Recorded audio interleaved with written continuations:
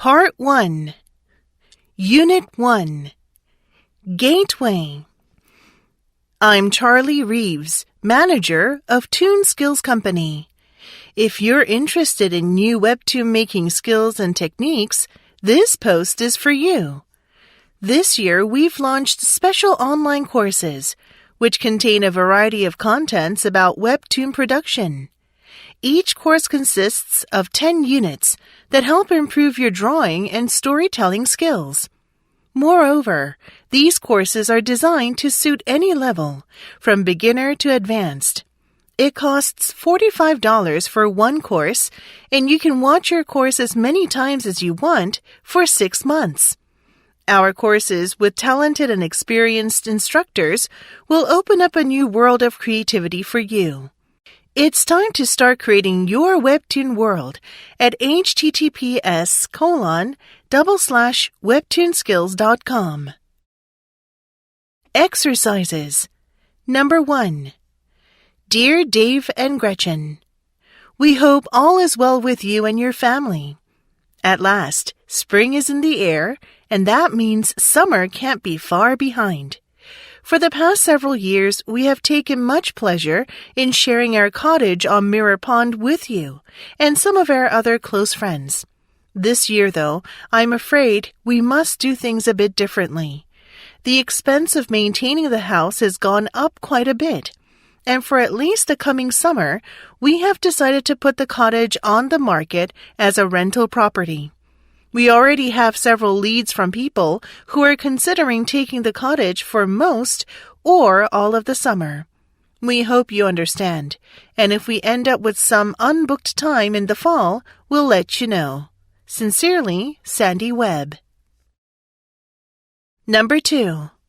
Dear Mr. Butler, I am James Franklin, principal of Grandview High School.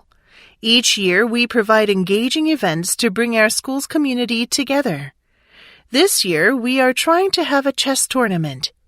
We think that it will create a healthy competitive atmosphere and help students make new friends. And some of the students in our school chess club are showing very promising results and are aiming to participate in the city chess tournament. They are practicing hard for the tournament. However, due to our school's budgetary constraints, we had to cut back on school supplies. To offer our students the best education possible, we need the supplies to keep our chess club running. We would like to ask that you help us continue the chess club by donating money. If you contribute to our school, you'll be a hero to the students who are pursuing their dream of becoming chess players. Sincerely, James Franklin. Number 3. To whom it may concern. I am writing to you about an issue with my recent mobile phone order. I ordered a silver model, but I was sent a black one. However, I decided to use it anyway. Nevertheless, I could not save numbers in it, and the battery would not even last a day on a full charge. When I contacted customer service, the representative asked me to return the phone and promised to send a replacement. That was 2 weeks ago, and I still have not received the new phone. I would highly appreciate it if you could send me the replacement phone, in silver and with a healthy battery, as soon as possible. I look forward to your prompt action on my request. Thanks, John Smith. Number 4. Dear Mr. Scott, if you ask your administrative employees, they will probably agree that copier maintenance is critical to a successful office. Our research shows that the typical business will use copy equipment about 6 months before repairing or replacing it. Historically, when you have needed service, the only option has been to call a repair person at a very high cost. Fortunately, there is now a service that can extend the life of your copier and save your company thousands of dollars during the next year. Lake Paperworks specializes in copier maintenance, successfully serving business and legal firms throughout the United States. We can significantly reduce your maintenance costs and your downtime. The enclosed brochure outlines our services. If you are interested in using our services, please call me directly at 920-4848-1212. Sincerely, James Palmer, Lake Paperworks Business Manager. Unit 2, Gateway. David was starting a new job in Vancouver, and he was waiting for his bus. He kept looking back and forth between his watch and the direction the bus would come from. He thought, "My bus isn't here yet. I can't be late on my first day." David couldn't feel at ease. When he looked up again, he saw a different bus coming that was going right to his work. The bus stopped in front of him and opened its door. He got on the bus thinking, "Phew, luckily, this bus came just in time, so I won't be late." He leaned back on an unoccupied seat in the bus and took a deep breath, finally able to relax. Exercises. Number 1. Olivia pulled a piece of bright yellow silk from the display. In her free hand, she held a sample of beaded lace and tried to imagine the sound it would make, whispering around her ankles as she danced. Now that the war was over, there would be a lot of dancing. Anticipation bubbled in her chest.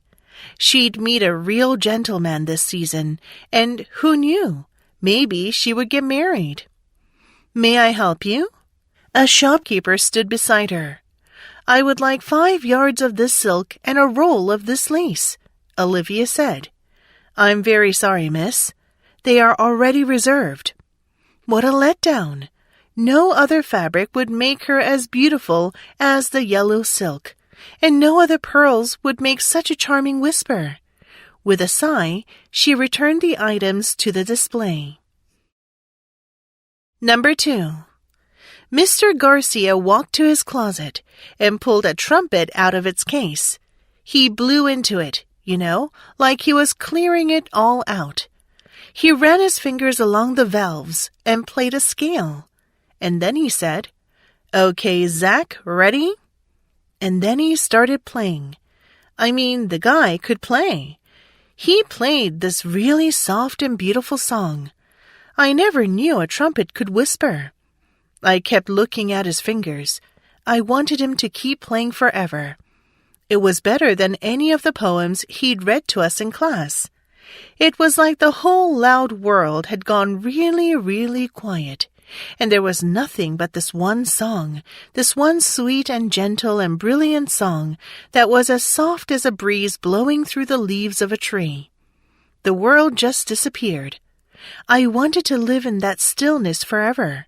I wanted to clap, and then I just didn't know what to do or what to say. Number 3. A very large warrior approached and stood in front of Benny. The warrior took him by the arm, and Benny was convinced that he was going to be punished. He shivered with fear while being dragged. The warrior brought Benny to an open area of the village. There sat an old man. He seemed to be incredibly respected by all of the warriors. He introduced himself as Ailani, meaning highest chief, and surprisingly enough, he spoke in the English language. He told Benny, "I have decided that we are not going to punish you.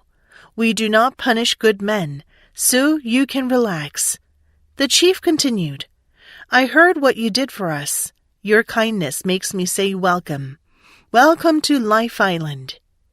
Tears of relief poured down Benny's face. Number 4. I think everyone is here now. Shall we all sit down? Everyone was more than happy to cooperate, and soon the whole group was settled in their chairs around the long dining room table, passing dishes filled with Charlotte's cooking. Soon, everyone had a full plate and conversation buzzed around the table between bites. Charlotte took a careful bite of her stuffing and found that the seasonings had all blended together beautifully to create a flavorful experience. She relaxed a bit more as she sampled the dishes on her plate and found that everything tasted good. Or, at least, she thought so. She just hoped everyone else felt the same way. As if reading her mind, Addison leaned over to her. "Everything tastes so delicious," she said quietly, patting her belly and indicating her already half-eaten plate. "You're going to have to roll me out of here when all is said and done." "Eat as much as you like," Charlotte replied with a laugh. "There's no judgment, especially on Thanksgiving." Unit 3. Gateway.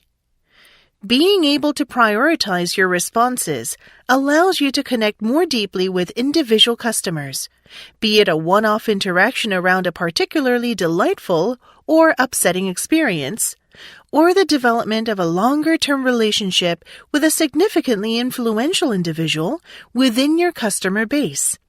If you've ever posted a favorable comment, or any comment for that matter, about a brand, product, or service, think about what it would feel like if you were personally acknowledged by the brand manager, for example, as a result.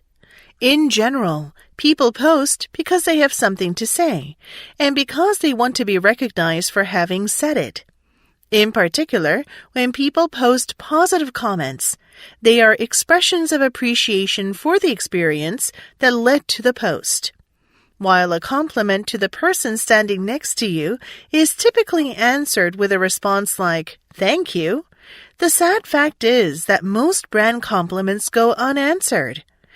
These are lost opportunities to understand what drove the compliments and create a solid fan based on them. Exercises. Number 1. One of the biggest misconceptions about creativity is that it takes a brilliant idea to solve a complex problem.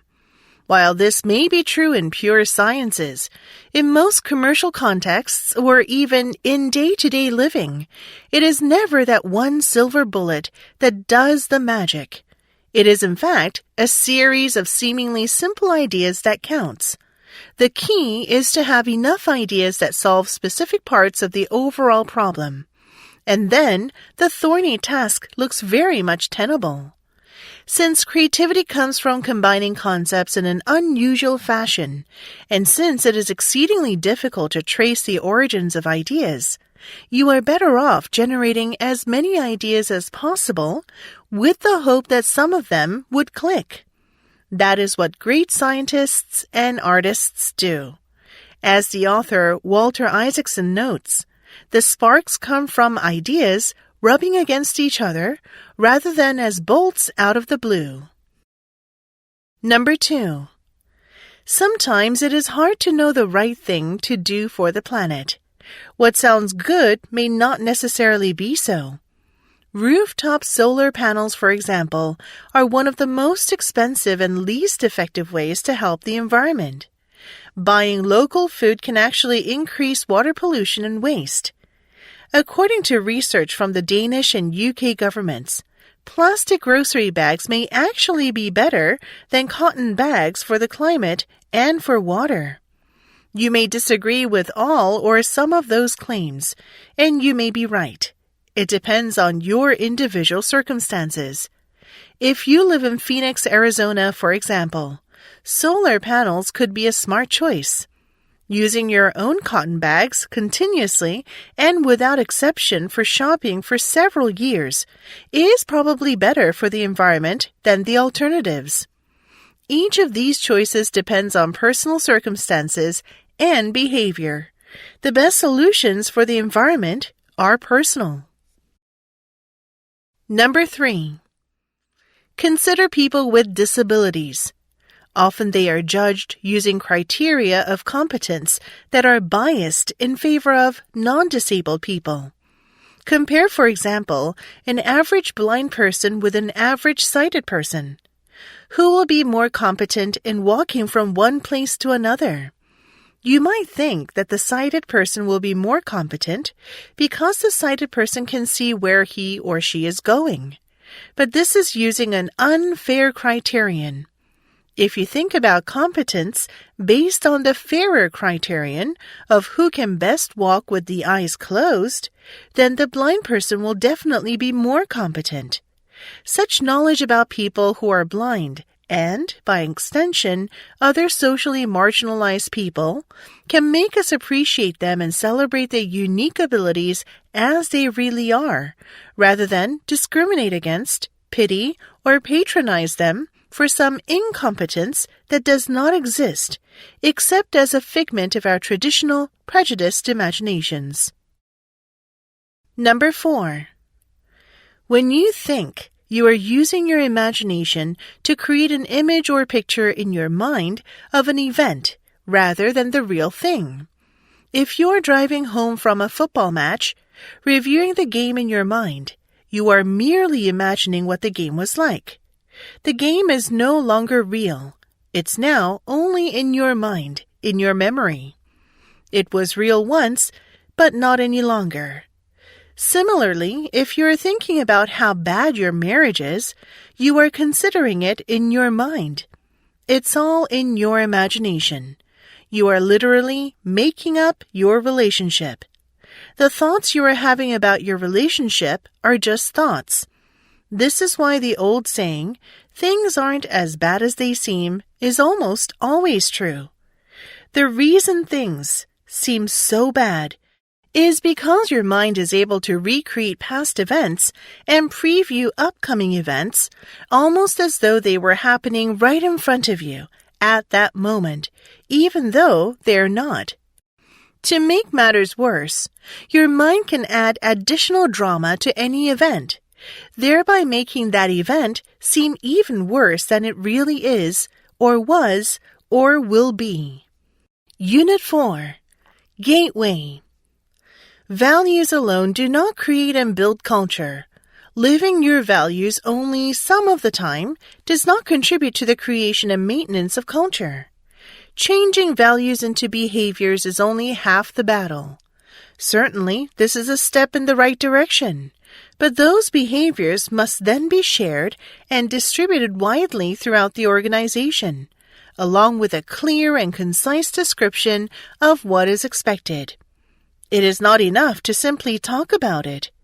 It is critical to have a visual representation of the specific behaviors that leaders and all people managers can use to coach their people.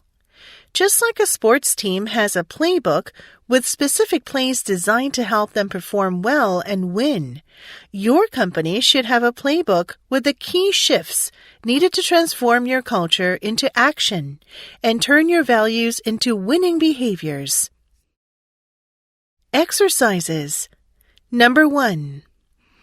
Most people don't equate silence with appreciation. People whose work is always good still need to hear it from you occasionally. Let them know you've noticed they are meeting their goals. Acknowledgement and appreciation create a supportive work environment and keep motivation alive. Make your appreciation specific and positive by noting what was done well and why it matters. This makes people feel good, and it also ensures that the behavior you identify is repeated. So don't just say, "That was great." Say, "That was great because." Both teams and individuals need positive, specific information about their accomplishments. Use your imagination. Post graphs showing what the team has achieved. Mark the achievement of major milestones or goals by bringing it sandwiches for lunch for everyone to share or putting up balloons. Send thank you notes. When you ignore success, people think it doesn't matter and stop trying. Number 2. The quality of news is difficult to measure because there are no agreed-upon standards that satisfy everyone's definition of high quality. The term quality generally refers to any attribute, service, or performance that is highly valued within a group or a community. Defining quality is thus context-dependent, field-specific, and subject to individual preferences and tastes. It is important to note, however, that compared to other cultural products such as music and paintings, journalistic content is unique because it has a strong civic and democratic component. The idea of the press as the fourth estate stems from the expectation that high-quality journalism promotes democratic ideals by playing the role of a watchdog, providing a public forum, and serving as a reliable information provider. Therefore, when discussing news quality, normative aspects cannot be overemphasized. Number 3. One thing that managers have to keep in mind is that they should mend fences after any fight. Opponents are not necessarily enemies.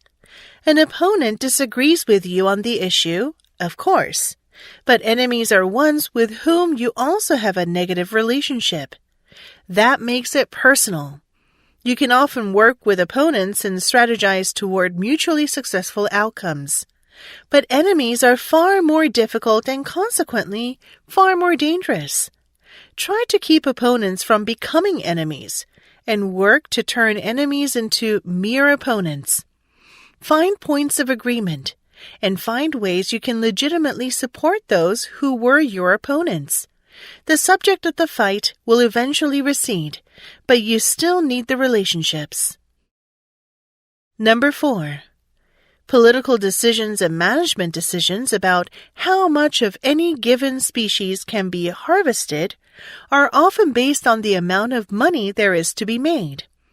Profit leads to economic growth, which is the goal of many politicians and business leaders.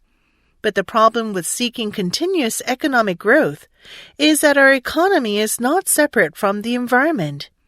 Everything in our economy comes from our environment. We extract resources from the world around us, consume them as products we eat or use, and then dump the waste back into the earth. Our earth is a finite ecosystem, which means there is only so much that we can take from the natural world to feed our economy, and only so much waste that the earth can absorb, before natural processes stop functioning properly. The constant effort to extract more and more resources is actually an ecological impossibility over the long term. Our survival depends on learning to live within the limits of ecosystems. Unit 5. Gateway. How you focus your attention plays a critical role in how you deal with stress. Scattered attention harms your ability to let go of stress because even though your attention is scattered, it is narrowly focused, for you are able to fixate only on the stressful parts of your experience. When your attentional spotlight is widened, you can more easily let go of stress. You can put in perspective many more aspects of any situation and not get locked into one part that ties you down to superficial and anxiety-provoking levels of attention.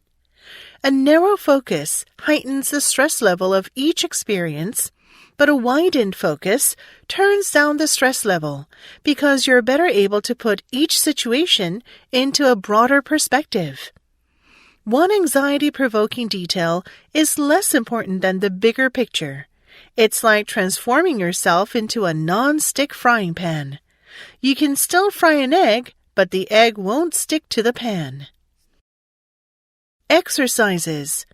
Number 1. There are no black and white issues in life, no categorical answers.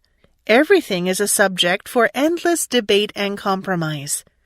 This is one of the core principles of our current society.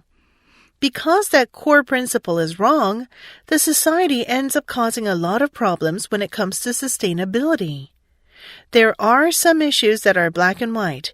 They are indeed planetary and societal boundaries that must not be crossed. For instance, we think our societies can be a little bit more or a little bit less sustainable. But in the long run, you cannot be a little bit sustainable. Either you are sustainable or you are unsustainable. It is like walking on thin ice. Either it carries your weight or it does not. Either you make it to the shore or you fall into the deep, dark, cold waters. And if that should happen to us, there will not be any nearby planet coming to our rescue. We are completely on our own. Number 2. The modern corporation as a child of laissez-faire economics and of the market society is based on a creed whose greatest weakness is the inability to see the need for status and function of the individual in society. In the philosophy of the market society, there is no other social criterion than economic reward. Henry Maine's famous epigram that the course of modern history has been from status to contract neatly summarizes the belief of the 19th century, that social status and function should be exclusively the result of economic advancement. This emphasis was the result of a rebellion against the concept of society, which defined human position exclusively in terms of politically determined status, and which thus denied equality of opportunity. But the rebellion went too far. In order to establish justice, it denied meaning and fulfillment to those who cannot advance, that is, to the majority, instead of realizing that the good society must give both justice and status. Number 3. The notion of a circular economy, in which materials circulate continuously, being used and reused time and time again, is an appealing vision. However, it is crucial to highlight just how far we are from that goal at present. Although most textiles are entirely recyclable, 73% of waste clothing was incinerated or went to landfills globally in 2015. Just 12% was recycled into low-value textile applications, such as mattress stuffing, and less than 1% was recycled back into clothing. Some would question how realistic the idea of closing the loop can be. The complexity of the fashion system means that there are multiple opportunities for materials to leak from the reuse cycle. Furthermore, it must be noted that fiber recycling is not without its own environmental footprint. Even the reuse of secondhand clothing has implications in terms of resource use and waste, particularly if items are transported over long distances, dry cleaned, and repackaged. Number 4. When anticipating the effects of time, we should mentally forecast what they are likely to be. We should not practically stop them from happening by demanding the immediate performance of promises which time alone can fulfill. The man who makes his demand will find out that there is no worse or stricter usurer than time, and that, if you compel time to give money in advance, you will have to pay a rate of interest much higher than any usurer would require. It is possible, for instance, to make a tree burst forth into leaf, blossom, or even bear fruit within a few days by the application of unslaked lime and artificial heat. But after that, the tree will wither away. So a young man may abuse his strength. It may be only for a few weeks, but trying to do at 19 what he could easily manage at 30, and time may give him the loan for which he asks. But the interest he will have to pay comes out of the strength of his later years. Indeed, it is part of his very life itself. Unit 6. Gateway. Managers of natural resources typically face incentives that provide financial rewards for exploitation. For example, owners of forest lands have a market incentive to cut down trees, rather than manage the forest for carbon capture, wildlife habitat, flood protection, and other ecosystem services. These services provide the owner with no financial benefits, and thus are unlikely to influence management decisions. But the economic benefits provided by these services, based on their non-market values, may exceed the economic value of the timber. For example, United Nations Initiative has estimated that the economic benefits of ecosystem services provided by tropical forests, including climate regulation, water purification, and erosion prevention, are over 3 times greater per hectare than the market benefits. Thus, cutting down the trees is economically inefficient, and markets are not sending the correct signal to favor ecosystem services over extractive uses. Exercises. Number 1. There are disturbing changes underway in today's school systems. Funding is frequently tied to scores achieved on standardized tests, which primarily evaluate rote memory. Teaching 2 tests like these inevitably focuses resources and curriculum on the lower scoring students. The pressure to bring up test scores for these struggling students limits time for the kinds of individualized learning that challenges all students to reach their highest potential, and teachers have less opportunity to encourage creative thinking and incorporate hands-on activities. When education is not enriched by exploration, discovery, problem-solving, and creative thinking, students are not truly engaged in their own learning.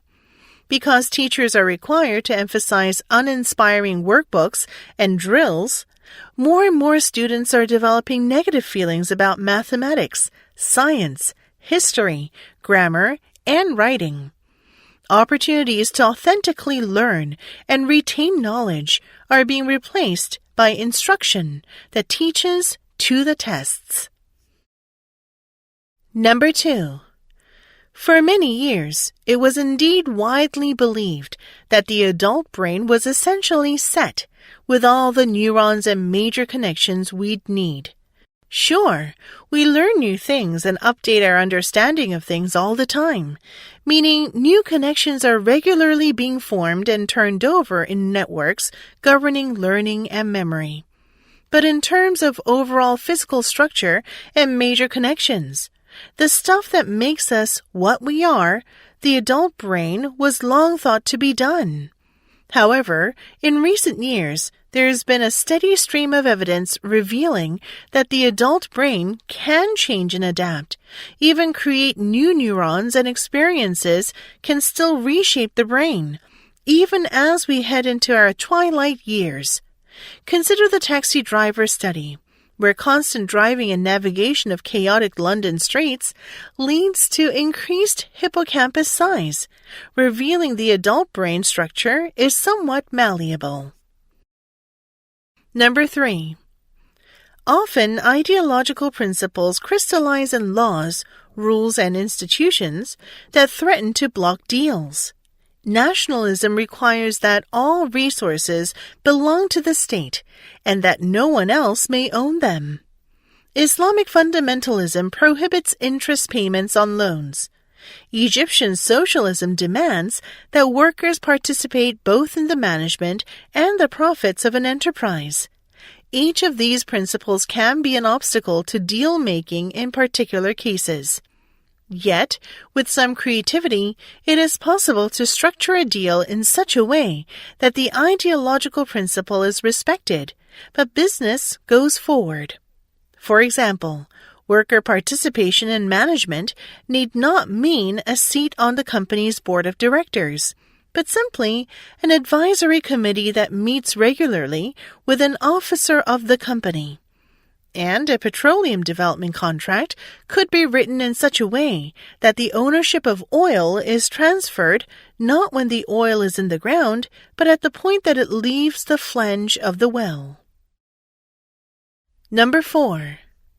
The unquestioned assumption that any and all scientific knowledge and associated technology contributes to sustainability derives from faith in the importance of objective knowledge for solving global problems.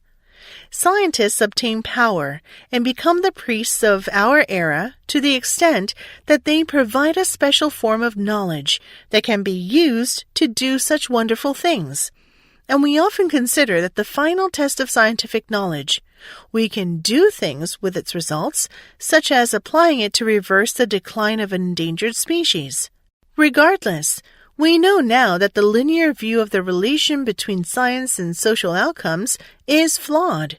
Science may allow us to do things, but we can assess its contribution to sustainability only by incorporating broader contextual and socio-ecological questions.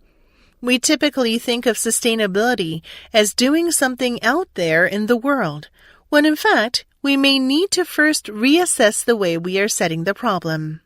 Unit 7. Gateway. The concept of over-tourism rests on a particular assumption about people and places common in tourism studies and the social sciences in general. Both are seen as clearly defined and demarcated.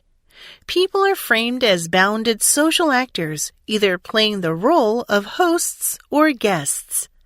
Places, in a similar way, are treated as stable containers with clear boundaries.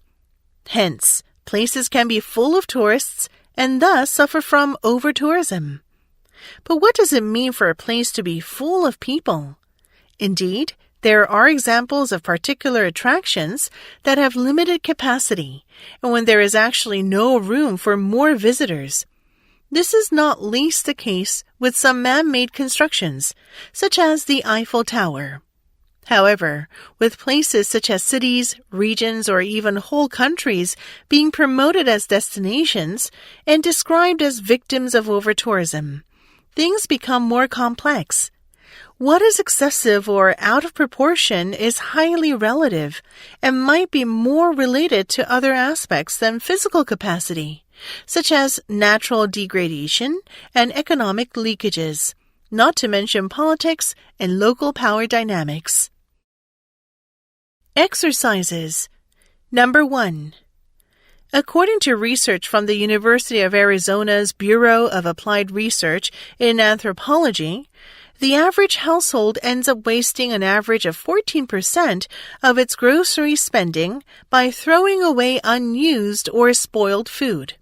Even worse, 15% of that waste includes products that were never opened and were still within their expiration date. This statistic really makes me cringe. Why not just set dollar bills on fire while we're at it? The study also found that a family of 4 ends up throwing away an average of $590 of perishable groceries per year, such as meat, produce, dairy, and grain products. You can save an average of $50 per month by avoiding overbuying perishable foods.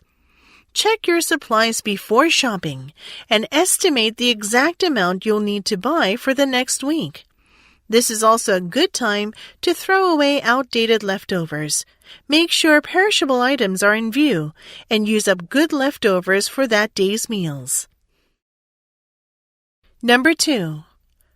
Throughout history, human imagination has been a double-edged sword. On one hand, it pushes new discoveries, but for every newly established scientific fact, there are often multiple incorrect hypotheses, which must be corrected along the way or risk becoming myths. Thomas Edison is credited with saying, "I have not failed. I've just found 10,000 ways that won't work," implying that error is part of invention. Unfortunately, if errors or partial truths get circulated long enough, they can lead to a false echo chamber of repetition and suggest truth where none exists. For example, even though the humors have been discredited for centuries, some still believe in the myth that blood types, blood being one of the 4 humors, can determine personalities. A quick internet search finds more than 5 million websites related to this topic, meaning this myth is slow to die. Number 3.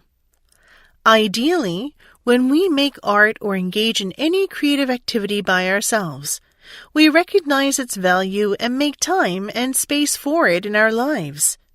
The boom in coloring books and coloring pages in the past few years is one such example. It takes away the challenging part of visual art making and skills and provides us with a level of challenge that is relatively easy and manageable. Our studies with cancer patients and caregivers showed that solitary activities like coloring helped in meditative and reflective ways by taking us to a space of distraction away from everyday concerns. Such activities do not necessarily help us resolve our problems. Rather, they provide a time to rest and a way to focus our attention elsewhere until such time as we can address them directly. When we make art by ourselves, it can help us self-regulate, feel a sense of mastery, control, and agency over our lives, and engage in reflective, validating, contemplative, or meditative practices. Number 4. When Galileo rolled the balls down the inclined plane, he didn't merely look and see what happened. He very carefully measured the distance traveled and the time it took to travel that distance. From these measurements, he calculated the speed of travel. What he came up with was a mathematical equation relating numerical quantities. We can imagine that when he observed the moons of Jupiter, he didn't merely see some spots at various different places from night to night.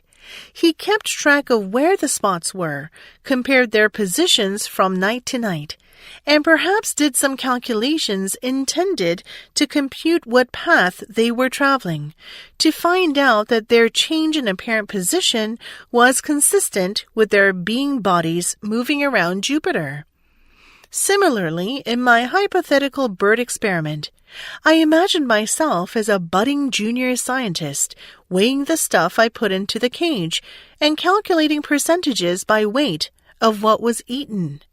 It's obvious. Numbers are important to science. Scientists measure and calculate. They don't just observe. Unit 8. Gateway. Percentages of respondents who sometimes or often actively avoided news in 5 countries in 2017, 2019, and 2022. The above graph shows the percentages of the respondents in 5 countries who sometimes or often actively avoided news in 2017, 2019, and 2022. For each of the 3 years, Ireland showed the highest percentage of the respondents who sometimes or often actively avoided news among the countries in the graph. In Germany, the percentage of the respondents who sometimes or often actively avoided news was less than 30% in each of the 3 years. In Denmark, the percentage of the respondents who sometimes or often actively avoided news in 2019 was higher than that in 2017, but lower than that in 2022. In Finland, the percentage of the respondents who sometimes or often actively avoided news in 2019 was lower than that in 2017, which was also true for Japan.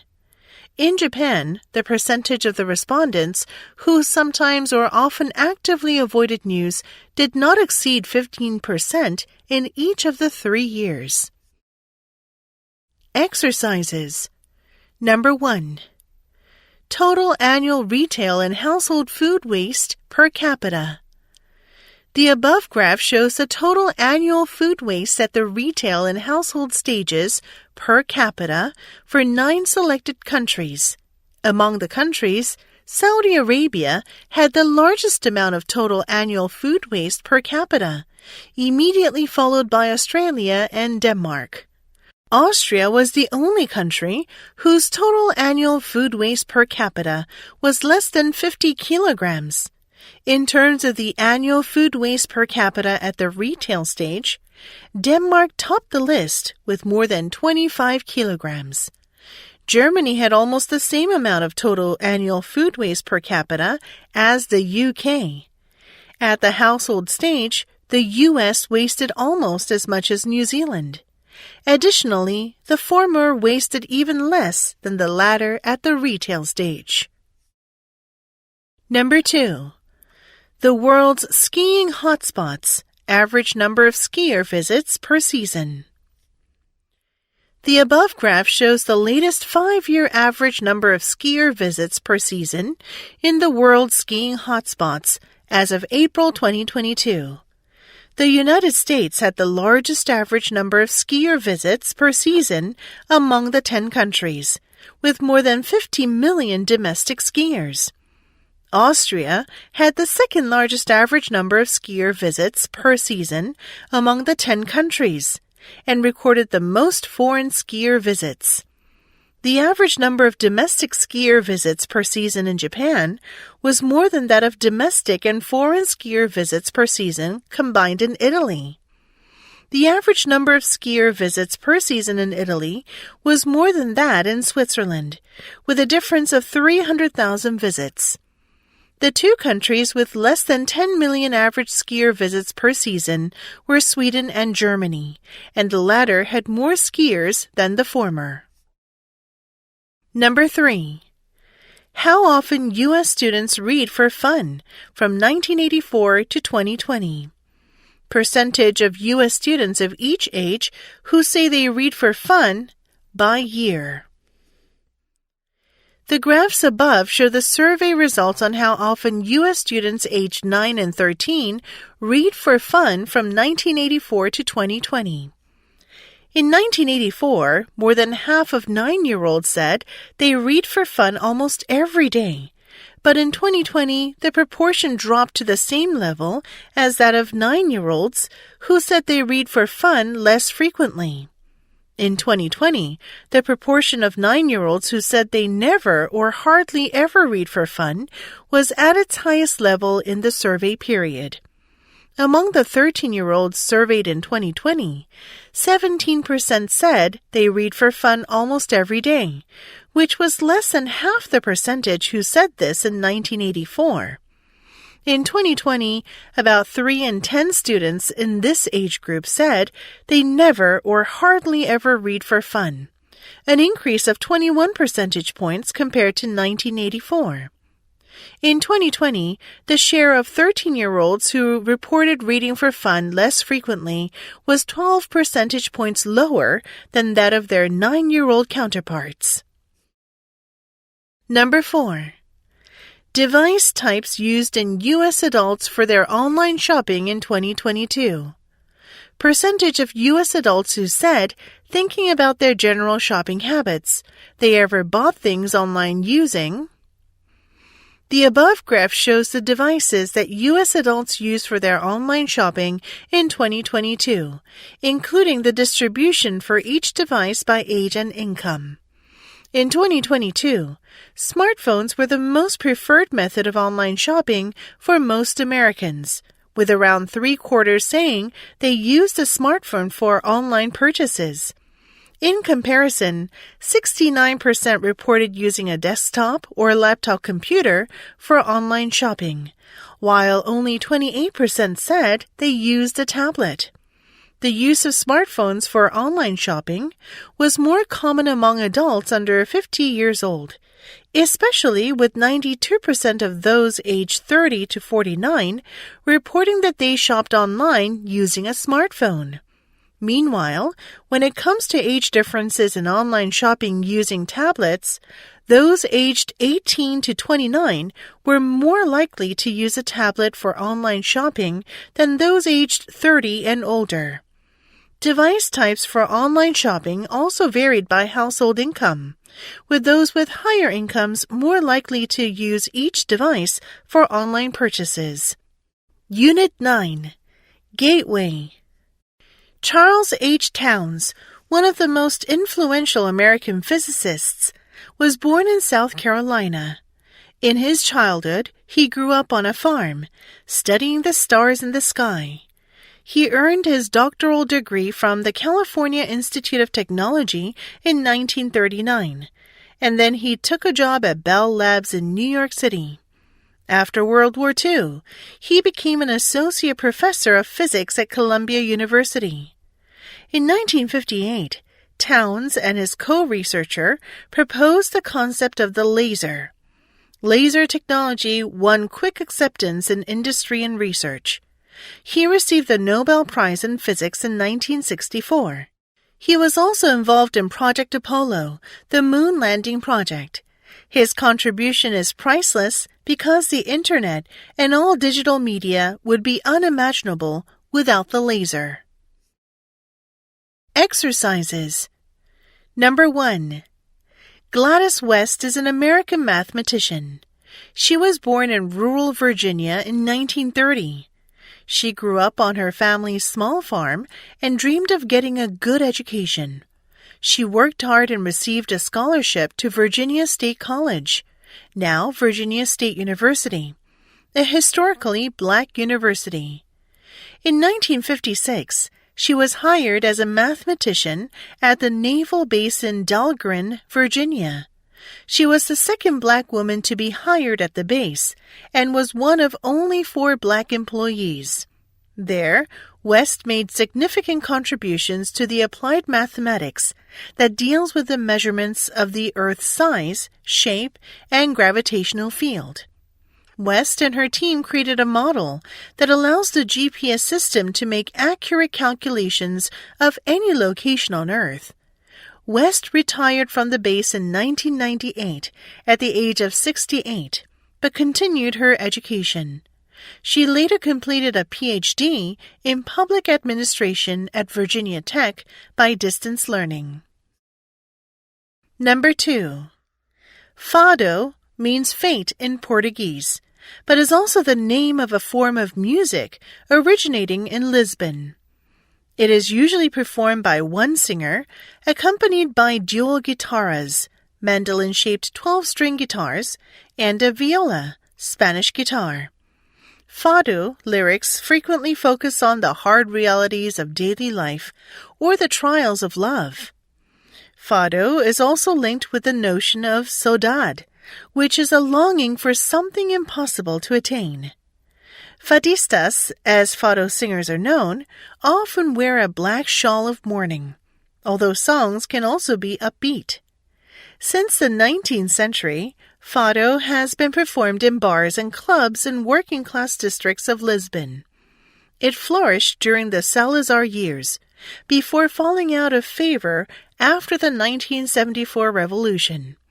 In recent times, the genre has been revived, and a new generation of musicians and singers can be heard in casas de fado around Lisbon.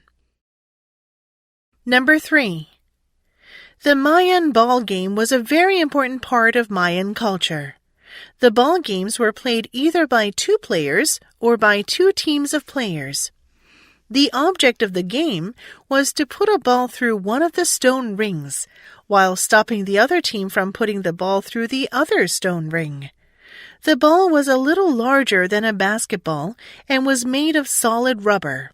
For protection, players wore hard leather gloves, elbow and knee pads, masks, and belts that were made of wood or stone. Although not all historians agree, some think the rules did not allow players to touch the ball with their hands or feet. They used only their elbows, hips, and knees to hit the ball, and had to keep the ball from touching the ground. Spectators from all classes liked to watch and bet on the games. Number 4. Lysippus was the most prominent, prolific, and longest-lived of the great 4th century BC sculptors. He was active, reportedly making 1,500 works, all of them in bronze. Considered the most accomplished artist of his age, Lysippus suitably became Alexander the Great's favorite, in fact, court sculptor. The world conqueror allowed almost no one else to sculpt him. Lysippus went on to make portrait busts of many of Alexander's warring successors, such as Cassander and Seleucus I.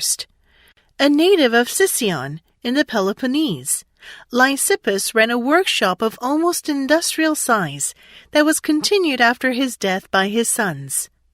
Ancient writers, such as Pliny, related that Lysippus invented an entirely new canon, or mathematically calculated ideal beauty, almost displacing that of Polyclitus. Unit 10. Gateway. Turtle Island Boat Tour. The fantastic Turtle Island boat tour invites you to the beautiful sea world. Dates: from June 1st to August 31st, 2024. Tour times: weekdays, 1 p.m. to 5 p.m. Weekends, 9 a.m. to 1 p.m., 1 p.m. to 5 p.m. Each tour lasts 4 hours. Tickets and booking: $50 per person for each tour. Only those aged 17 and over can participate.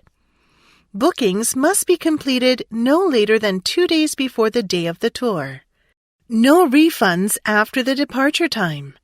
Each tour group size is limited to 10 participants. Activities: snorkeling with a professional diver, feeding tropical fish. Feel free to explore our website, www.snorkelingti.com. Exercises. Number 1. Sunflower Gallery Renovation Notice.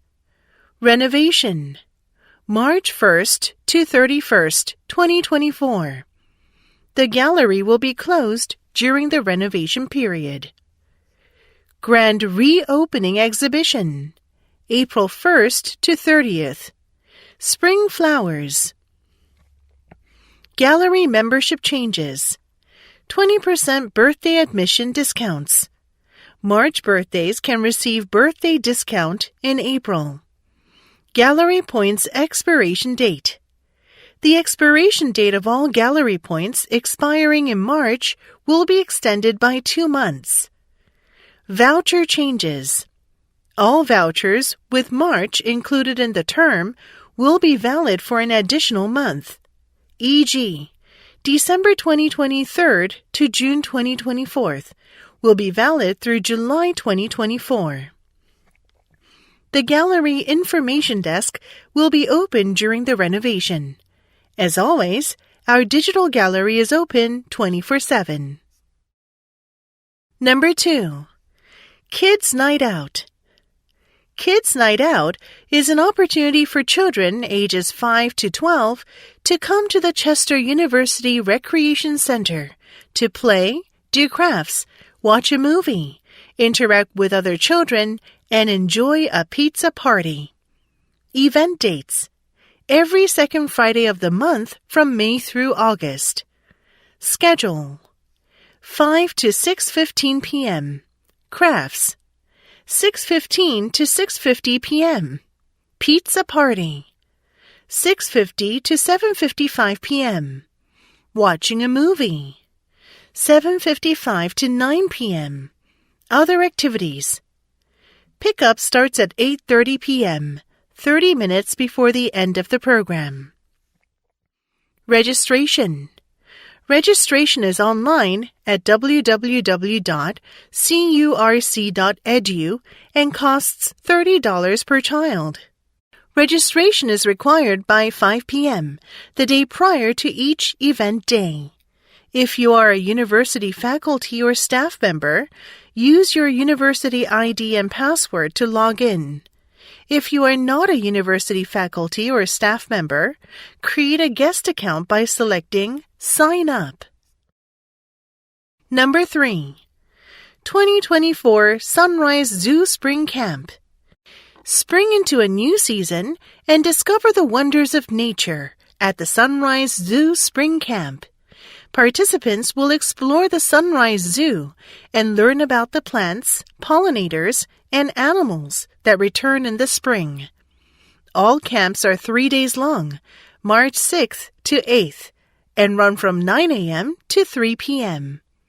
Participants should wear outdoor clothing, including comfortable shoes.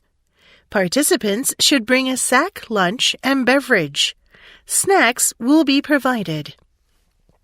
Cost: $120. Camps: 4 camps are run according to grade. Zoo Tots, Pre-K and Kindergarten. Zoo Buddies, Grades 1 and 2. Zoo Explorers, Grades 3 and 4. Zoo Investigators, Grades 5 and 6. Registration details. Please visit www.sunrisezoo.org to register and see complete program details. No phone registrations will be accepted. If you have any questions, please contact us by email at education@sunrisezoo.org. Number 4. Homer Elementary School Spelling Bee. Are you a good speller? Do you like competing? Then join the school spelling bee. Who? Open to all students grades 1 through 4. When? Wednesday, March 20th at 4:30 p.m. Where? The Homer Elementary School Auditorium. How to participate? You can sign up with your English teacher or post your application on the school website. If you want to help set up, come to the English teacher's office and sign up. Format. There will be 5 rounds of spelling challenges. All students who pass the final round will be winners. Prizes. T-shirts, USB drives, pizza coupons, and medals. For questions or to sign up, please visit www.homeressb@ac.au or the English Teacher's Office. Unit 11. Gateway. A number of studies provide substantial evidence of an innate human disposition to respond differentially to social stimuli. From birth, infants will orient preferentially towards a human face and voice, seeming to know that such stimuli are particularly meaningful for them. Moreover, they register this connection actively, imitating a variety of facial gestures that are presented to them. Tongue protrusions, lip tightenings, mouth openings. They will even try to match gestures which they have some difficulty, experimenting with their own faces until they succeed. When they do succeed, they show pleasure by a brightening of their eyes. When they fail, they show distress. In other words, they not only have an innate capacity for matching their own kinesthetically, experience bodily movements with those of others that are visually perceived. They have an innate drive to do so. That is, they seem to have an innate drive to imitate others whom they judge to be like me. Exercises. Number 1. A good way to make human-machine interaction more natural would be to develop a better metaphor. A computer metaphor is a familiar object or activity that your computer imitates with its commands, display arrangements, and behavior. The 2 main metaphors we have today are the desktop and the browser. In the desktop metaphor, the display screen mimics a typical desk. Information is kept inside folders, which can be opened, closed, and slipped into other folders. With web browsing, the metaphor is downtown window shopping. You gaze at various storefronts, see one you like, and click, you enter. Inside, there are more options to browse. You choose another, and again you enter. Like a linguistic metaphor, the power of a good computer metaphor is that it makes a new system you don't know behave like an old system, which you are familiar. This lets you use the new system and get useful results out of it easily, since you don't have to struggle learning new concepts and commands. Number 2. Human activity on the landscape can significantly contribute to soil erosion. In a natural state, vegetation serves as natural protection against erosion because the network of roots helps hold the soil in place against various erosive forces, such as wind and water. Scientists estimate that, in the United States, 30% of erosion is due to natural forces, and 70% is due to human impact. Oftentimes, when people use the land for farming, the protective covering of natural vegetation is destroyed, and the erosion process speeds up. In fact, studies have shown that artificially created erosion played a big part in the downfall of many early civilizations. Poor land management practices degraded the soil until it was no longer productive enough to support the population living in the area. Early civilizations that recognized the disastrous effects of erosion used devices such as terracing the land to keep from plowing, planting, and irrigating on hillside slopes, which water could wash the fertile soil away. Number 3. It used to be thought that Neanderthals were dim-witted, slouching cavemen, completely covered with hair. But this reputation is based on just one fossil, which modern scholarship has proved happens to be that of an old, diseased, and injured man. He was approximately 40 or 45 years old when he died, very old for people at that time. Healthy Neanderthals probably walked erect. Objects were found at Neanderthal sites show that Neanderthals could make complex tools. The characteristics of their skulls suggest they probably could speak, although perhaps not with the full range of sounds that modern humans make. Sites also show that they did not necessarily live in caves, but if they did, they likely altered the caves to make them more livable. Sometimes they built shelters rather than settled in caves. In 1996, scientists digging at a Neanderthal site in Slovenia announced they had found what appeared to be a musical instrument, a flute made from a bare bone. Number 4. Discrimination occurs on two levels, institutional and individual. On the institutional level, discriminatory practices are embedded in the social structures of a society, whereas on the individual level, discrimination takes place during direct interactions among individuals or groups. Unlike individual discrimination, which tends to be overt, intentional, and direct, institutional discrimination is often covert and unintentional, and this invisibility makes them much harder to detect. Standardized testing in schools, for example, may exclude certain historically marginalized groups from succeeding in academic settings. Although the government may not have intentionally established testing standards that are culturally or class-biased, in practice, these standards tend to have a disproportionate negative effect on ethnic minority students.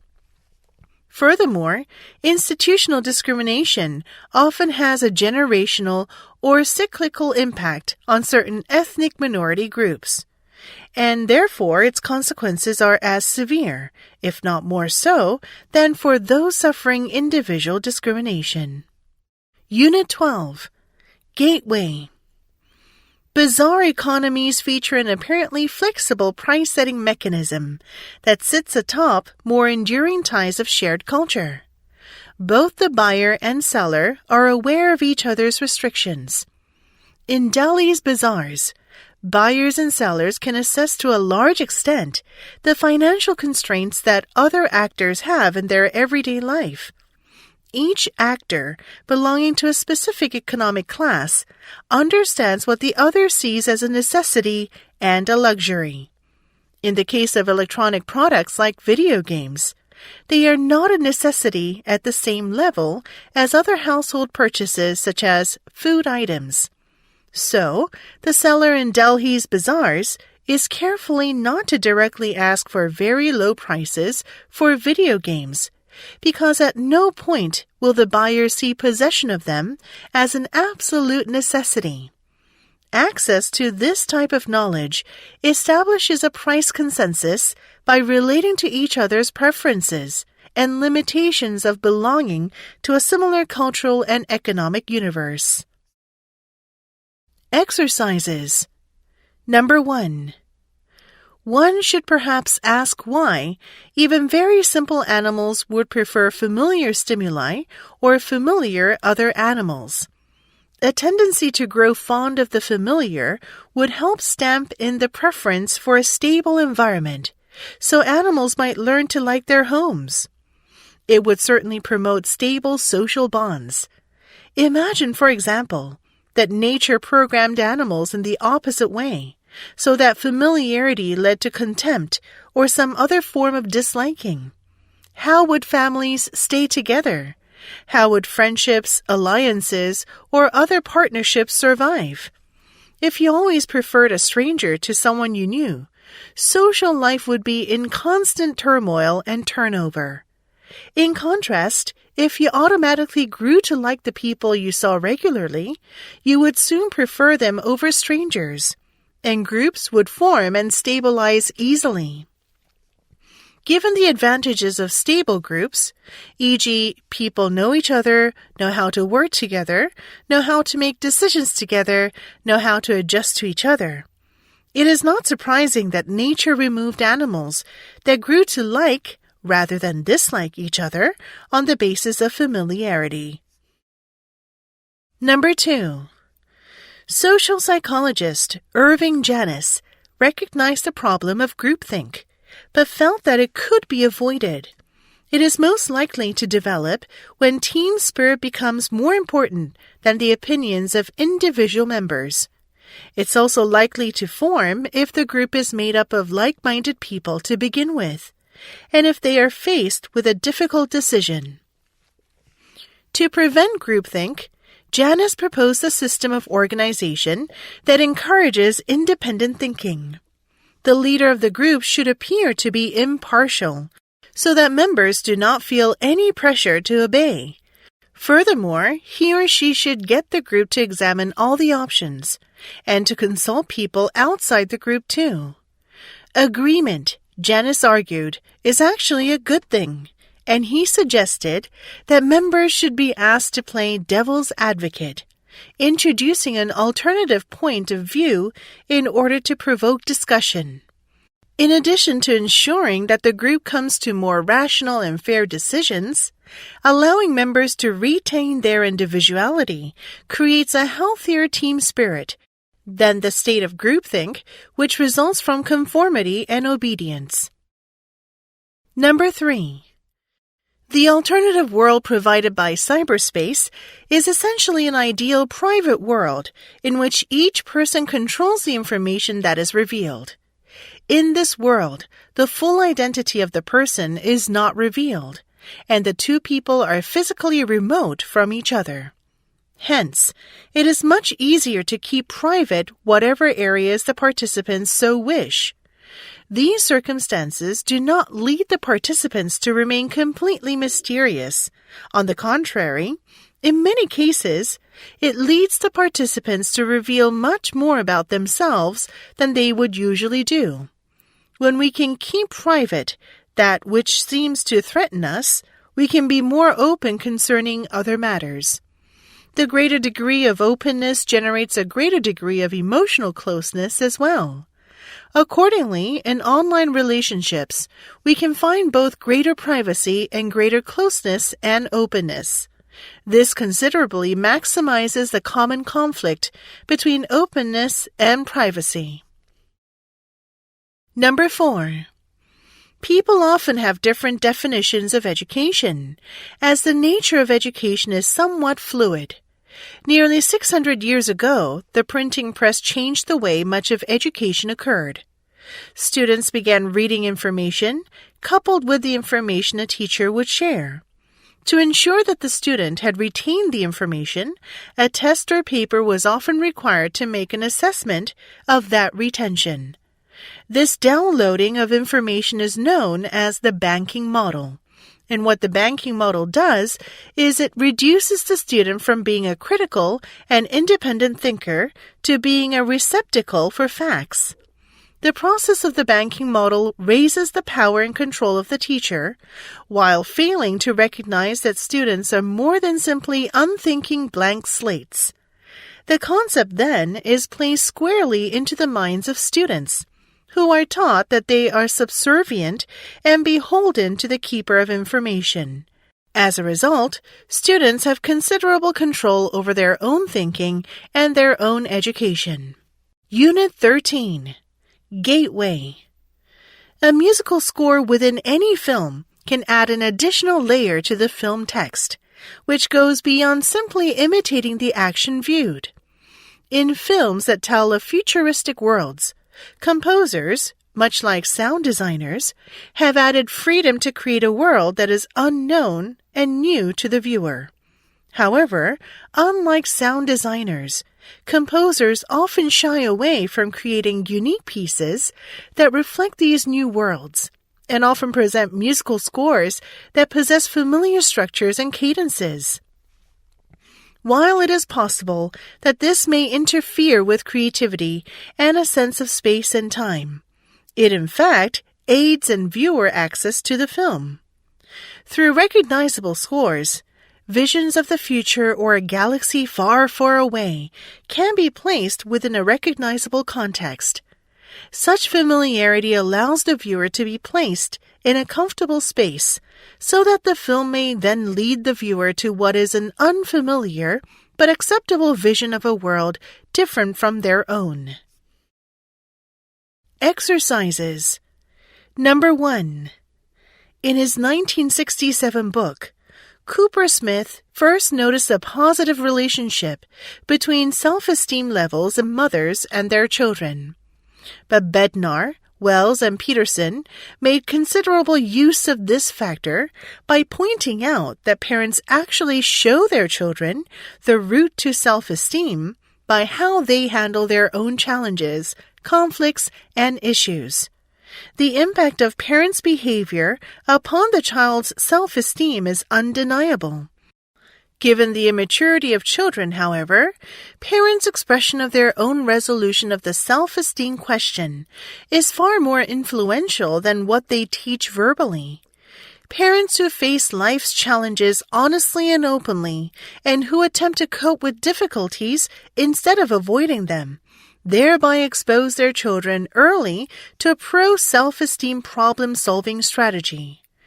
Those who avoid dealing with difficulties reveal a negative route for handling the challenges and problems of life. Either way, it is important to remember that modeling helps set the stage for healthy self-esteem or problems with it. Number 2. Several different strategies will be used to get us to buy. For new products, marketers want to motivate us to try their product. So the job is to advertise it as much as possible to get the word out. With an established product, marketers will either want us to try it again, reminder advertising, or they may try to get us to consume more of their product. A good way to do this is to provide new uses.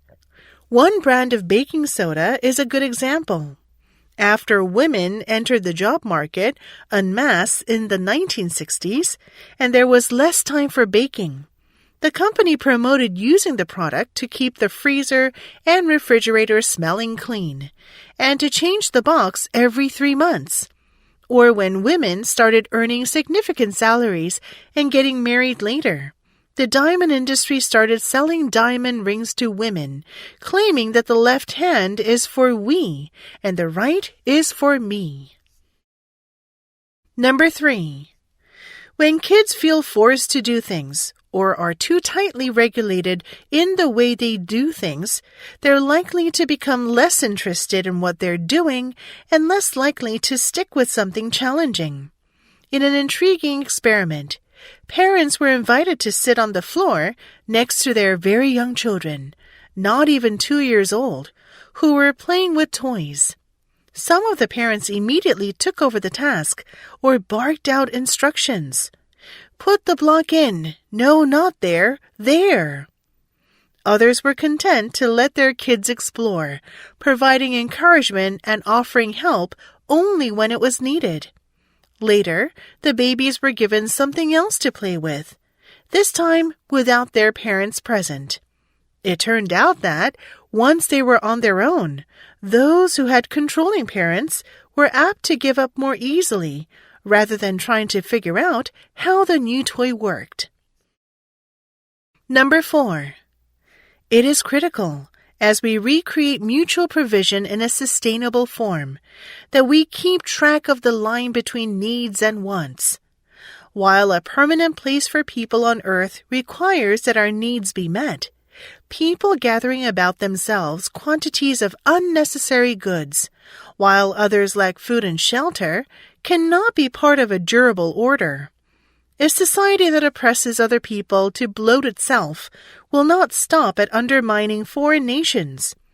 The ethnic will express itself with exploitation at home. While ingenuity and hard work will still lead to improved circumstances as communities increase their effective use of local resources, when one's achieved wealth is at the expense of others, much goodwill, effort, and resources will be lost to resentment, rebellion, and repression. A huge bonus is available for everyone when the focus of development is securing and improving the quality of life for all. Number 5. As Marshall McLuhan suggested so presciently in 1964, the medium is the message, which means that, beyond the content that is conveyed, the medium itself has an impact by its very nature and unique characteristics.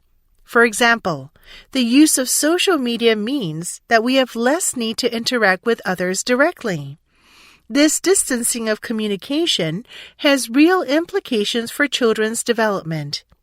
If learning to communicate with others is a skill that develops with practice, children's constant use of social media reduces the experiences they have with which to learn social skills.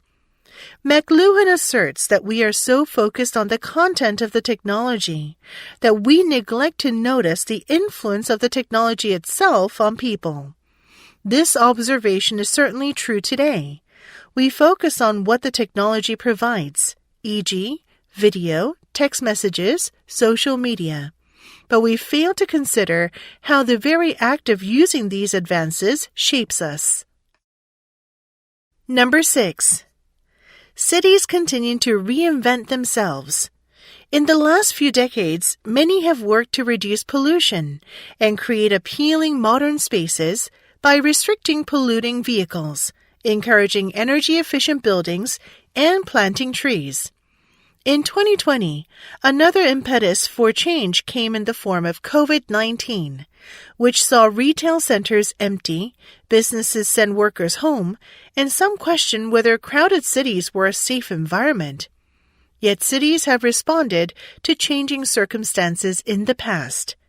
Through the first kingdoms of Mesopotamia, global expansion, and the Industrial Revolution, they have evolved to remain at the heart of politics, economics, and culture. The history of the world is very much a history of great cities, and whatever future we build, these sites of trade, creativity, and transformation are likely to be at the heart of it. Number 7. Human cultures seem to be infinitely variable, but in fact, that variability takes place within the boundaries produced by physical and mental capacities. Human languages, for example, are tremendously diverse, differing in sound, grammar, and semantics, but all are dependent upon what appears to be a uniquely human capacity and predisposition for learning languages. While the range of sounds used in human languages extends from clicks and pops to guttural stops, the distinctive speech sounds that are meaningful in all the languages of the world are but a fraction of the sounds it is possible for humans to make. Another way that we might observe the intricate relationship between the culturally specific and the universal is in the way an American boy and his Mixtec friends might react emotionally, even instinctively, to bee larvae and onion soup. Whether they feel delight or disgust is determined by the way they learn to perceive food. But delight and disgust seem to be basic and universal human reactions to food. Number 8. Think about what happens in a standard scientific experiment to find out how a certain laundry detergent bleaches. In normal use, There are several factors that may cause the detergent to act in a certain way. These will include its active ingredients, the type and temperature of the water in which the ingredients are mixed, the materials being cleaned, and the machinery, if any, used to do the laundry. Any experiment that could hope to discover what caused bleaching would have to be devised in such a way as to ensure that the crucial factors were properly isolated from the other variables. So if, for example, the hypothesis is that it is the chlorine that does the bleaching, the experiment needs to show that if all the other factors remain the same, the presence or absence of the chlorine will determine whether the laundry detergent bleaches. Number 9. AI's effects on human knowledge are paradoxical. On the one hand, AI intermediaries can navigate and analyze bodies of data vaster than the unaided human mind could have previously imagined. On the other, this power, the ability to engage with vast bodies of data, may also accentuate forms of manipulation and error. AI is capable of exploiting human passions more effectively than traditional propaganda. Having tailored itself to individual preferences and instincts, AI draws out responses its creator or user desires. Similarly, the deployment of AI intermediaries may also amplify inherent biases, even if these AI intermediaries are technically under human control. The dynamics of market competition prompt social media platforms and search engines to present information that users find most compelling. As a result, information that users are believed to want to see is prioritized, distorting a representative picture of reality.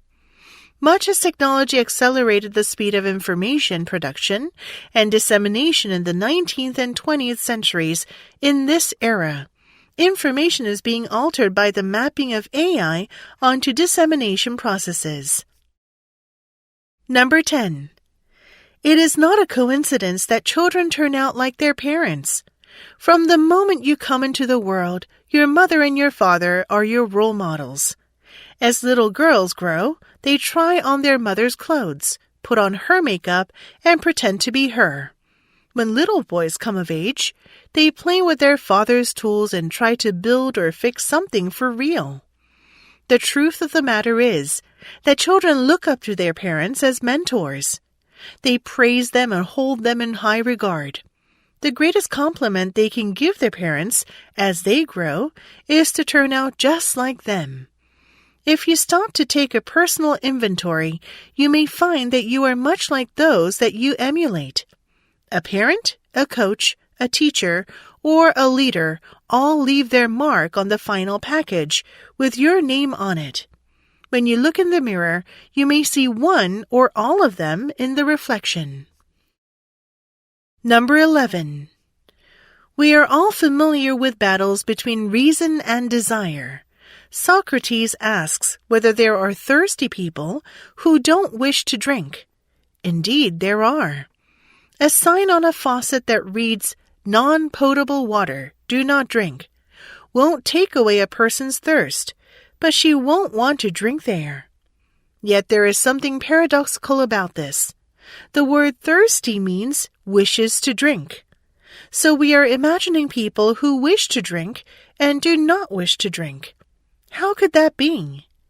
It is obvious that the same thing will not be willing to do or undergo opposites in the same part of itself, in relation to the same thing at the same time. So, if we ever find this happening in the soul, we'll know that we aren't dealing with one thing but many. In other words, since no one thing can both wish to drink and not wish to drink in the same way at the same time, no one thing can have both of those two characteristics. We thus manage this by being more than one. One part of the soul wishes to drink and another does not wish to drink. Number 12. Media executives understand that they must think of their audiences as consumers who buy their products or whom they sell to advertisers. The complaining individual might be successful in getting the content changed, or even removed if he or she convinces the media executives that they might otherwise lose a substantial portion of their target market. But an individual's concern will garner little attention if it is clear that the person does not belong in the target audience. The editors from Cosmopolitan magazine, which aims at 20-something single women, for example, are not likely to follow the advice of an elderly-sounding woman from rural Kansas, who phones to protest what she feels are demeaning portrayals of women on covers of the magazine that she sees in the supermarket. Yet the magazine staff might well act favorably if a Cosmopolitan subscriber writes with a suggestion for a new column that would attract more of the upscale single women they want as readers. Unit 14. Gateway. Speaking fast is a high-risk proposition. It's nearly impossible to maintain the ideal conditions to be persuasive, well-spoken, and effective when the mouth is traveling well over the speed limit. Although we'd like to think that our minds are sharp enough to always make good decisions with the greatest efficiency, they just aren't. In reality, the brain arrives at an intersection of 4 or 5 possible things to say and sits idling for a couple of seconds, considering the options. Making a good decision helps you speak faster because it provides you with more time to come up with your responses. When the brain stops sending navigational instructions back to the mouth and the mouth is moving too fast to pause, that's when you get a verbal fender bender, otherwise known as filler. You know, and like are what your mouth does when it has nowhere to go. Exercises. Number 1. Rejecting any academic training they had experienced, Monet and the other Impressionists believed that their art, with its objective methods of painting what they saw before them, was more sincere than any academic art. They all agreed that they aimed to capture their sensations, or what they could see as they painted. These sensations included the flickering effects of light that our eyes capture as we regard things. In complete contrast to the Academy, the Impressionists painted ordinary, modern people in everyday and up-to-date settings, making no attempt to hide their painting techniques. The Academy system was started originally to raise artists standing above craftsmen, who were seen as manual laborers, so emphasis was placed on the intellectual aspects of art. They avoided symbols or any narrative content, preventing viewers from reading a picture, but making them experience their paintings as an isolated moment in time. Number 2. Plan success when they need to be competitive and when it's more prudent to be collaborative. To make this kind of decision, they weigh the energy cost relative to the benefit for improved growth and persistence. For example, although a plant would generally attempt to grow taller than a closely situated neighbor for preferential access to sunlight, if the neighbor is already significantly taller and the race is likely to be lost, the plant will temper its competitive instinct. That is, plants compete only when competition is needed to improve their ability to support their own growth and reproduction and has some likelihood of success. As in all organisms, the evolution, development, and growth of plants depend on the constant and intense competition. Once competition yields the needed results, they cease competing and shift their energy to living. For plants, competition is about survival, not the thrill of victory. Number 3. Mechanization speeded up vertical movement. Stairs and ramps were traditionally how you went up and down, so few buildings in frequent use exceeded 5 stories. The Otis Company, founded in 1853 in New York, changed all that with the invention of the safety elevator. Safe because it locked the car in place should the cables fail, that made taller buildings possible. Escalators came later, bringing greater capacity to move more people over shorter vertical distance. They made their debut and were a sensation at the 1900 Paris Exposition. World expositions were a chance for companies, countries, and innovators to learn from each other and to be inspired by each other. With elevators and escalators, cities could now spread underground, with deep basements, subways, and tunnels, and upwards with high-rise buildings as well as outwards. The modern cityscape, of which Manhattan is still the iconic exemplar, was created. Number 4. If you wanted to be entertained in a theater before the 19th century, you could not avoid the fact that you were at some level participating in a dialogue, a conversation, either with your fellow members of the audience or with the actors. The idea of the audience sitting in the dark and watching the stage in silence is a new thing. Prior to the 19th century, the audience were lit and often extremely vocal and active, even leaping on stage to fight with the cast. In the 19th century, many working people were poor and could not afford to attend a theater or have the time to join social groups, as they had families and children to look after. It was the actor David Garrick in the 18th century who pioneered the idea that an audience should shut up and listen. The passive and reverential silence in which today's actors can indulge themselves is a new phenomenon, as of course is the cinema, where our surrogates on the screen can unfold their stories unaware of our responses.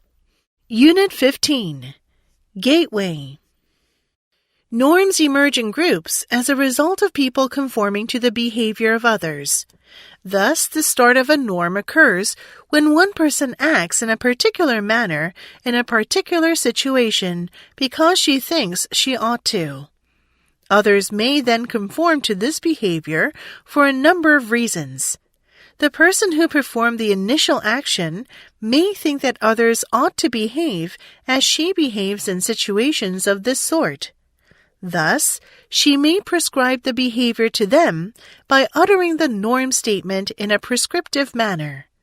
Alternately, she may communicate that conformity is desired in other ways, such as by gesturing. In addition, she may threaten to sanction them for not behaving as she wishes. This will cause some to conform to her wishes and act as she acts. But some others will not need to have the behavior prescribed to them. They will observe the regularity of behavior and decide on their own that they ought to conform. They may do so for either rational or moral reasons. Exercises. Number 1. Globalization has often been studied as a macro phenomenon. However, as the globalization process obviously affects individuals' lives, a need for alternative concepts has emerged.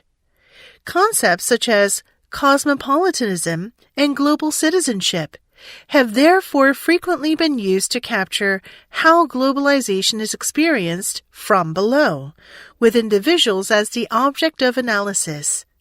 Here, cosmopolitanism is interpreted as having many similarities to global citizenship. For instance, cultural sociologist John Tomlinson claims that being a cosmopolitan means that one has an active experience of belonging to the wider world. As such, cosmopolitanism is closely connected to identity. A cosmopolitan obtains a reflexive awareness of the features that unite us as human beings. This requires the ability to question one's own assumptions and prejudices. Identity is in this context not essentialist or stable. Rather, it is fragmented and constructed and reconstructed across the different practices and positions in which one participates. Number 2. On June 17, 1953, Mrs. Roosevelt traveled to Hiroshima, where she visited the Atomic Bomb Casualty Commission, an American research group that studied the effects of the nuclear attacks on bomb survivors. Many people had been injured by the fires that the bomb had caused. After her official meetings, some girls were waiting to see her. The girls explained that they did not blame her for the atomic bomb. They only wanted to impress on her the need to ensure that these weapons were never used again on human beings, given their effects. Although she did not say so directly, the girls may have been among those whose faces were permanently disfigured by the attack. This must have been a powerful encounter, because Mrs. Roosevelt called it a tragic moment. It led her to urge Americans to do more to help. Though she maintained that they were not America's direct responsibility, as a gesture of goodwill for the victims of this last war, such help would be invaluable. Number 3. Most philosophers accepted Plato's definition of knowledge as justified true belief until the 1960s, when Edmund Gettier showed that it didn't always provide a satisfactory explanation. He came up with several instances where we instinctively realize that someone doesn't really know something, even though that person's belief is both true and justified. For example, I have arranged to meet my friend Sue at her house, and when I arrive, I see her through the window sitting in the kitchen. In fact, it is not Sue that I see, but her identical twin sister. Sue is actually in another room. My belief that Sue is home is true, and I have good reason to believe it because I am sure I have seen her. But it is wrong to say that I knew she was at home. I didn't know.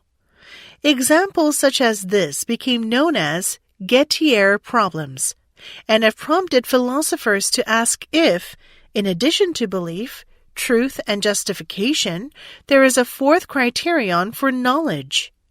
Gettier had cast doubt not only on Plato's definition, but also on whether or not it is possible to define completely what knowledge is.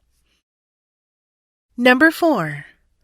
On one level, it is helpful for individuals to identify which kind of ethical system they have and which kind they admire.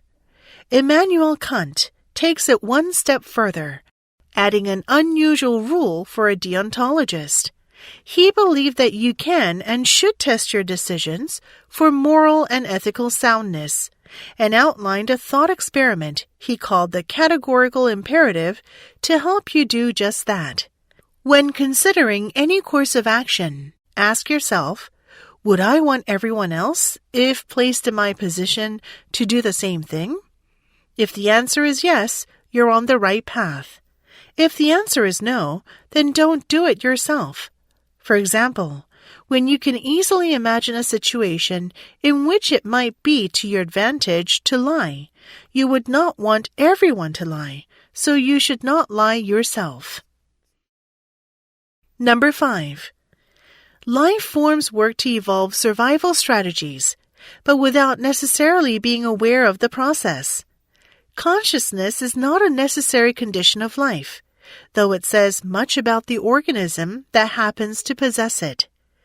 Most biological species have evolved techniques and mechanisms for survival without reflecting on the fact, and this is what has happened so far with computer life forms.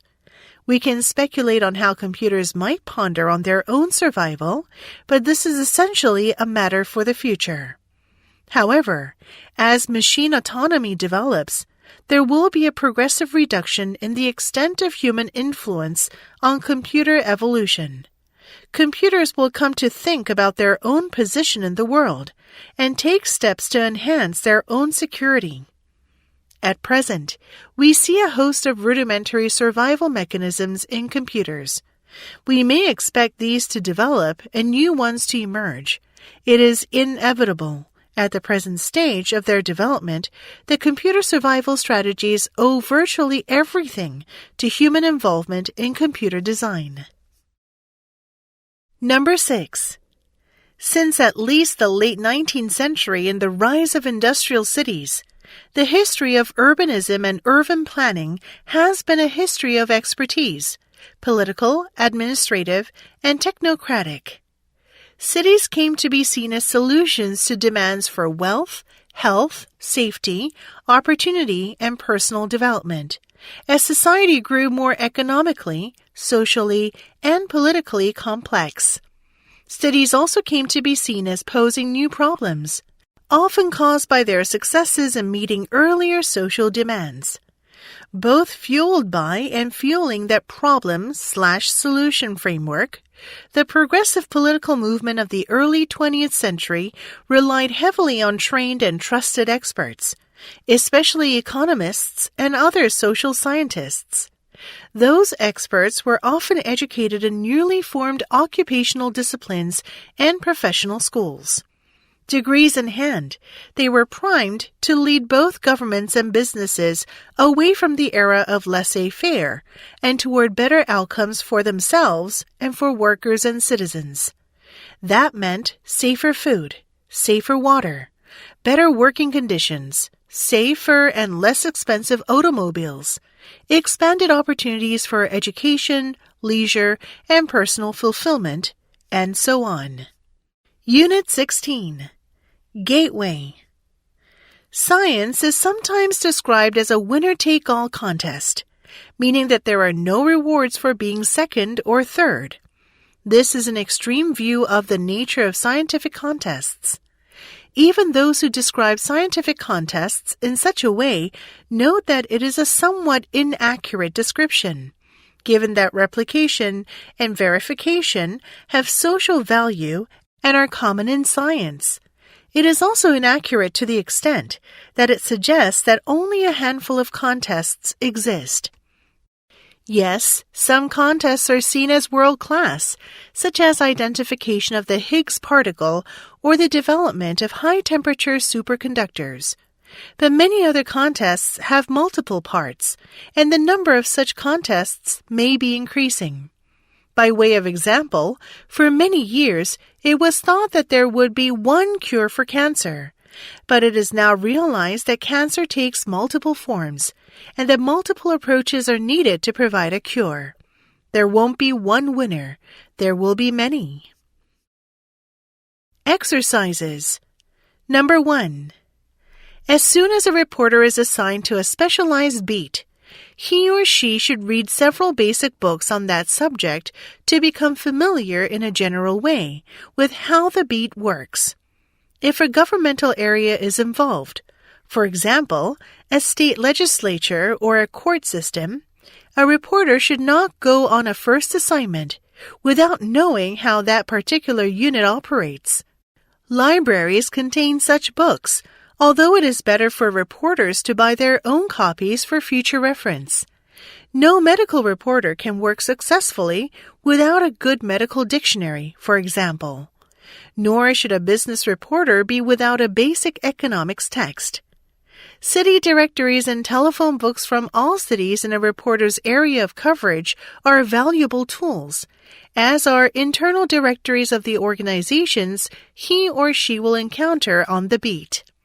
Having such numbers, which are often impossible to obtain officially, will enable a reporter to bypass obstacles and reach potential sources quickly. Number 2.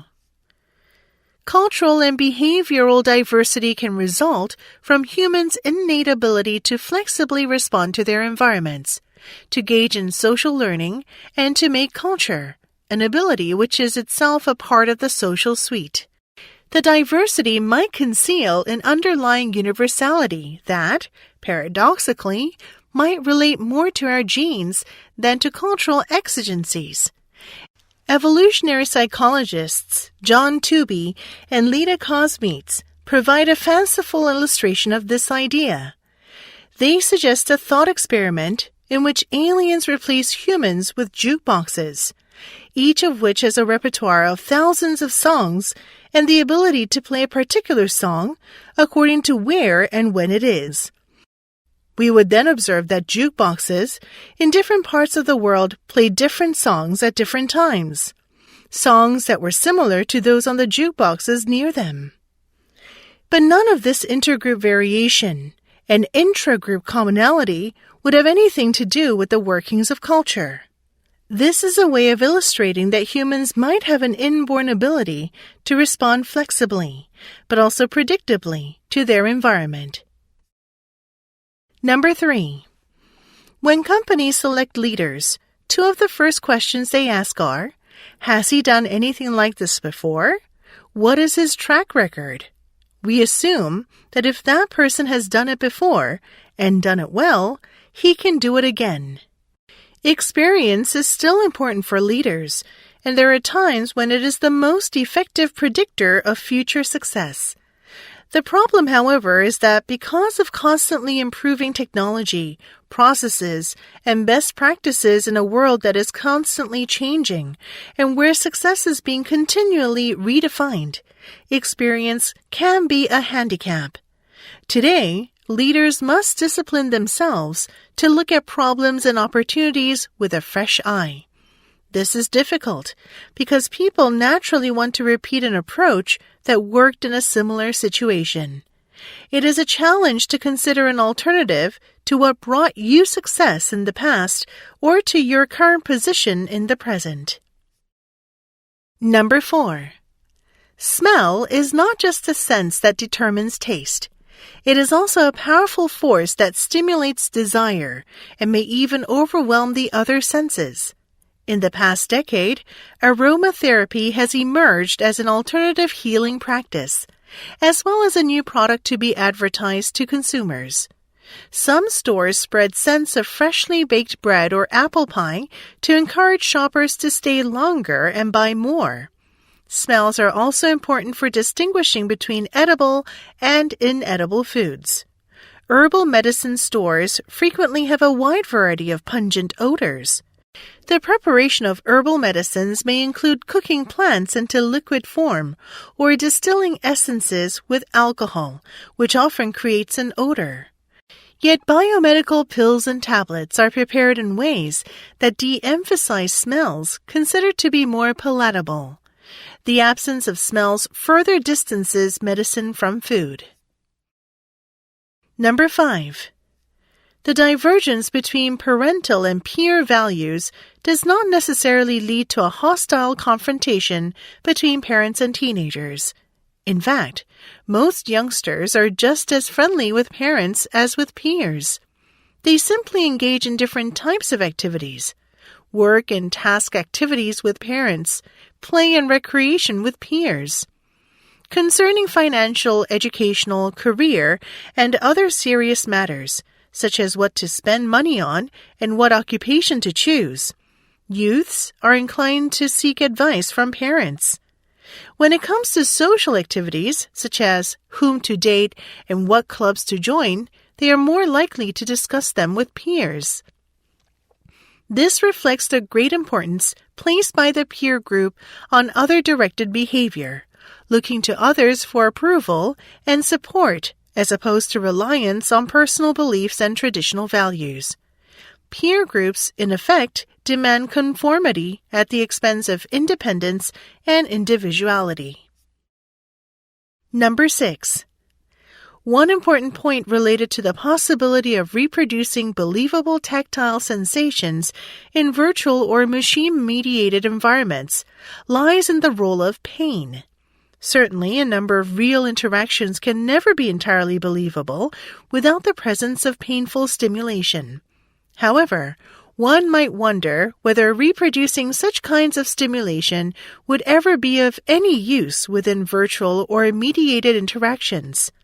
Shouldn't a virtual world be, in some sense, better without pain? Even if not immediately intuitive, there are a admittedly small number of situations in which the ability to deliver painful stimulation comes in handy within mediated environments. In fact, numerous attempts have been made over the course of the last few years to reproduce these aspects of our perception as well. This may occur in video games to increase the realism of the simulation, or even more importantly, in training programs for soldiers, where pain is an occupational hazard and will need to be dealt with. Unit 17. Gateway. Even those with average talent can produce notable work in the various sciences, so long as they do not try to embrace all of them at once. Instead, they should concentrate attention on one subject after another, that is, in different periods of time, although later work will weaken earlier attainments in the other spheres. This amounts to saying that the brain adapts to universal science in time, but not in space. In fact, even those with great abilities proceed in this way. Thus, when we are astonished by someone with publications in different scientific fields, realize that each topic was explored during a specific period of time. Knowledge gained earlier certainly will not have disappeared from the mind of the author, but it will have become simplified by condensing into formulas or greatly abbreviated symbols. Thus, sufficient space remains for the perception and learning of new images on the cerebral blackboard. Exploring one scientific subject after another enables remarkable work across the sciences, as the previously gained knowledge is retained in simplified forms within the brain, which leaves room for new learning. Exercises. Number 1. Consider a bar of soap, the kind you keep by the bathroom sink to wash your hands and face. How much meaning could such an innocuous object contain? While it may be tempting to answer, not much, or even none, in fact, even soap can embody a rich set of symbols. Think about a particular brand of soap.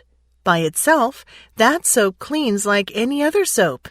But through some clever marketing, packaging, and advertising, the brand immerses its soap in a complex set of messages about the environment, personal empowerment, and progressive politics. The brand's website even says, "We are committed to animal protection, environmental protection, and respect for human rights." These meanings allow the brand's customers to do more with the soap than just clean their faces. By using these products, they can make a statement about what kind of person they are and what kind of politics they embrace. An ordinary everyday product can take on a symbolic meaning through clever marketing, packaging, and advertising. By using it, consumers can express their personal and political identity. Number 2. Comparative psychology finds that pointing, in its full-blown form, is unique to our species. Few non-human species seem able to comprehend pointing. Notably, domestic dogs can follow pointing, while our closest relatives among the great apes cannot. And there is little evidence of pointing occurring spontaneously between members of any species other than our own. Apparently, only humans have the social cognitive infrastructure needed to support the kind of cooperative and pro-social motivations that pointing gestures presuppose. This suggests a new place to look for the foundations of human language.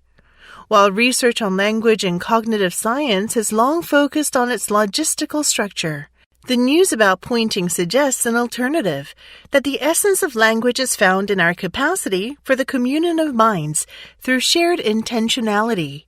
At the center of it is the deceptively simple act of pointing, an act that must be mastered before language can be learned at all.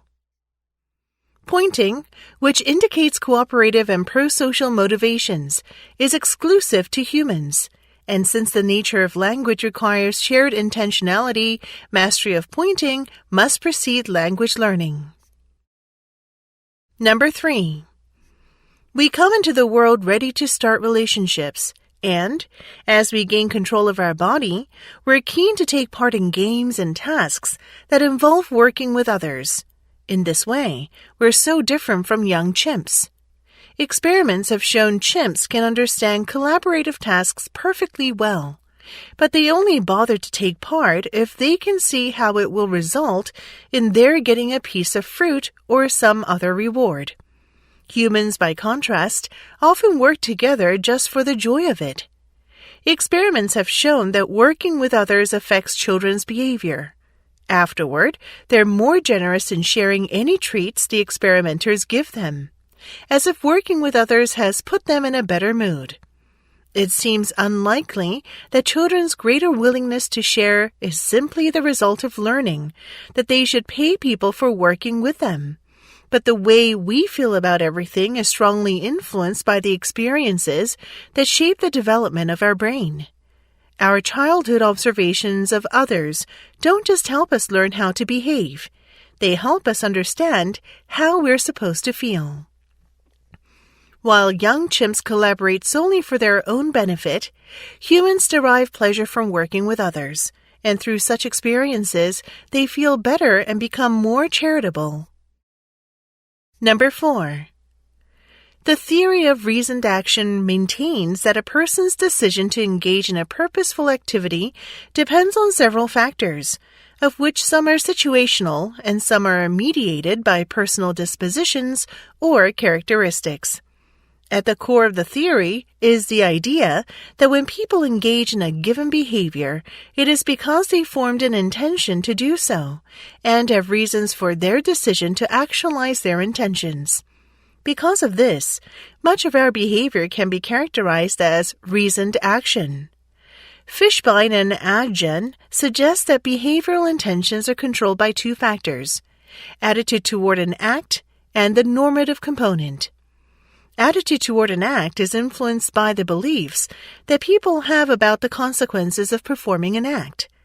The normative component is controlled by our beliefs about what valued others, i.e., people important in our lives, expect us to do. For some behaviors, we rely more on our attitude toward an act, whereas for other behaviors, we may rely more on the normative component for guidance on how to behave. The theory of reasoned action explains that our behaviors result from the rational decisions to realize our preformed behavioral intentions, which are influenced by beliefs about the outcomes of the behaviors and the expectations of valued others. Unit 18. Gateway.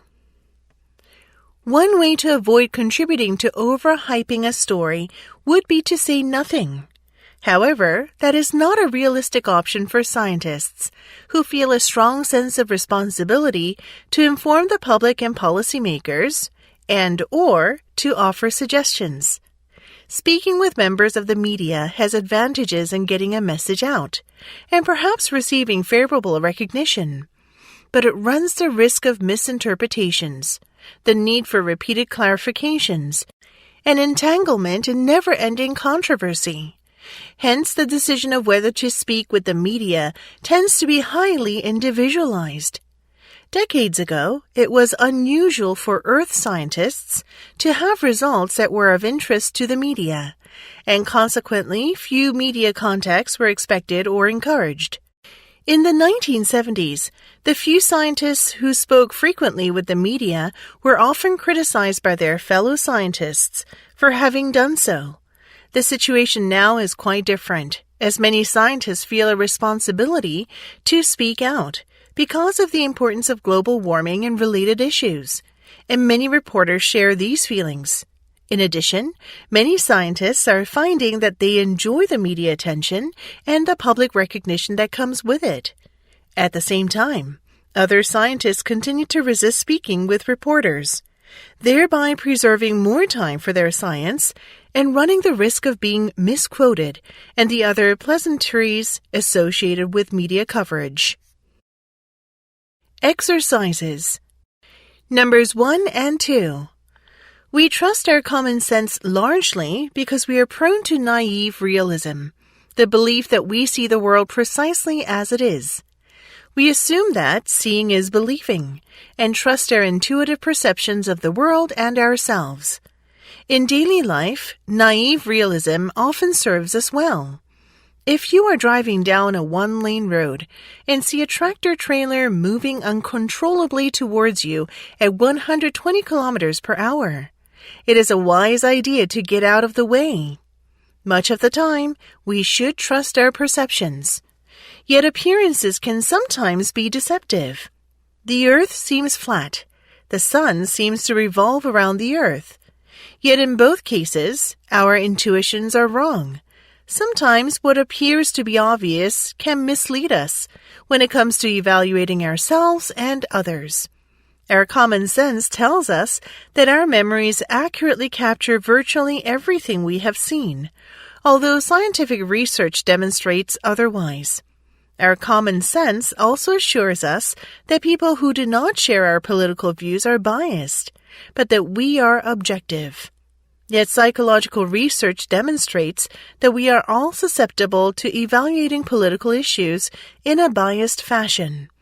So our tendencies to believe appearances can lead us to draw reliable conclusions about human nature.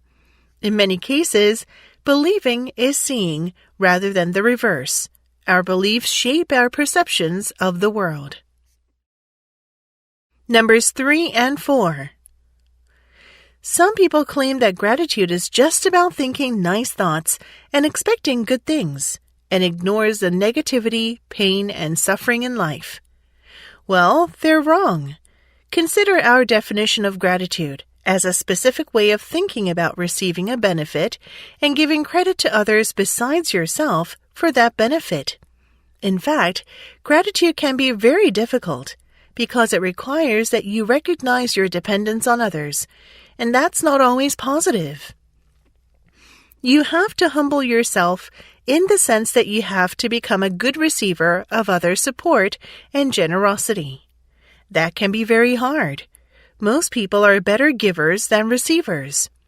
What's more, feelings of gratitude can sometimes stir up related feelings of indebtedness and obligation, which doesn't sound like positive thinking at all.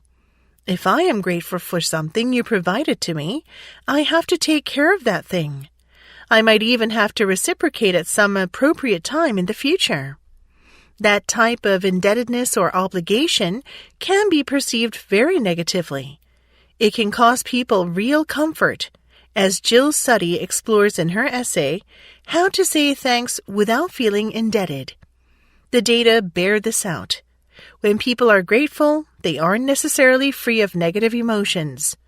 We don't find that they necessarily have less anxiety or less tension or less unhappiness. Practicing gratitude magnifies positive feelings more than it reduces negative feelings. If gratitude were just positive thinking or a form of denial, you'd experience no negative thoughts or feelings when you're keeping a gratitude journal, for instance. But in fact, people do. Numbers 5 and 6. In all social systems, it is true that people's behavior is influenced by social rules, and they are extraordinarily adaptable.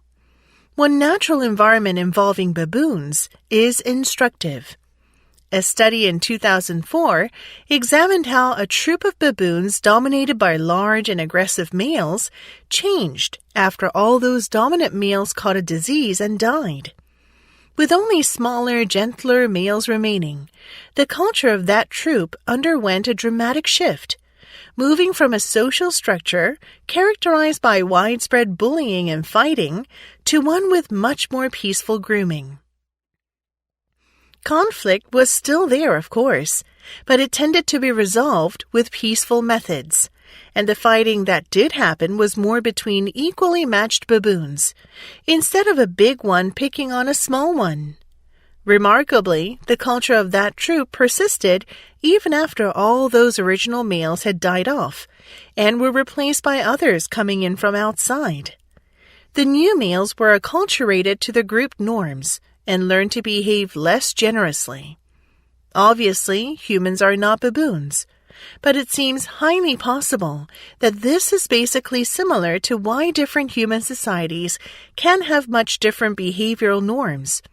Consider pre-modern tribes who worshipped their ancestors and shared food in common, medieval peasants who accepted the divine right of kings and performed free labor for feudal lords, and people today who believe in democracy and corporate employment contracts.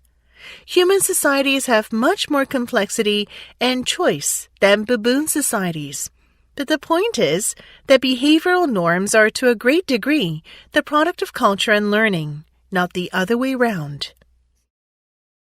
Numbers 7 and 8.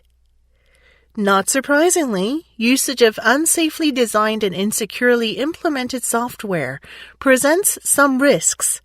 After distributed software reaches user sites, installation and administration of system and application software, when improperly performed, may adversely affect performance and proper functioning of such software. Due to the complexity as well as due to inadequate documentation of these systems, users hardly understand effects of their attempts to properly use such systems. Consequently, users disregard trial and error methods in learning to work with new features, rather than trying methodologically to understand which functions may have which effects, and which precautions should be taken to avoid unwished side effects. This somewhat explorative way to use systems rather often leads to a risky attitude with potentially harmful effects, e.g. by clicking on unknown attachments without due care. Software manufacturers often argue that failure of software is mainly caused by improper actions of users. But in many, if not most, cases, the human-computer interface, e.g., the display of functions and operations on the screen, or the handling of input devices such as mouse and keyboard, is inadequately designed, and users are not properly supported by help functions, which, when existing in many cases, are so complex that users are further misled. While users are primarily interested in doing their work, one must admit that they rather often tend to forget about any precaution, and even sometimes bypass security measures when thinking that their work performance is reduced. Unit 19. Gateway. Emma and Clara stood side by side on the bench road, with their eyes fixed on the boundless ocean. The breathtaking scene that surrounded them was beyond description. Just after sunrise, they finished their preparations for the bicycle ride along the beach road. Emma turned to Clara with a question. "Do you think this will be your favorite ride ever?" Clara's face lit up with a bright smile as she nodded. "Definitely. I can't wait to ride while watching those beautiful waves." Emma and Clara jumped on their bikes and started to pedal toward the white cliff where the beach road ended. Speeding up and enjoying the wide blue sea, Emma couldn't hide her excitement and exclaimed, "Clara, the view is amazing." Clara's silence, however, seemed to say that she was lost in her thoughts. Emma understood the meaning of her silence. Watching Clara riding beside her, Emma thought about Clara's past tragedy, which she now seemed to have overcome. Clara used to be a talented swimmer, but she had to give up her dream of becoming an Olympic medalist in swimming because of shoulder injuries. Yet she responded to the hardship in a constructive way. After years of hard training, she made an incredible recovery and found a new passion for bike riding. Emma saw how the painful past made her maturer and how it made her stronger in the end. 1 hour later, Clara, riding ahead of Emma, turned back and shouted, "Look at the white cliff." When they reached their destination, Emma and Clara stopped their bikes. Emma approached Clara saying, "Bicycle riding is unlike swimming, isn't it?" Clara answered with a smile. "Quite similar, actually. Just like swimming, riding makes me feel truly alive." She added, "It shows me what it means to live while facing life's tough challenges." Emma nodded in agreement and suggested, "Your first beach bike ride was a great success. How about coming back next summer?" Clara replied with delight, "With you? Absolutely." Exercises. Numbers 1 through 3. Monica Padman left college in 2009 with 2 degrees in hand, 1 in theater and 1 in public relations. She moved to Hollywood to follow her dream of becoming an actor and comedian. Like most striving actors, she worked a variety of part-time jobs in between auditions and small roles. Padman scored a small part on Showtime's House of Lies, where she played the on-screen assistant to the actress Kristen Bell. They became friendly, and when Padman realized Belle had a young daughter, she mentioned that she did some babysitting. Belle and her husband, the actor Dax Shepard, took her up on the offer. As she saw the challenges Belle faced juggling multiple acting and producing projects, she offered to help her with scheduling. Though it might have been tempting for the aspiring actress to ask the Hollywood A-lister to help her get on-screen roles, Padman worked where she was needed, ironically, as Belle's off-screen assistant. When Belle and Shepard asked her to work for them full-time, Padman was understandably reluctant. How would she find time to audition? The job could be a detour, but Padman decided to take it. Over time, she became a friend and creative partner to Belle. She worked energetically wherever she saw a need. Everything she does is at 110%, Belle said of Padman. Before long, Padman had become so essential that Belle wondered aloud, how did I do any of this without her? While working for her family, Padman spent many hours sitting on the terrace debating with Belle's husband. Their arguments were as fun as they were fierce. So when Belle suggested they develop their banter into a podcast, Padman was up for that too. Thus was born Armchair Expert. The podcast became 2018's most downloaded new podcast and has continued to grow in popularity. Padman could have pursued a direct path to her passion. Instead, she worked wholeheartedly where she could be most useful. By working passionately in Belle's house, she found a bigger opportunity and perhaps her true purpose. Numbers 4 through 6. An old and weak soldier was playing his violin one evening on the Prater in Vienna. His faithful dog was holding his hat, in which passers-by dropped a few coppers as they came along. However, on the evening in question, nobody stopped to put a small coin in the old soldier's hat. Everyone went straight on, and the joy of the crowd added to the sorrow in the old soldier's heart, which showed itself in his withered face. However, all at once, a well-dressed gentleman came up to where the old soldier stood, listening to his playing for a few minutes, and gazed compassionately upon him. Before long, the old soldier's tired hand had no longer strength to grasp his bow. His limbs refused to carry him farther. He seated himself on a stone, rested his head on his hands, and began to weep silently. At that instant, the gentleman approached, offered the soldier a piece of gold, and said, "Lend me your violin a little while." Then, having carefully tuned his violin, the gentleman said, "You take the money and I'll play." He did play. All the passers-by stopped to listen, struck with the distinguished air of the musician and fascinated by his marvelous genius. Every moment, the circle became larger and larger. Not copper alone, but silver, and even gold, was dropped into the old soldier's hat. The dog began to growl, for it was becoming too heavy for him to hold. At an invitation from the audience, the old soldier emptied its contents into his bag, and they filled it again. After a national melody in which everyone present joined, with uncovered heads, the violinist placed the instrument upon the poor soldier's knees, and without waiting to be thanked, disappeared. "Who is it?" was asked on all sides. "It is Armand Boucher, the famous violin player," replied someone in the crowd.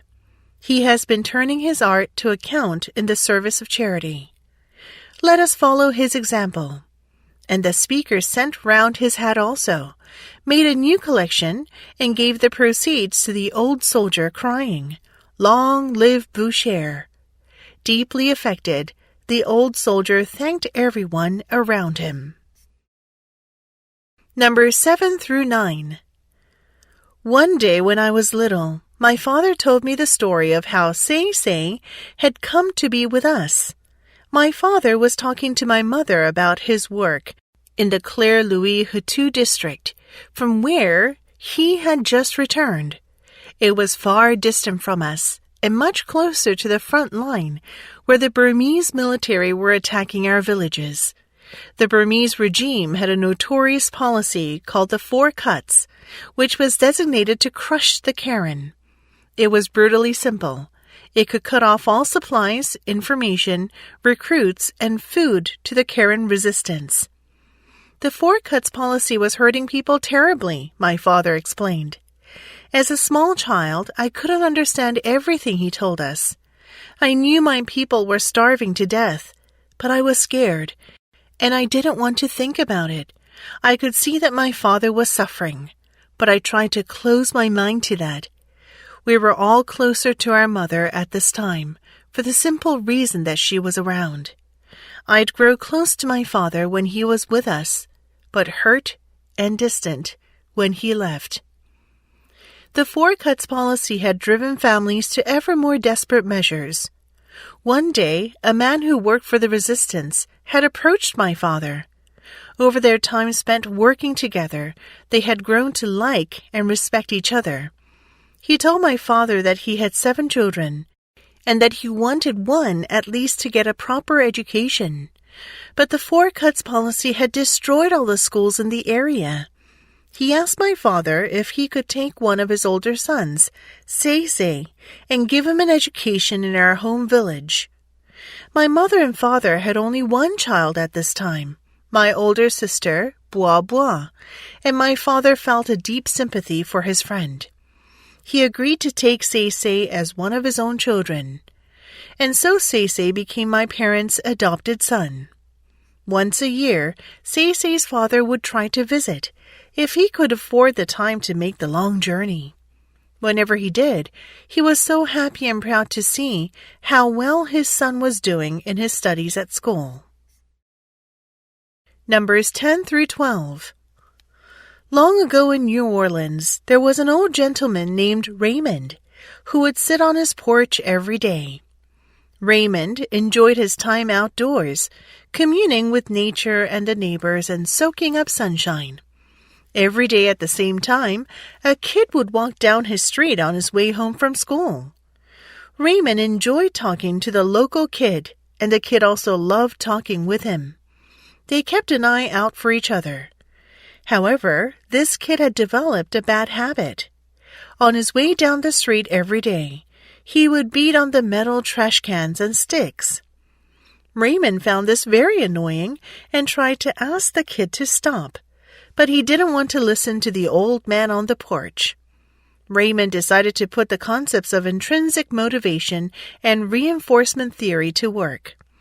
The next time the kid came down the street, he complimented him on the sound he made and said he would pay him $1 a day if he promised to do it every day. The kid accepted, and every day for the following week, the kid banged on cans and Raymond paid him $1. The next week, Raymond told the kid that he was short on money, even though that wasn't really true, and that he could only pay him 50 cents a day for banging on cans. The kid was not happy about this new arrangement, but agreed anyway and got his 50 cents each day after banging cans. The week after that, Raymond told the kid that money was even tighter and that he could only pay him 25 cents per day. Again, the kid was not happy about this new arrangement, but agreed anyway and banged cans and got his 25 cents each day. After a week of paying the kid 25 cents a day, Raymond approached the kid and told him he couldn't pay him anymore, but he still wanted him to continue to bang cans. This time the kid did not agree. He was angry about not getting paid and refused to bang on cans anymore. Raymond continues to sit on his porch every day, enjoying nature, his neighbors, and soaking up the sun. Part 2. Unit 20. Gateway. Jean Renoir, a French film director, was born in Paris, France. He was the son of the famous painter Pierre-Auguste Renoir. He and the rest of the Renoir family were the models of many of his father's paintings. At an outbreak of World War I, Jean Renoir was serving in the French army, but was wounded in the leg. In 1937, he made La Grande Illusion, one of his better-known films. It was enormously successful, but was not allowed to show in Germany. During World War II, when the Nazis invaded France in 1940, he went to Hollywood in the United States and continued his career there.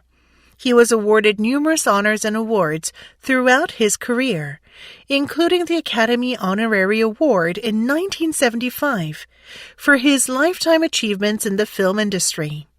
Overall, Jean Renoir's influence as a filmmaker and artist endures.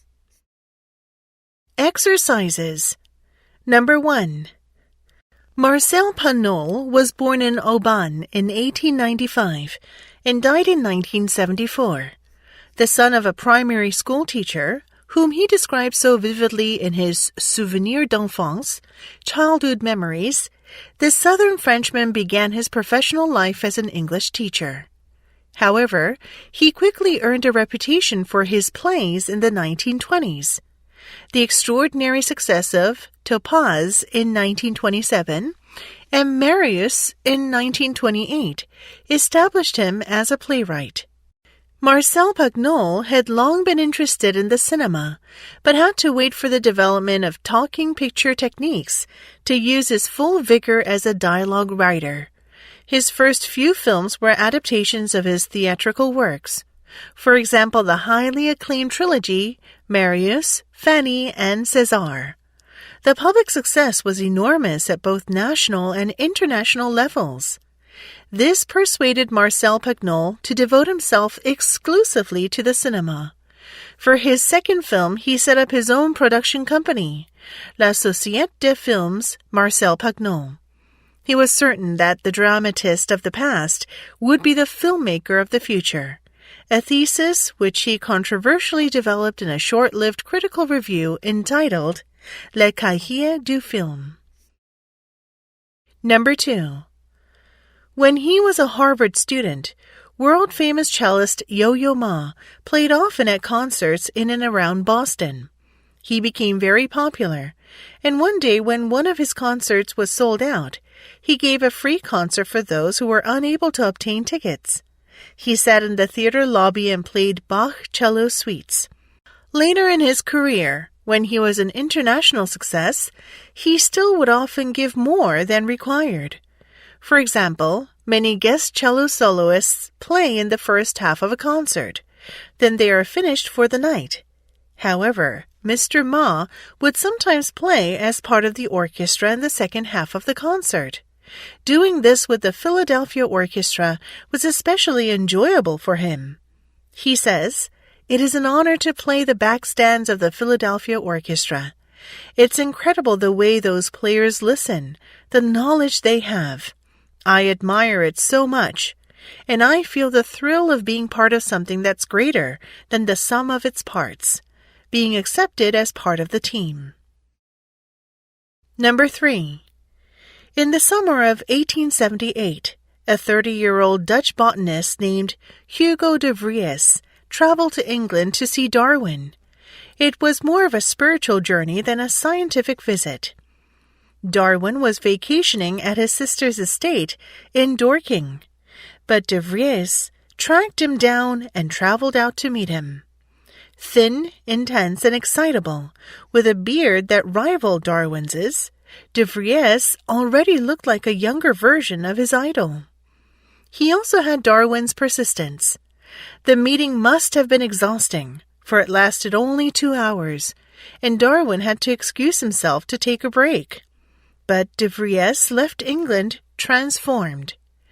With no more than a brief conversation, Darwin had inserted a sluice into de Vries's racing mind, completely redirecting it forever.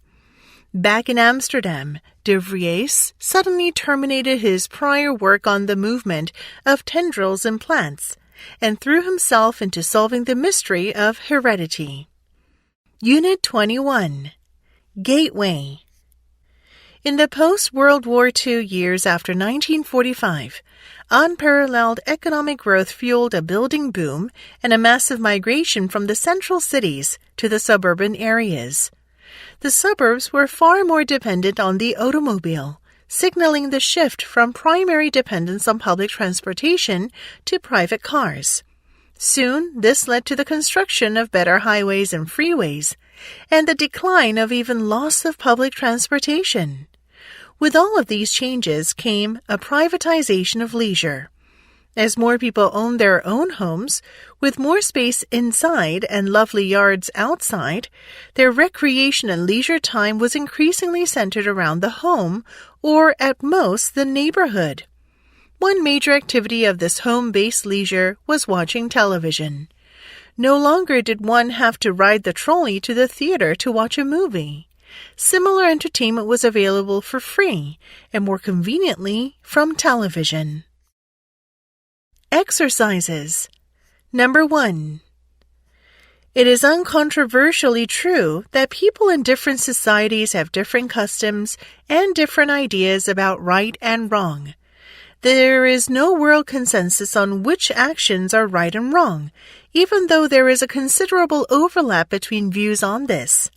If we consider how much moral views have changed, both from place to place and from age to age, it can be tempting to think that there are no absolute moral facts, but rather that morality is always relative to the society in which you have been brought up.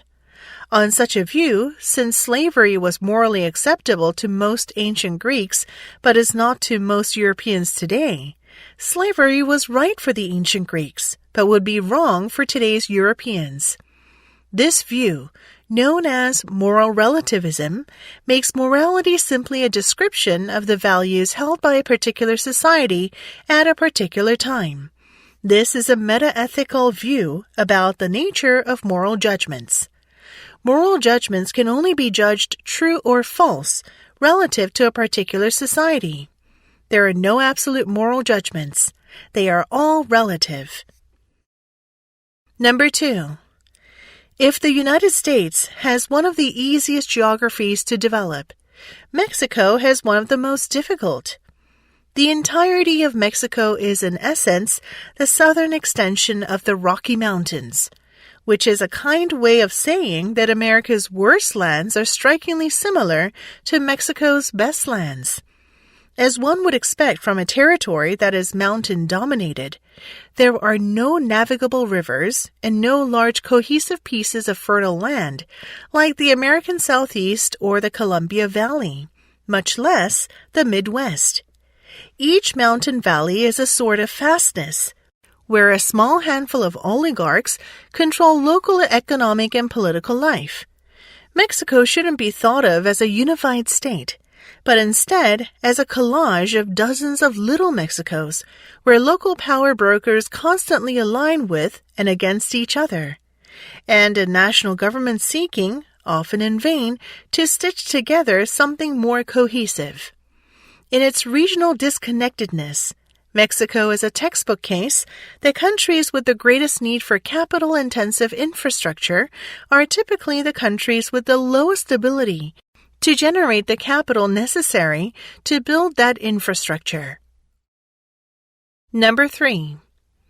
When Samuel Taylor Coleridge wrote the words, "Water, water everywhere, but not a drop to drink," the rhyme of the Ancient Mariner in 1798, the dangers of drinking seawater had been known for thousands of years. Seawater does indeed make men mad. Historical evidence indicates the ancient Egyptians knew seawater was not potable, but the earliest realization that it was unsafe to drink has been lost to antiquity. In pre-Columbian times, the greatest fear of venturing too far from land on the ocean was not falling off the surface of the earth, but lack of fresh drinking water. From a human perspective, the oceans, which cover 70% of Earth's surface, are still the most extensive and unique desert wildernesses on the planet. Salt water constitutes 97% of Earth's water, and of the 3% that is fresh, 2/3 is frozen in glaciers and polar ice. Thus, a mere 1% of all the water on the planet, in lakes and rivers, groundwater and the atmosphere, is fresh and can be used by terrestrial plants and animals. Unit 22. Gateway. Urban delivery vehicles can be adapted to better suit the density of urban distribution, which often involves smaller vehicles such as vans, including bicycles.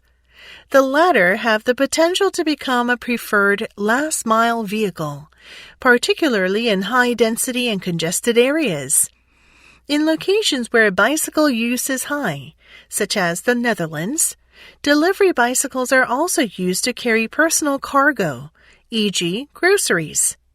Due to their low acquisition and maintenance costs, cargo bicycles convey much potential in developed and developing countries alike, such as the becak, a three-wheeled bicycle in Indonesia. Services using electrically assisted delivery tricycles have been successfully implemented in France and are gradually being adopted across Europe for services as varied as parcel and catering deliveries.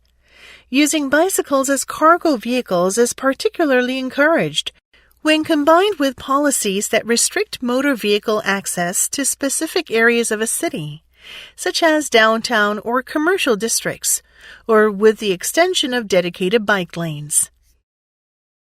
Exercises. Number 1. Shifting demographics, household structures, lifestyle preferences, and consumer values suggest a different built environment and urban fabric 30 years ahead compared with 30 years ago. More and more Americans, Australians, and Europeans are choosing to live in settings where they are less dependent on their cars, because reducing air pollution and energy use matters to them.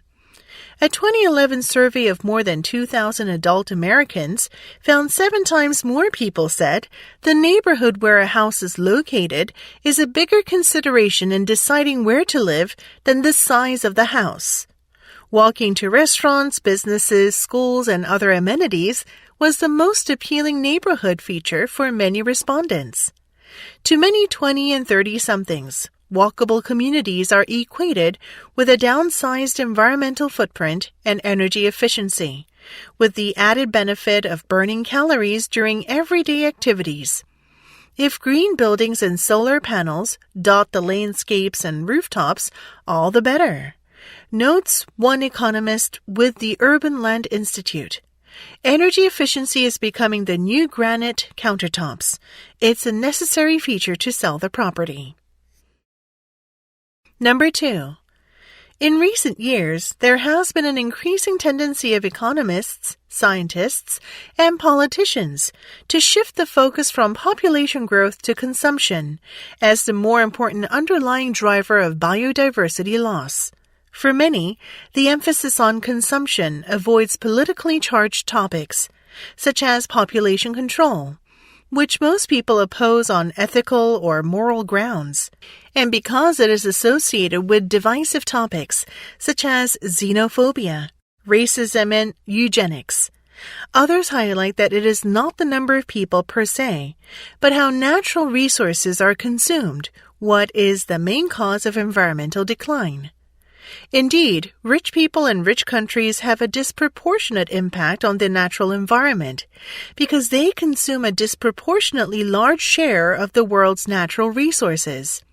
To use one example, the USA accommodates only 5% of the world's human population, but uses 25% of the world's harvested natural resources each year.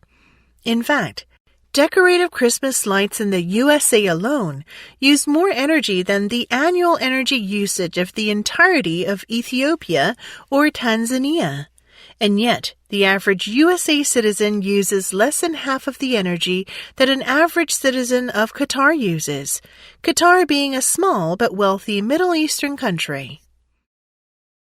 Number 3.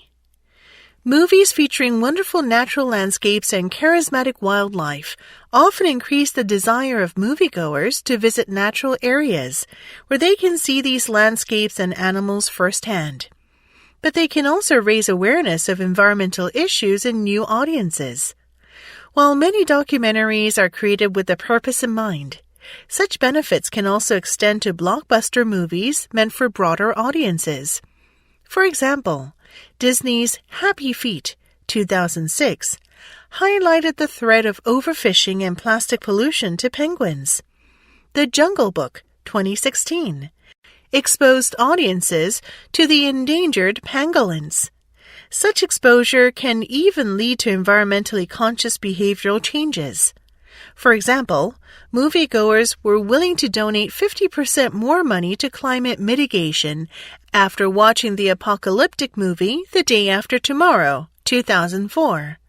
Perhaps in part due to the influence of environmentally oriented movies, an increasing number of movie stars and other celebrities have started using their stardom as a platform from where they promote biodiversity conservation efforts in Africa. Unit 23. Gateway. Plants show finely tuned adaptive responses when nutrients are limiting. Gardeners may recognize yellow leaves as a sign of poor nutrition and the need for fertilizer. But if a plant does not have a caretaker to provide supplemental minerals, it can proliferate or lengthen its roots and develop root hairs to allow foraging in more distant soil patches. Plants can also use their memory to respond to histories of temporal or spatial variation in nutrient or resource availability. Research in this area has shown that plants are constantly aware of their position in the environment, in terms of both space and time. Plants that have experienced variable nutrient availability in the past tend to exhibit risk-taking behaviors, such as spending energy on root lengthening instead of leaf production. In contrast, plants with a history of nutrient abundance are risk-averse and save energy. At all developmental stages, plants respond to environmental changes or unevenness so as to be able to use their energy for growth, survival, and reproduction while limiting damage and non-productive uses of their valuable energy. Exercises. Number 1. Many aspects of an ant's appearance have likely evolved to meet a specific lifestyle requirement, although the extent to which this is true has not been fully explored for all aspects of its body structure. Adaptations could be due to environment, available food, or predators. Long legs and large eyes are commonly seen in ground foraging ants that need to move quickly to avoid predators in open ground, or be the first to acquire a food resource. In contrast, ants that forage and nest in leaf litter have shorter legs and antennae, alongside small eyes. This makes sense in the dark environment of leaf litter, where moving through small spaces is easier with a compact body plan. Based on the unique combination of body size measurements, scientists can predict where an ant nests and forages, or even what kind of food it eats. Predators have longer, flatter mandibles, while omnivores, those eating a diverse range of foods, have shorter, curved mandibles. Number 2. The largest species of octopus in the world, the giant Pacific octopus, usually grows to about 3 meters in length and weighs up to 272 kilograms. It lives on the rim of the North Pacific Ocean, where it crawls about on the bottom, using its long, sucker-covered arms. It seeks out rocky dens on the seabed. Youngsters will often dig holes under rocks and sand. Here, the octopus can take refuge from predators, seals, sharks, and other large fishes, too big to slip through the den mouth. Foraging mainly at night, this giant octopus looks especially for crabs and lobsters, but also takes shrimp and shellfish, smaller octopuses, and fishes. Often it will return to its den to feed, depositing empty shells and other inedible fragments of prey in piles at the entrance.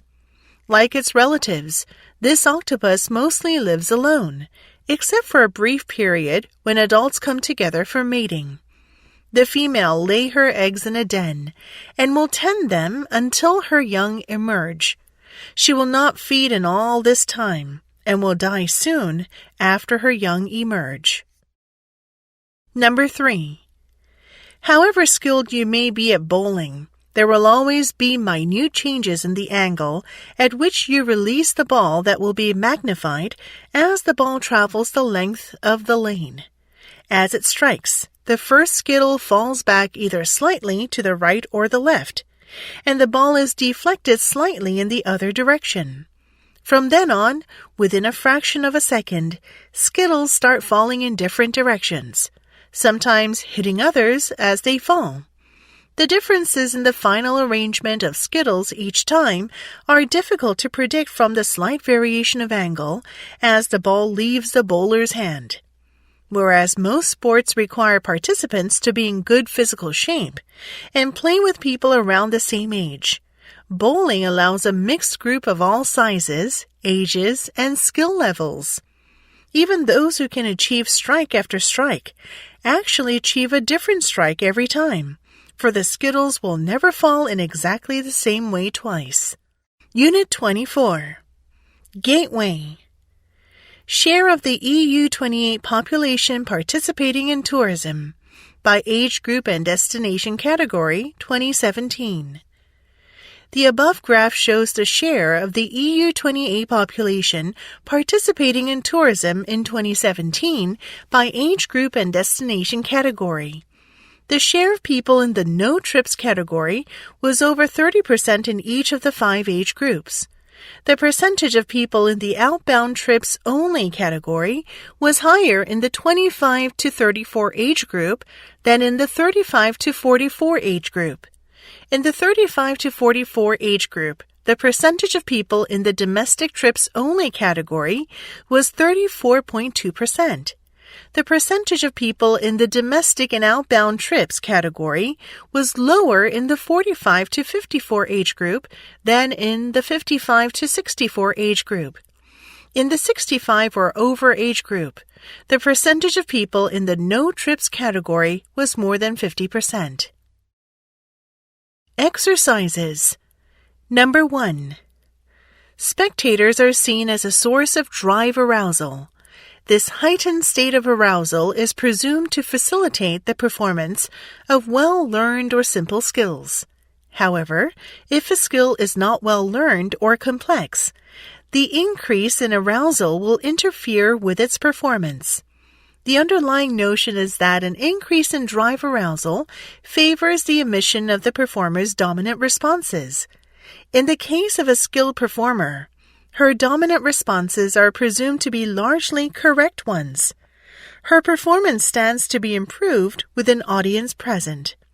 In a case where the performer is still struggling to master a skill, correct responses are present in abundance and are thereby presumed to be dominant responses. As a consequence, onlookers can only worsen the performance of a beginner.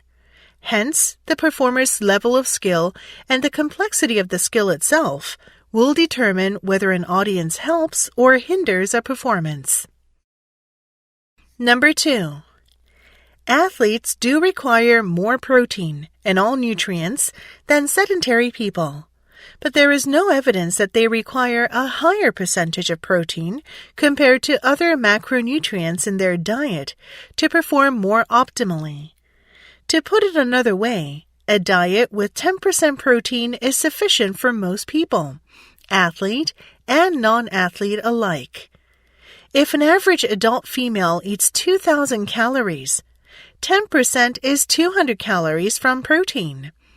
If an average female athlete eats 3,000 calories, 10% is 300 calories from protein. That's a 50% increase in protein achieved by simply eating more of the same foods.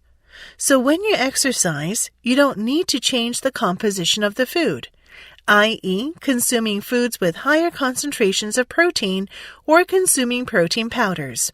You just need to eat more of the same foods. The increased athletic activity will work up your hunger drive. In response, you will consume more protein as well as nutrients of all types. This works well since physical activity likely requires more of all nutrients, not just protein. Number 3. Once production shifts to industrial methods, the leisure consumer is free to seek pleasure in the older handcraft technology. Typically, the technology itself enters one or more paths to pleasure as the market recognizes hobby demand. Tools and materials are designed for comfort, beauty, and satisfaction. Both needlework tools and those of hobby woodworking have undergone this transition, to name only two of many possible examples. Fountain pens, considered obsolete as a production technology for writing, are selling at four-figure prices to people who simply enjoy the process of forming words with ink on paper and are willing to pay a premium for the pleasure. In the 1950s, the late Shelby Foote reportedly wrote his 3-volume, 1.5 million word history of the Civil War with a dip pen, eschewing the then dominant writing technologies, the manual typewriter and the fountain pen, thereby lending a new meaning to the term belletristic history. Unit 25. Gateway. Charles Rosen, a virtuoso pianist and distinguished writer, was born in New York in 1927. Rosen displayed a remarkable talent for the piano from his early childhood. In 1951, the year he earned his doctoral degree in French literature at Princeton University, Rosen made both his New York piano debut and his first recordings. To glowing praise, he appeared in numerous recitals and orchestral concerts around the world. Rosen's performances impressed some of the 20th century's most well-known composers, who invited him to play their music. Rosen was also the author of many widely admired books about music. His most famous book, The Classical Style, was first published in 1971 and won the U.S. National Book Award the next year. This work, which was reprinted in an expanded edition in 1997, remains a landmark in the field. While writing extensively, Rosen continued to perform as a pianist for the rest of his life, until he died in 2012. Exercises. Number 1. Responding to life with joy and sorrow is part of being human. At times, when pain and suffering are inescapable, it is important to remember that this is part of the process by which we acquire knowledge. This does not mean that one must be in discomfort to make art, but stress can be channeled into a creative force if it produces a sense of inquisitiveness and an incentive for change. Think through making pictures can allow us to place our distress in context. The images we make can help us understand its source, catalog its scope, adapt ourselves to its presence, and devise ways to control it. There are things in life, once called wisdom, which we have to discover for ourselves by making our own private journeys. Stress can be directed to open up possibilities for intelligent and imaginative inquiries and solutions that otherwise might have been ignored, overlooked, or refuted. Number 2. Architectural spaces become memorable through the architectural characteristics that define them. Qualities of scale, appropriateness for people, aesthetics, and visual impact are among the many components that give a place its character and feel. The purpose of a space can make it a place. The Oval Office in the White House is a good example of a place with enormous historical significance. The unique oval shape of this splendid room makes it memorable and gives it a special importance without being ostentatious. Incidentally, George Washington had 2 rooms at Mount Vernon, altered to include bowed ends so he could greet guests while standing in the middle as they circled around him. Thomas Jefferson designed 2 oval meeting rooms in the main floor of the rotunda at the University of Virginia. Oval rooms were seen as being democratic because no person could be placed at a more important position in the room than anyone else. Number 3. Museums and gallery exhibitions are hired by or co-produced with other galleries. It is not uncommon for shows to be on the road for 2 years or longer. Normally, they are curated by one or more people.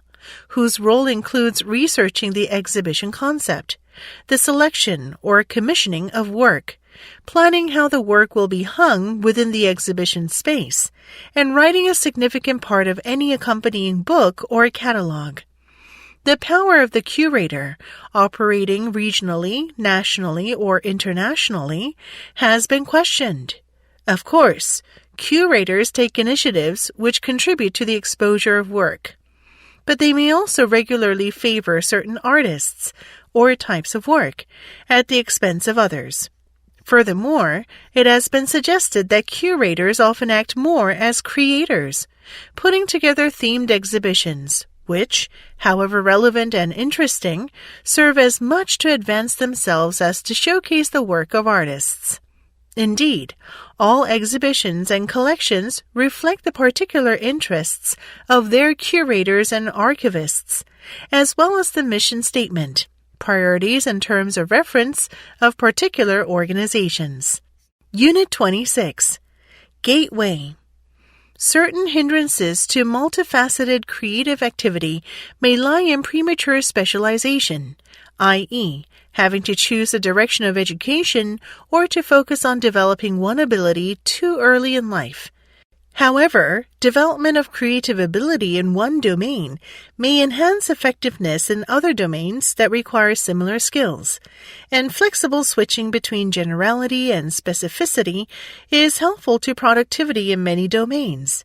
Excessive specificity may result in information from outside the domain being underestimated and unavailable, which leads to fixedness of thinking, whereas excessive generality causes chaos, vagueness, and shallowness. Both tendencies pose a threat to the transfer of knowledge and skills between domains. What should therefore be optimal for the development of cross-domain creativity is support for young people in taking up creative challenges in a specific domain and coupling it with encouragement to apply knowledge and skills in, as well as from, other domains, disciplines, and tasks. Exercises. Number 1. A significant challenge arises when we ask whether there is any such thing as general aptitude. Many people are terrific at calculus, but couldn't write a good essay or paint a good picture if their lives depended on it. Some people can walk into a room full of strangers and immediately figure out the relationships and feelings among them. Others may never learn this skill.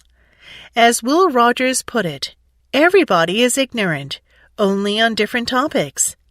Clearly, individuals vary in their aptitude for learning any specific type of knowledge or skill taught in a specific way.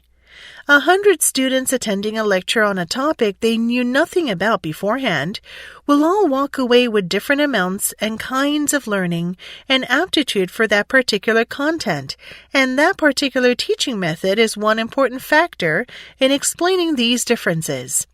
But would the students who learned the most in this class also learn the most if the lecture were on a different topic, or if the same material were presented through hands-on experiences, or in small groups? Number 2. One implication of expectancy theory is that even though all students should have a chance to be rewarded if they do their best, no student should have an easy time achieving the maximum reward. This principle is violated by traditional grading practices because some students find it easy to earn A's and B's, whereas others believe that they have little chance of academic success no matter what they do. In this circumstance, neither high achievers nor low achievers are likely to exert their best efforts. This is one reason why it is important to reward students for effort, for doing better than they have done in the past, or for making progress, rather than only for getting a high score. For example, students can build a portfolio of compositions, projects, reports, or other work and can then see how their work is improving over time. Not all students are equally capable of achieving high scores, but all are equally capable of exerting effort, exceeding their own past performance, or making progress. So these are often better more equally available criteria on which to base reward. Number 3. As students move into adolescence, they are developing capabilities for abstract thinking and understanding the perspectives of others. Even greater physical changes are taking place as the students approach puberty. So, with developing minds and bodies, young adolescents must confront the central issue of constructing an identity that will provide a firm basis for adulthood. They have been developing a sense of self since infancy. But adolescence marks the first time that a conscious effort is made to answer the now pressing question, who am I? The conflict defining this stage is identity versus role confusion. Identity refers to the organization of an individual's drives, abilities, beliefs, and history into a consistent image of self. It involves deliberate choices and decisions, particularly about work, values, ideology, and commitments to people and ideas. If adolescents fail to integrate all these aspects and choices, or if they feel unable to choose at all, role confusion threatens. Unit 27. Gateway. The need to assimilate values and lifestyle of the host culture has become a growing conflict. Multiculturalists suggest that there should be a model of partial assimilation in which immigrants retain some of their customs, beliefs, and language. There is pressure to conform rather than to maintain their cultural identities, however, and these conflicts are greatly determined by the community to which one migrates. These experiences are not new. Many Europeans experienced exclusion and poverty during the first two waves of immigration in the 19th and 20th centuries. Eventually, these immigrants transformed this country with significant changes that included enlightenment and acceptance of diversity. People of color, however, continue to struggle for acceptance. Once again, the challenge is to recognize that other cultures think and act differently, and that they have the right to do so. Perhaps in the not-too-distant future, immigrants will no longer be strangers among us. Exercises. Number 1. Some assumptions that notions of space, that is, a three-dimensional area in which events and objects occur and have relative direction and position, are universal, are being re-examined. Stephen Levinson showed that systems of spatial reckoning and description can in fact be quite divergent across cultures, linguistic differences correlating with distinct cognitive tendencies. More specifically, languages vary in their use of spatial concepts, and, in some instances, determine the cognitive categories relating to space concepts.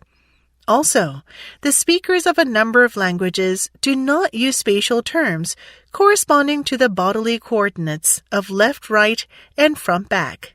One example comes from the Tenejapa-Tzeltal of Mexico. Their language uses no relative frame of reference, and therefore has no terms for spatial reference that would correspond to left, right, front, and back. Although terms exist for left hand and right hand, they do not extend to other parts of the body or to areas external to it. Number 2. Languages are far more similar than had previously been thought, and that universality suggests that the human brain is designed to understand the world in certain ways, which may also correspond to the structure of reality. Thus, all languages have nouns and verbs, modifiers, adverbs and adjectives, and names and pronouns. Languages may differ as to the sequence of words in a sentence, e.g., verb in the middle or at the end, but sentences are always used. Therefore, individuals belonging to a particular community may not follow the language habits of that community. Even the sequence of words does not vary as widely as it could. Steven Pinker says that there are 128 possible orderings of the main parts of a sentence, but most languages use one of only two of those possibilities. Crucially, most languages seem to have an almost identical list of concepts, and as a result, nearly all words and sentences can be translated effectively from one language into another. Number 3. Some performers manipulate the style of their product to shift the incentives of critics to pay attention. Richard Posner cites Shakespeare, Nietzsche, Wittgenstein, and Kafka as figures who owe part of their reputation to the puzzling and perhaps even contradictory nature of their writings. Unclear authors, at least if they have substance and depth, receive more attention from critics and require more textual interpretation. Individual critics can establish their own reputations by studying such a writer and by promoting one interpretation of that writer's work over another. These same critics will support the inclusion of the writer in the canon to promote the importance of their own criticism. In effect, deep and ambiguous writers are offering critics implicit invitation to serve as co-authors of a broader piece of work. Critics respond by examining these works more closely and spreading their fame more widely. Unit 28. Gateway. The growing complexity of computer software has direct implications for our global safety and security, particularly as the physical objects upon which we depend, things like cars, airplanes, bridges, tunnels, and implantable medical devices, transform themselves into computer code. Physical things are increasingly becoming information technologies. Cars are computers we write in, and airplanes are nothing more than flying Solaris boxes attached to bucketfuls of industrial control systems. As all this code grows in size and complexity, so too do the number of errors and software bugs. According to a study by Carnegie Mellon University, commercial software typically has 20 to 30 bugs for every 1,000 lines of code. 50 million lines of code means 1 million to 1.5 million potential errors to be exploited. This is the basis for all malware attacks, and that take advantage of these computer bugs to get the code to do something it was not originally intended to do. As computer code grows more elaborate, software bugs flourish and security suffers, with increasing consequences for society at large.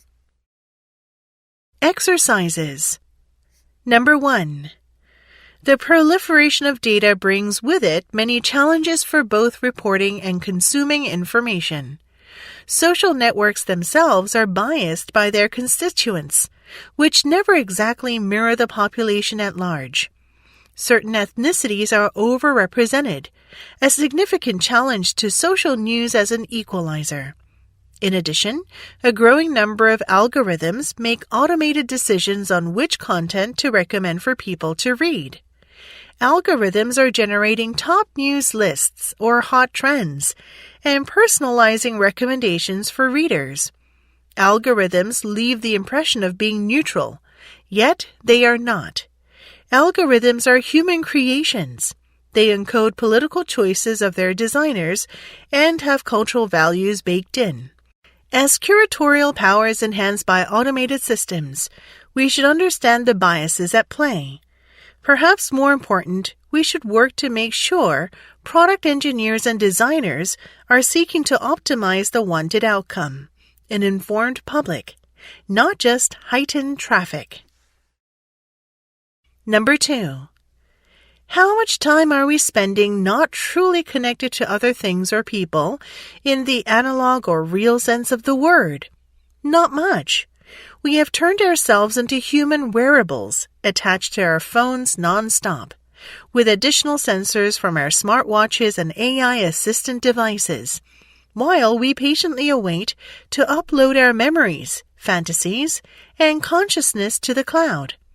In a relatively short time frame, we quickly transitioned from the Internet to the Internet of Things, and now the You of Things, a concept that sees our bodies as part of an enormous sentient digital network, and our entire existence downgraded to the status of our smart TVs and refrigerator.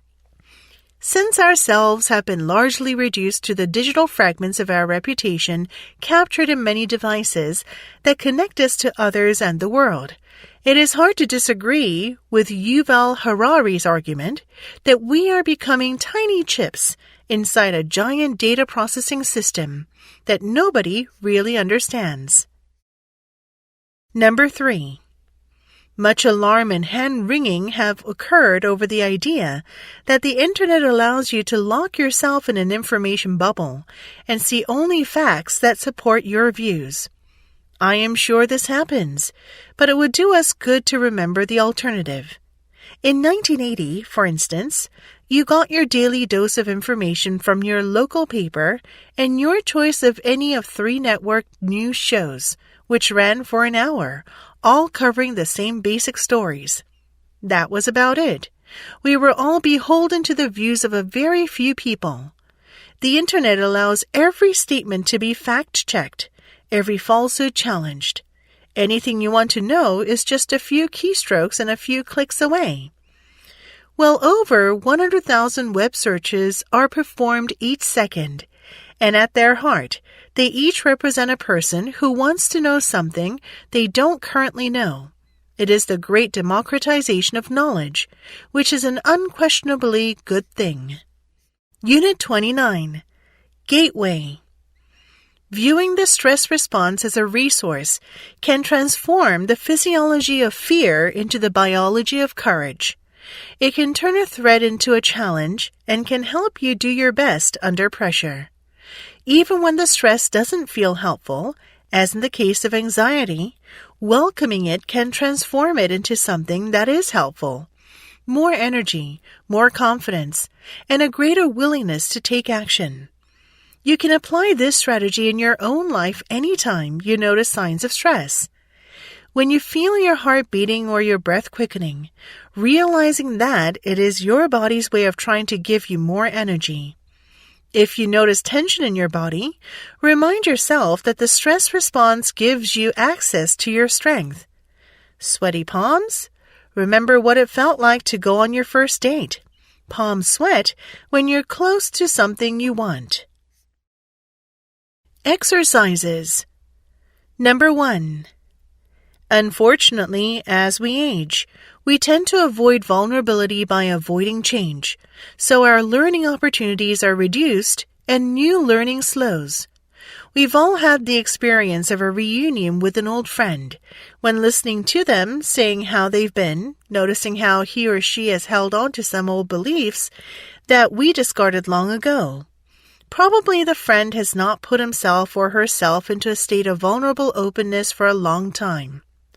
Personal growth involves trying out new behaviors, attitudes, and beliefs. Trying out something makes us vulnerable to failure and ridicule. When learning, we make mistakes. We look foolish, even absurd. Who likes that? Willingness to take chances in life, to try new experiences, challenges, or activities, even though the outcome is unsure, demands being vulnerable while doing so. Open-mindedness is one of those activities that we must do deliberately, because we are naturally inclined to avoid the vulnerability it entails. Number 2.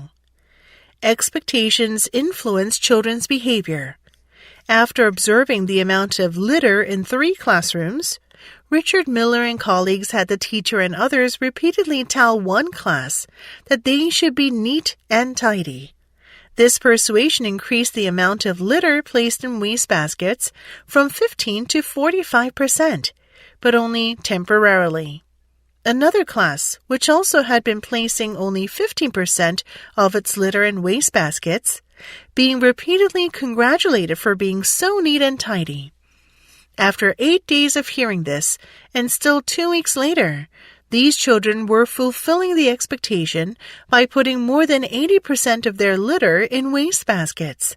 Tell children they are hardworking and kind, rather than lazy and mean, and they may live up to their labels. Tying the identity to the self is important. Children who were asked to be a helper were more likely to help in later tasks than those asked to help. When children think of themselves as tidy and helpful, they become tidy and helpful. Number 3. If maintenance of a balance in a relationship requires much work, why bother aiming for the middle ground? The wonderful thing about relationships is that with the proper maintenance, the whole is greater than the sum of its parts.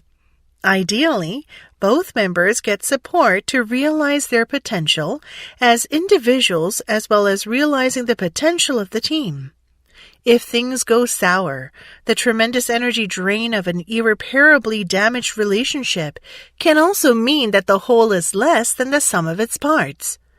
Pooling resources, as in a joint savings account, makes them optimally large. But if one person only deposits and the other person only withdraws, checks are going to start bouncing. Similarly, if only one person in a relationship is performing maintenance and the other is indifferent, their joint account will also wind up with insufficient funds. Overdraft protection might cover everyday necessities, but it won't help when something big comes around.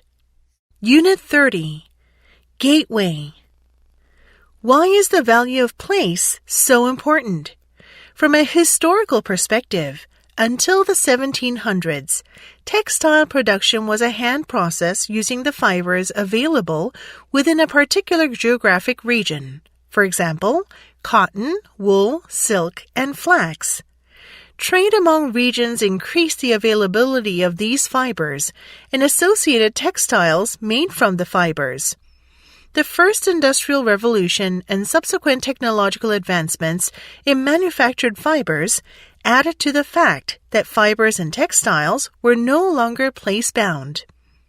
Fashion companies created and consumers could acquire textiles and products made from textiles with little or no connection to where, how, or by whom the products were made.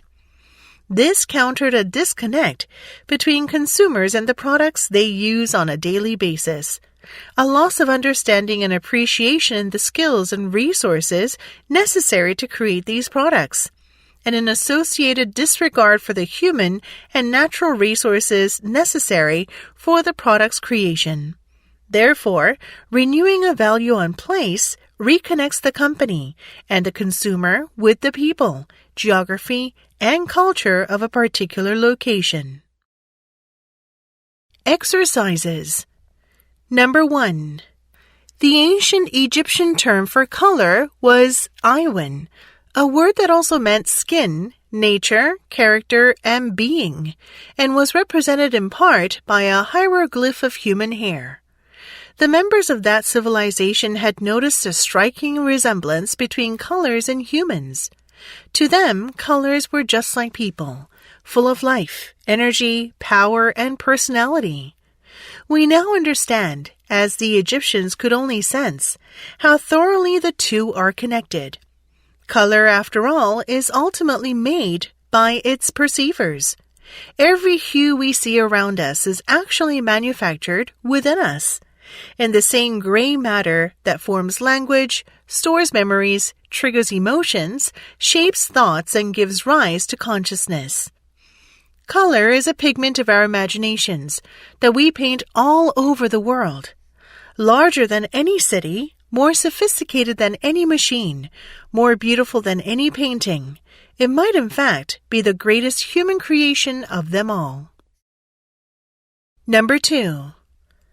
Bentham, the 18th century utilitarian philosopher who promoted the social benefits of mass surveillance, designed a panopticon, a circular building where those to be observed, whether prisoners, workers, patients, or students, were placed in cells or rooms lined along an outside wall. An inspector sat in a booth at the center of the circle, unseen by those being watched, but able to see them. According to Bentham, even though this inspector could not observe every resident at every moment, simply knowing that they could be seen would be enough to make prisoners behave and keep workers and students on task.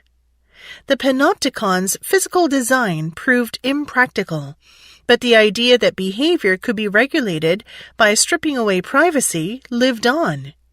Closed-circuit television, both on our streets and inside public and private spaces, is the modern, subtle, and more practical version 2.0 of that first architectural panopticon.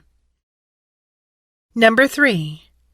The mode of consumption has been changing from ownership to access during recent years because of the shift in consumers' perception of value and the advancement of technology. With the advent of online platforms that has made unlimited number of tangible and intangible resources accessible, ownership has lost its value in the consumer's mind. Consumers believe that access to resources is associated with fewer risks than ownership. For example, they believe that the potential financial and social loss is greater in the purchase of a product than in the free or fee-based access to the product. However, a vast majority of consumers prefer shopping online on their mobiles or tablets from the comfort of their homes or offices, rather than going to a physical store and facing a limited stock of items and pushy sales assistants. All these new changes and beliefs have created a sharing practice named sharing economy, in which individuals share their resources with others through online networks and promote the culture of collaborative consumption. Sharing economy practices, which are seen in different sectors, have become very popular and started to disrupt traditional businesses. Unit 31. Gateway. The role that sleep plays in evolution is still under study. One possibility is that it is an advantageous adaptive state of decreased metabolism for an animal when there are no more pressing activities. This seems true for deeper states of inactivity such as hibernation during the winter, when there are few food supplies, and a high metabolic cost to maintaining adequate temperature. It may be true in daily situations as well, for instance for a prey species to avoid predators after dark. On the other hand, the apparent universality of sleep, and the observation that mammals such as cetaceans have developed such highly complex mechanisms to preserve sleep on at least one side of the brain at a time, suggests that sleep additionally provides some vital services for the organism. This is particularly true since one aspect of sleep is decreased responsiveness to the environment. If sleep is universal, even when this potential price must be paid, the implication may be that it has important functions that cannot be obtained just by quiet, wakeful resting. Exercises. Number 1. Skilled clinicians pride themselves in their knowledge of diseases and treatments. Having an extensive command of anatomy and physiology, pharmacology, and the latest evidence-based breakthroughs is critical to providing competent care. But just as important is the knowledge of how illness can impact patient emotions. And although there is certainly room for individual variation, typical emotional reactions can often be anticipated. Having a sense of the normal emotions that accompany phases and stages of illness allows clinicians to think about how to incorporate the emotional domain into patient assessments and plans of care.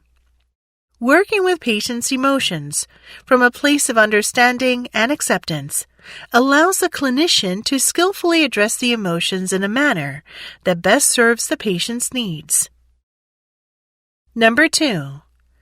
In medical sociology, a disease is considered an adverse physical state, consisting of a physiological dysfunction within an individual, as compared to illness or sickness. In actual practice, the term disease is applied rather liberally to a wide variety of conditions that do not precisely fit the definition. One of the more controversial areas relates to mental illness. It could be argued that many, if not most, mental disorders would not be considered diseases under the definition above. The same could be said of other conditions that have been identified as diseases at various times. Examples include alcoholism and drug abuse. These conditions do not necessarily have the requisite clear-cut symptomatology and underlying biological pathology. They are nevertheless frequently treated as if they were diseases. One explanation for this is clear.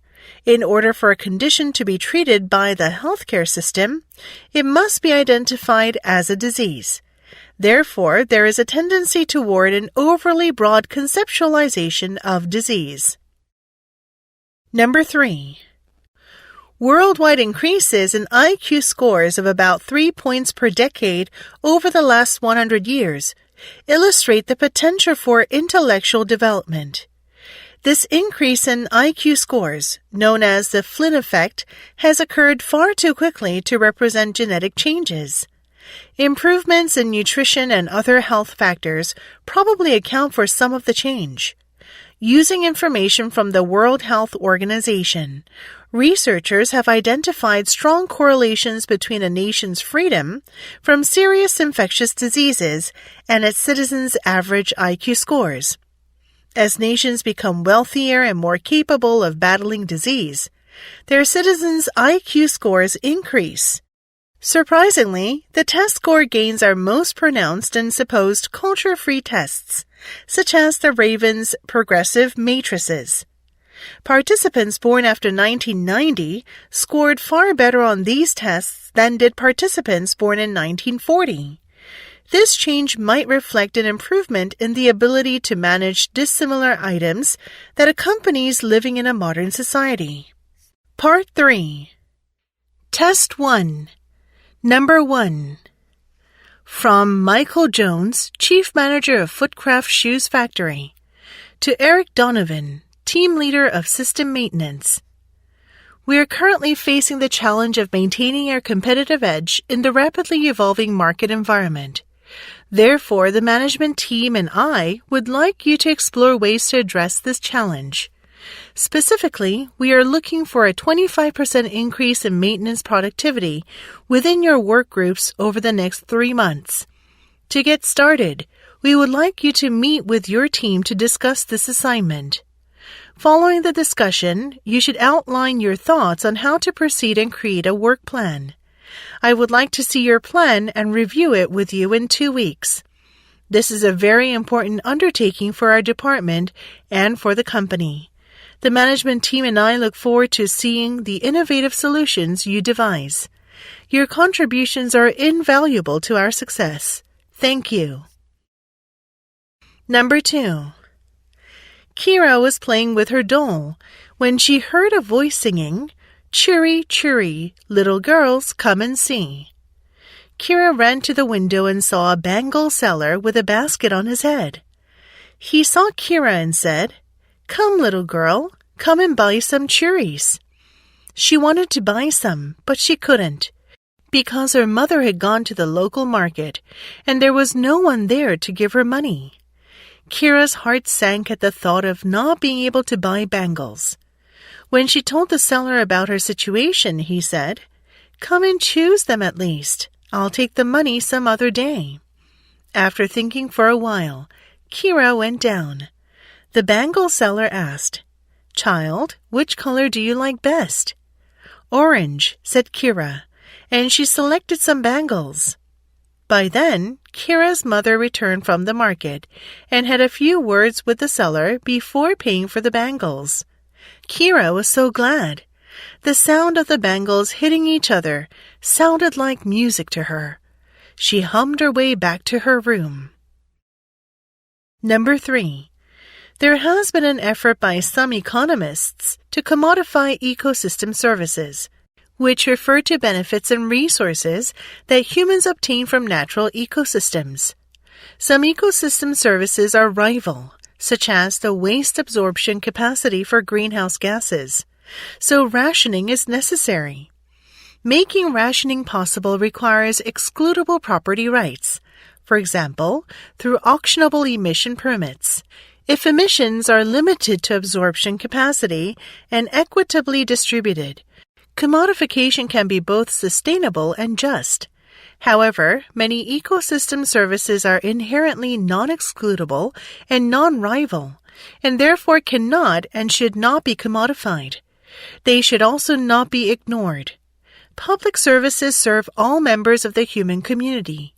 Economists recognize that these services are ill-suited to commodification and market allocation.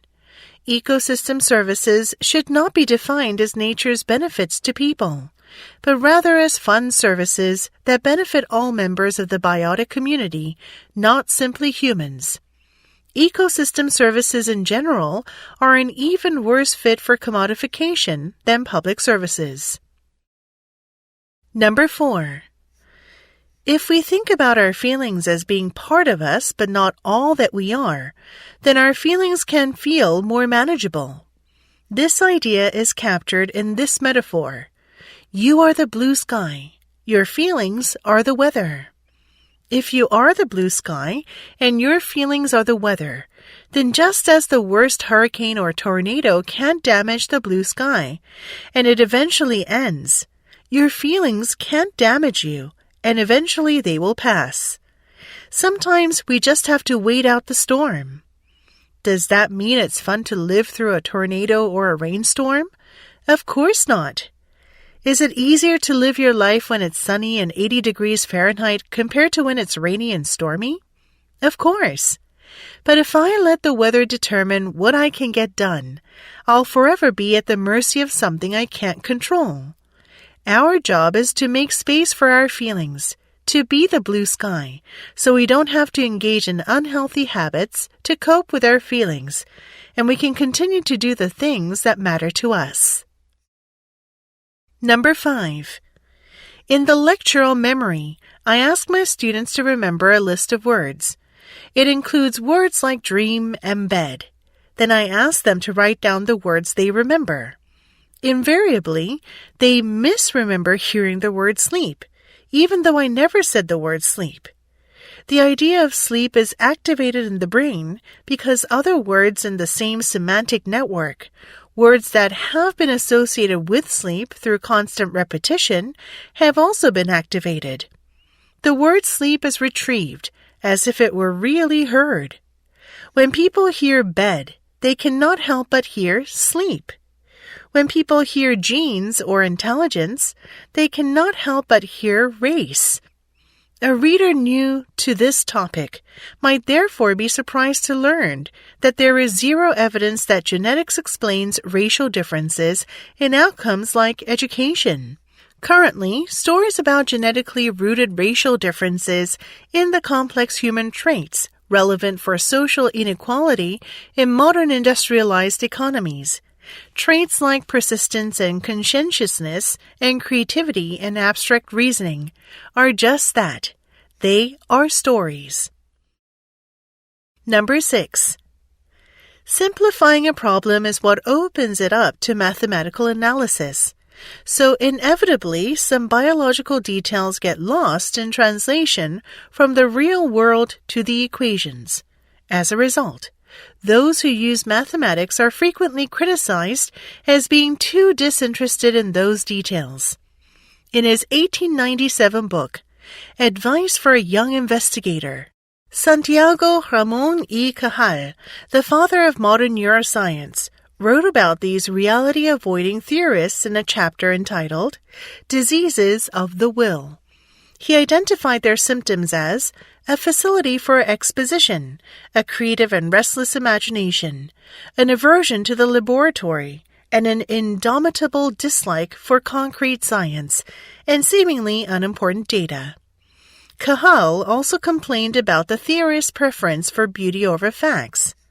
Biologists study living things that are abundant with specific traits and subtle exceptions to any rule. Mathematicians, driven by simplicity, elegance, and the need to make things manageable, silence that abundance when they put it into equations. Number 7. It's important to distinguish what humans are doing in following norms from what other animals are doing in their related patterns of behavior. An animal that decides not to pick a fight is, in most cases, simply worried about the risk of getting injured, not about some abstract norm against violence. Likewise, an animal that shares food with animals outside of its group is typically just trying to get future reciprocity, not following some norm of food sharing. The incentives surrounding true norms are more complex.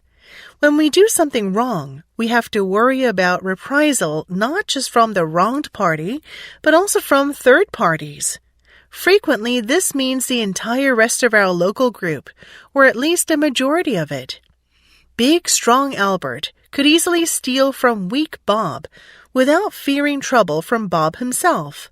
But in human groups, Albert would then face punishment from the rest of the community. Collective enforcement, then, is the essence of norms.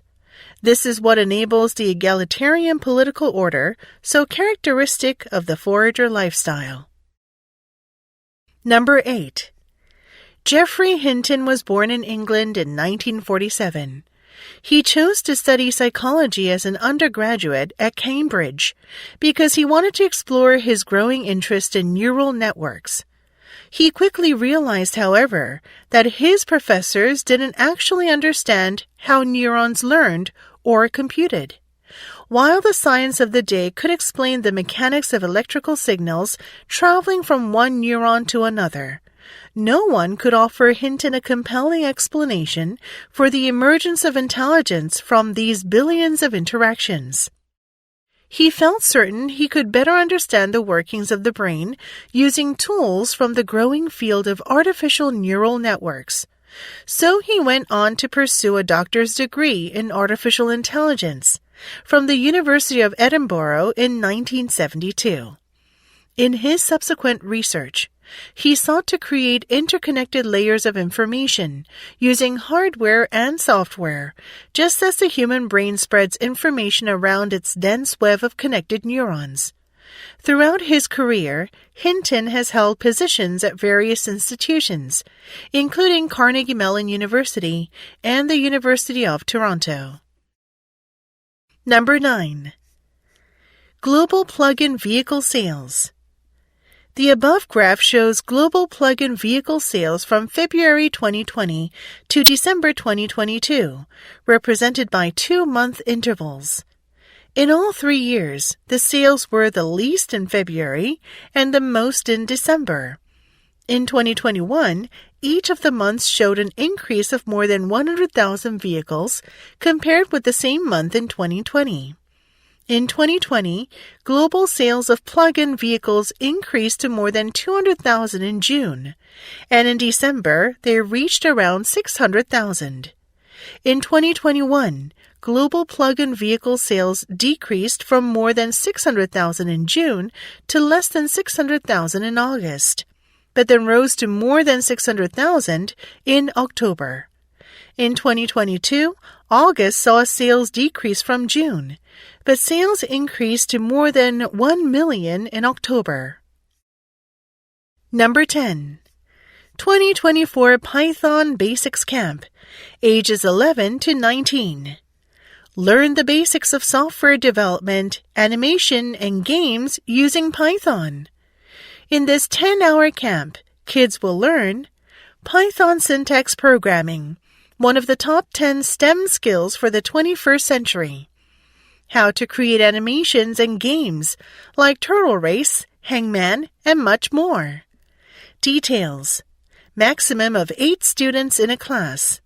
Camp fee, $410 with laptop rental, $350 without laptop rental.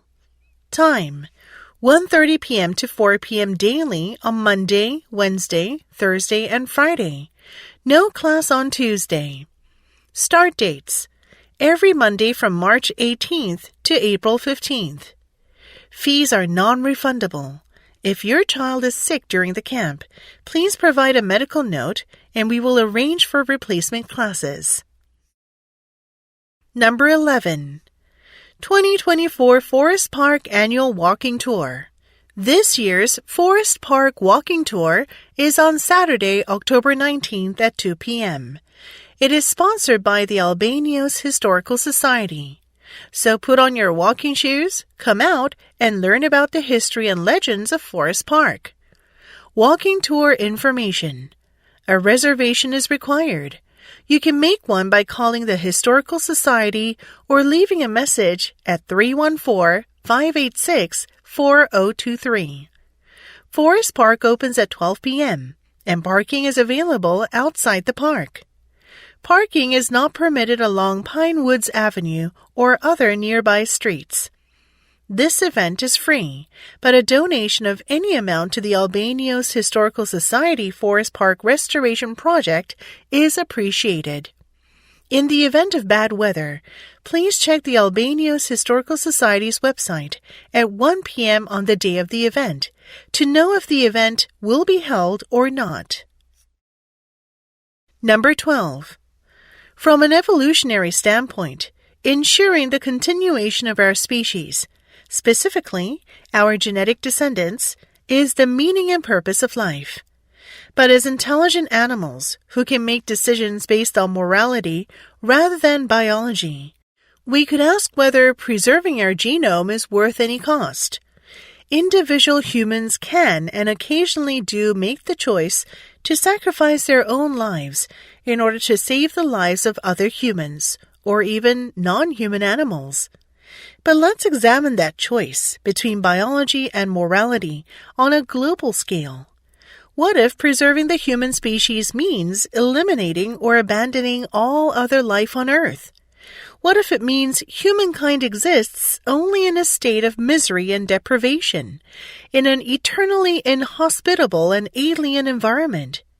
This is not to argue that space settlement will definitely result in these worst-case scenarios, but rather to ask whether there is any imaginable case when allowing or causing humans to become extinct is the more ethical choice. Number 13. In most business settings, it is desirable to put competitors out of business. Naturally, fewer competitors mean more available customers. However, this is not always the case in sport.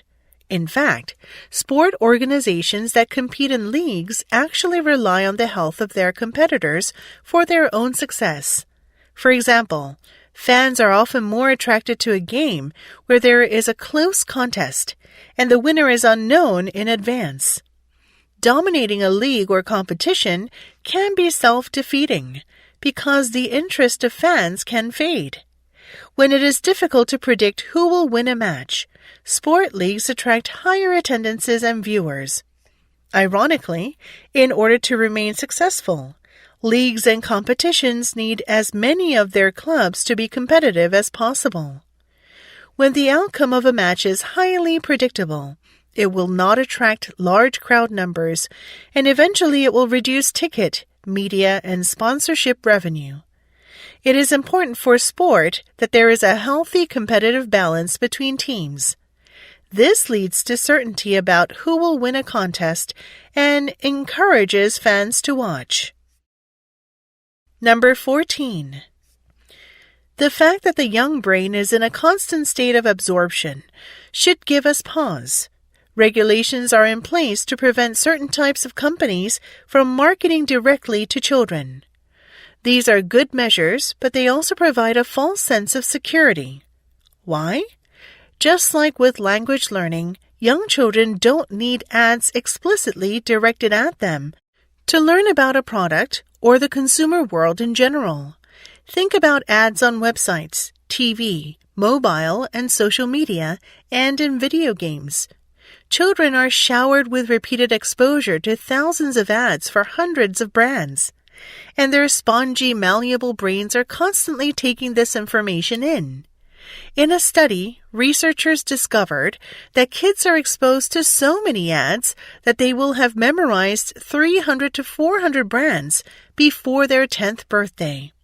Creepily, children grow up forming relationships with a select number of these brands that last well into the future, like friends you didn't know they had. Number 15. People often think that personality traits such as kindness are fixed. But our research with groups suggests something quite different. The tendency to be altruistic or exploitative may depend heavily on how the social world is organized.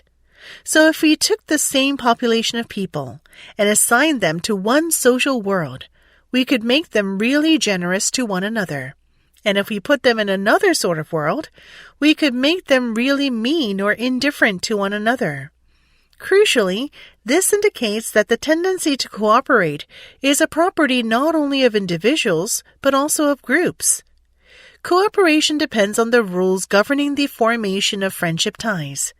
Good people can do bad things, and vice versa, simply as a result of the structure of the network which they belong to, regardless of the convictions they hold or that the group shares. It is not just a matter of being connected to bad people. The number and pattern of social connections is also crucial. Aspects of the social suite, such as cooperation and social networks, work together. Number 16. Our natural survival instinct is to seek comfort in temperatures that keep us around 68 to 72 degrees Fahrenheit, 20 to 22.2 degrees Celsius. By getting outside of this comfort zone and stressing the cellular functioning of the body, either by using heat and cold in the same session or focusing on one temperature extreme, we strengthen our physiological systems. We lower our daily breathing rate, improve our muscle tissue, and raise our threshold for handling stress. Evidence shows that we are at our best, physically harder, mentally tougher, and spiritually sounder. After experiencing the same discomforts our early ancestors were exposed to every day. The lack of temperature change caused by indoor lifestyles and misalignment with nature has taken us far from our ancestral upbringing, and it continues to weaken the nervous system. By intentionally placing ourselves into the heat or cold, we become our best physically, mentally, and even spiritually. Number 17. Suppose a child plays at make-believe. She barks, crawls on all fours, and says, "I'm a puppy." In order to make the claim, her brain must construct the key proposition, "I'm a puppy," as well as contain the information that puppies bark and walk on all fours.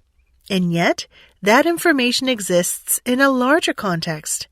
The brain contains a vast net of information, including, "I'm not really a puppy," "I'm making it up to play a game," "I'm a little girl," and so on.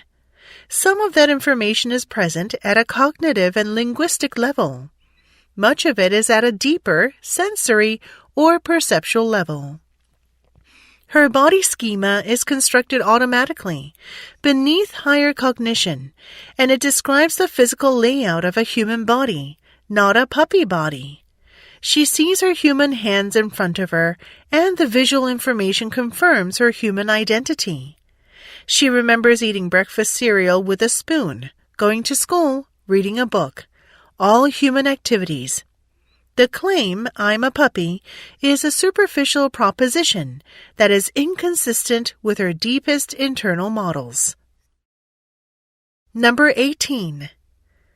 Your children establish their social comfort and skills early in their lives by observing you in your own social life and through the social experiences they have.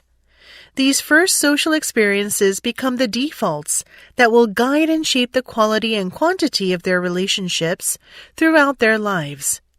Genetics clearly has an influence on these defaults. Research has demonstrated that children are born with a certain temperament, including where they lie on the continuum of introversion and extroversion.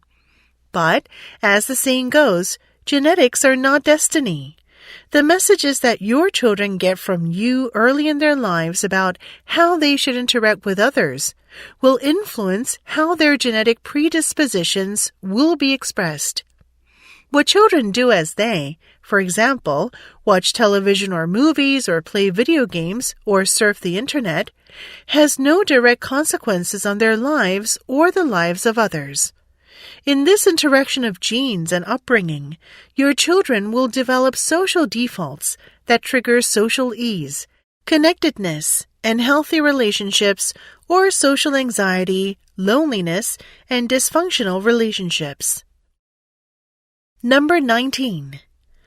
When different cultures meet, whether at the societal level or in the company, ideas about how things should be done often clash.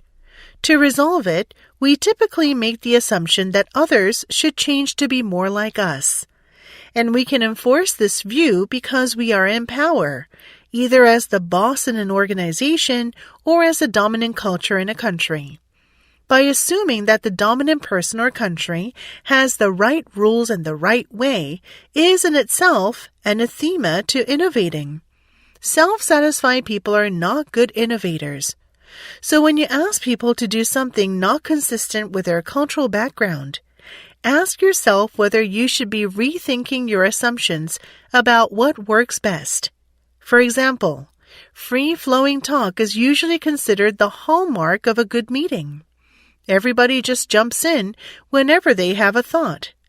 However, in some cultures, this is considered rude and pushy, so some people with excellent ideas may not speak up. One solution might be to strengthen their group skills, but other methods are to occasionally ask everyone to express an opinion in turn, ask for ideas in writing, or table an idea on someone else's behalf. Number 20.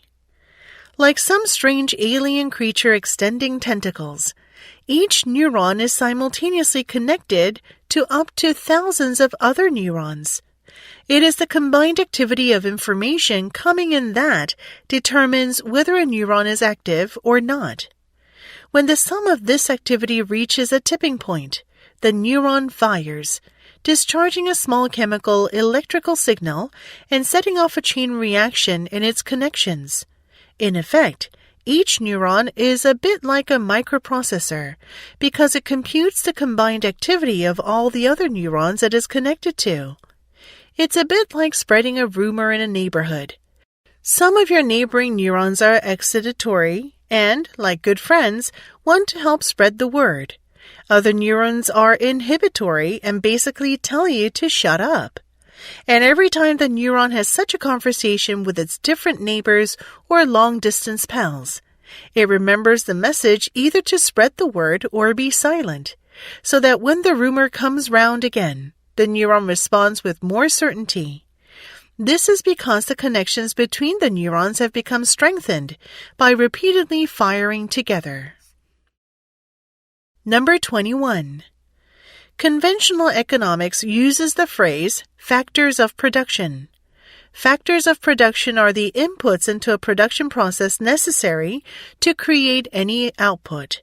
For example, when you make a pizza, you need a cook, a kitchen with an oven, and the raw ingredients.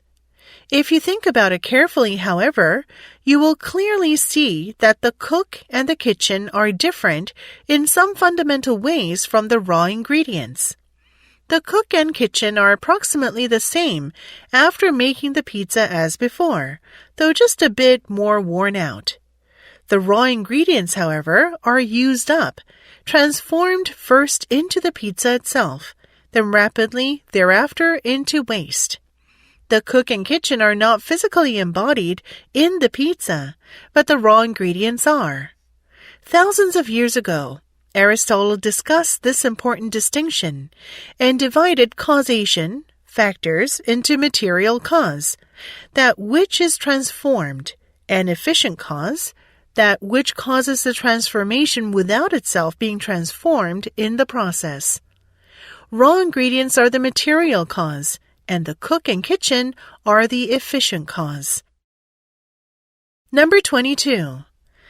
A society needs to raise children to replace its members who die, or the society would disappear over a couple of generations. One could, therefore, think of the production of children as a positive externality. Those who do not have children benefit from the child-rearing labors of those who do. They enjoy a society of varied ages in which to live as they grow older, and a labor force of younger people is available to support them in their retirement. Should all then share in the economic costs of raising children?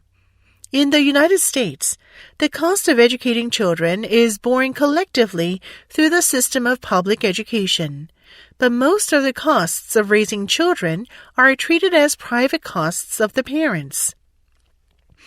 In about half of the world's states, however, the full society assumes some of the responsibility for all costs of child rearing by giving direct grants to families with children. These grants are often pegged to the median income of workers in the country. The government might give 10% of the country's median income to any family with 2 children, for example. Number 23. Primates are capable of sophisticated forms of reasoning in naturalistic settings, especially when their food or position in the social hierarchy is in danger. However, it is unclear how versatile their relational reasoning might be. In the 1940s, the primatologist Harry Harlow made an interesting discovery. In a series of experiments, monkeys learned to choose between 2 visual objects, one of which was rewarded and one was not. Harlow noted with surprise that each time the task was restarted with 2 entirely novel objects, the monkeys learned slightly faster. In fact, their performance continued to accelerate over hundreds of new object sets, until eventually the monkeys could respond almost perfectly from the second trial onwards. Harlow argued that over the course of repeated pairings, the monkeys had learned how to learn. It seems that the monkeys learned something abstract about the relations between the 2 stimuli in each pairing, that if one was rewarded, the other was not. By generalizing this knowledge to new pairings, they could learn even faster. Human children tested in a comparable fashion showed the same ability. Harry Harlow's experiments show that primates, like humans, can apply abstract relational reasoning in a different context, which happens faster with increased exposure to stimuli. Numbers 24 and 25. In the 1930s, the English psychologist Sir Frederick Bartlett proposed that we gradually build up our knowledge of the world from events we experience, and that these experiences are then clustered in organized mental structures he called schemata. In turn, these schemata, or schemas, are used up to help us understand new experiences and form frameworks in which to remember them. One potential downside of this arrangement is that it is relatively difficult for us to understand and remember information and events that do not fit our current schemata. One of Bartlett's classic demonstrations was to present an unusual North American folktale to an English university student to learn and recall. The student's written recall differed from the original by being shorter and omitting a number of details. This first student's written recall was then given to a second student to learn and recall, with the result that more unusual details were dropped out of his reproduction. But other details were added, apparently to make the story more coherent and comprehensible to English ears. This procedure was repeated until a series of 10 students had learned the previous reproduction and produced their own versions. By the end of the series, the reproductions were much shorter. The supernatural details in the original had been lost, and the whole tale was closer to the experience of English university students in the 1930s. This demonstration thus illustrates the constructive nature of remembering and the effects of beliefs and attitudes on recollection and understanding. Gossip serves as a commonplace example that is counter to Bartlett's findings, with a story progressively changing as it travels across tellings. To return to metaphors for a moment, human memory is not like a tape recorder. Numbers 26 through 28. Mary, a young violist, played a slow saraband by Bach during a presentation Theresa Adams made at the Music Educators National Conference in San Antonio, Texas. The piece requires sustained control of the bow arm, a warm tone, and precise pitch. Being very shy, Mary was noticeably self-conscious, playing before this large gathering of educators. While rehearsing for the performance, she had a very hard time controlling her anxiety. Mary had difficulty keeping her bow from shaking, and her tone was thin and scratchy. Theresa could see that Mary had a warm feeling for the music she was playing, but that she felt too inhibited to express it. Theresa spoke to Mary privately for a few moments, so that the audience wouldn't know what instructions she had given to Mary. Theresa asked Mary who her favorite Bach violist was, and she replied that it was Martha Katz, and she wanted to play the saraband like her.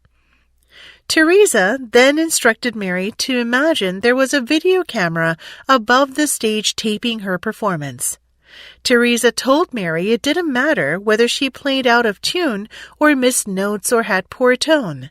All that mattered was that she should look the way Martha Katz looked while playing Bach.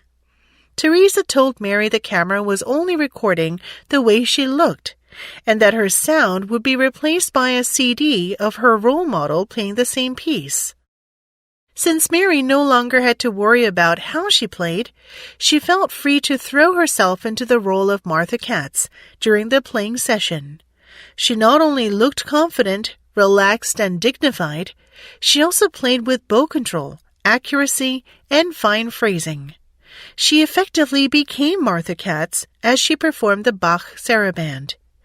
The audience was shocked by her playing and curious to know what instructions Theresa had given her that had produced such a marked effect. And Mary realized that although she had been imagining she was Martha Katz, she was still the one playing the viola. Test 2. Number 1.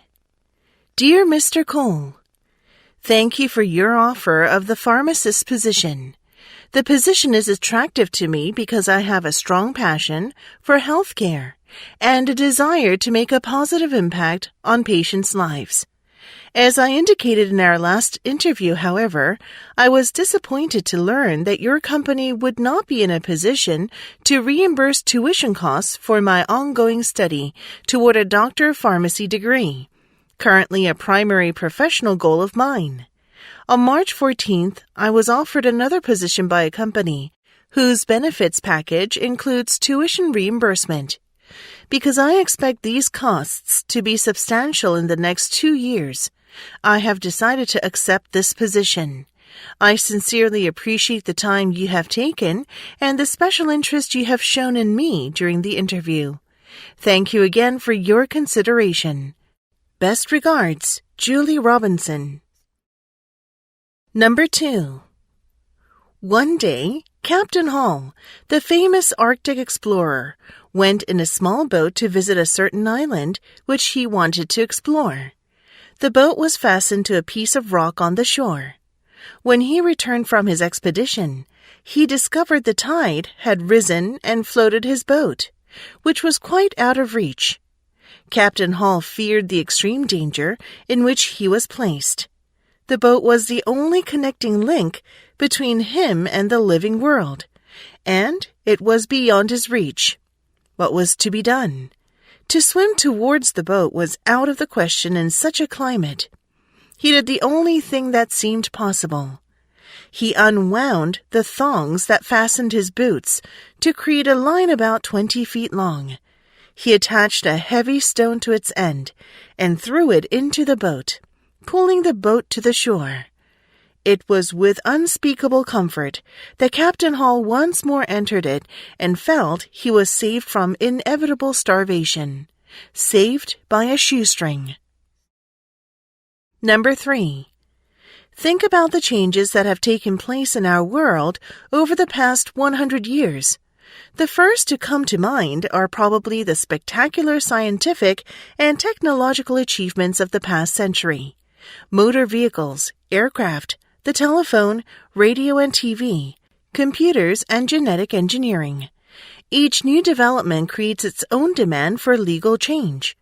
Consider, for example, the vast body of law which has grown up around the motor vehicle. There are regulations governing such matters as the construction and maintenance of motor vehicles, the conduct of drivers on the road, and even where vehicles may be parked. Indeed, almost half of the criminal cases tried by magistrates' courts are directly related to the use of motor vehicles. The increasing volume of traffic on the roads and the resulting inexorable rise in traffic accidents have also led to developments in the civil law, especially in the areas of the law of tort and insurance. Number 4. Sometimes pursuing the truth about some question would be morally worse than not pursuing it. This may be because, as in the case of nuclear weapons research, the answer itself may prove dangerous or harmful. But it may also be because the manner of pursuing that truth is dangerous or harmful, or simply morally wrong independently of its consequences. Consider the Nazi or Tuskegee experiments.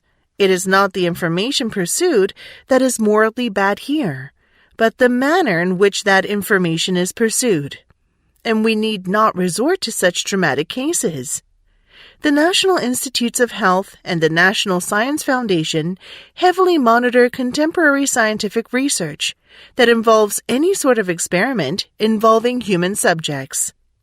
In cases where the only way in which we can obtain certain scientific information is harmful to other people, we generally feel, rightly, that the information is not worth pursuing, all things considered. So in deciding whether to pursue a particular line of inquiry, we must first determine whether pursuing that line might conflict with our other values, moral or otherwise. Number 5. As parents, we spend countless hours debating on the freedoms we should allow our children. Too much freedom may lead to mischief, while not enough may stifle their growth. How much should be allowed? I am always reminded of a circus elephant when in a discussion on freedom. When the elephant is a baby, it learns restriction by being tethered to a small stake with a 4-foot piece of chain. The elephant is trained to know that its individual freedom is restricted to that small 4 feet. As the elephant grows stronger and larger, it still thinks that it has no more freedom outside of those 4 feet. Although the power to move that stake and run free is immense, it will not attempt to break the stake or the chains because of what it perceives as being able to. Are you a victim of your own restraints as well? Do you not move beyond your 4 feet circle because you think you are not allowed to? Be bold. Step outside your circle and see if you can grow. Without breakthroughs, there cannot be change. Number 6. The most effective way to diffuse racial ideology is to bring people from different ethnic backgrounds together under conditions that enable them to deal with one another as individuals and discover that ideologies obscure important aspects of people and the realities of their lives. However, this is difficult when teachers, coaches, and employers maintain a belief in the myth of Black natural physical talent and a lack of cognitive skills. Social scientist Alice Cashmore illustrates this with an experience of receiving a telephone call from a Black journalist writing for a major newspaper. The journalist asked why no one actually expressed what he believed to be an absolute truth, that Black athletes have a natural edge. The very fact that a talented Black journalist believed this defective theory is evidence to its power and the difficulties in escaping expectations based on racial ideology. When such myths maintain credibility in society, Black people are regarded as unsuited to or unwanted for study, work, and other activities that demand mental rather than physical skills. Number 7. Negotiators can make options more palatable by enhancing the attractiveness of accepting them. This is a matter of placing emphasis on the positive rather than the negative. In the language of traditional carrot-and-stick tactics for motivating workers, the approach should make the carrot more attractive rather than enlarging the stick. Promises and offers can be made more attractive in several ways, maximizing the attractive qualities and minimizing the negative ones, showing how the offer meets the other party's needs, reducing the disadvantages of accepting the offer, making offers more credible by providing third-party references or factual support, or setting deadlines on offers so they expire if not accepted quickly. Many would argue that these are common sales tricks similar to discount coupons, 2 for the price of 1 offers, today-only sales, and extra added attraction elements. They are. Negotiators can and should use the same techniques that salespeople use to move their products. Number 8. Benny Goodman is one of the greatest clarinetists of all time. Born in 1909 in Chicago, he began taking lessons at the age of 10. With a natural inborn talent, he made rapid progress and was soon playing professionally.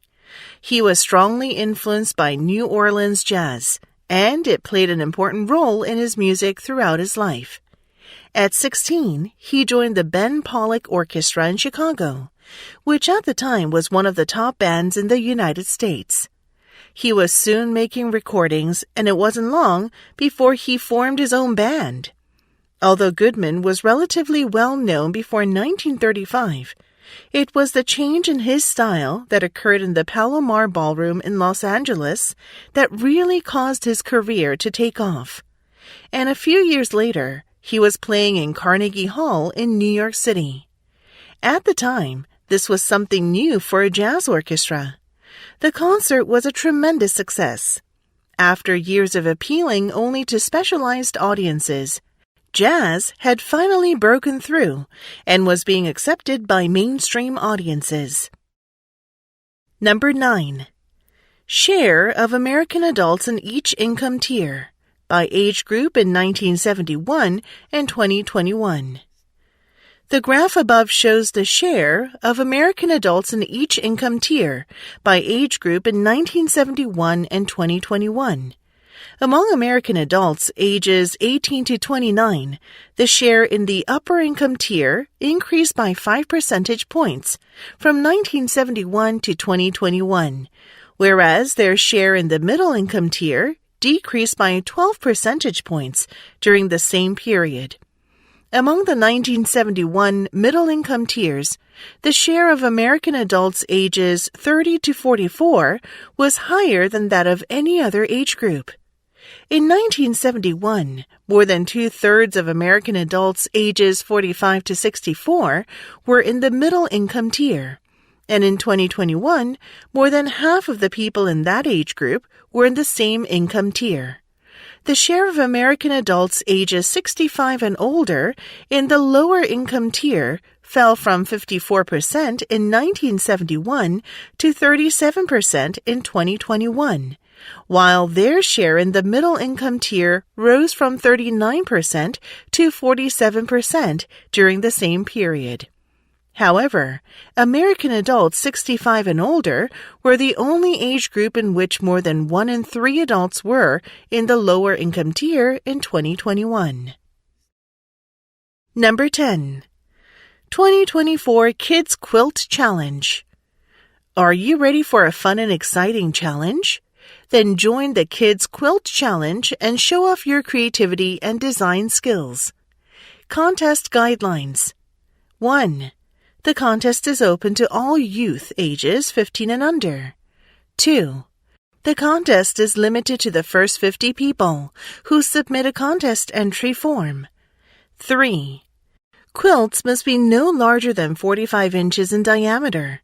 Quilting may be done by hand or by machine. 4. Contest entrants must submit their quilts via postal delivery, and they must arrive by August 9th. 5. Quilts will be displayed at the Great Wisconsin Quilt Show September 5th through 7th. Winners will be announced at the show on Saturday, September 7th. 6.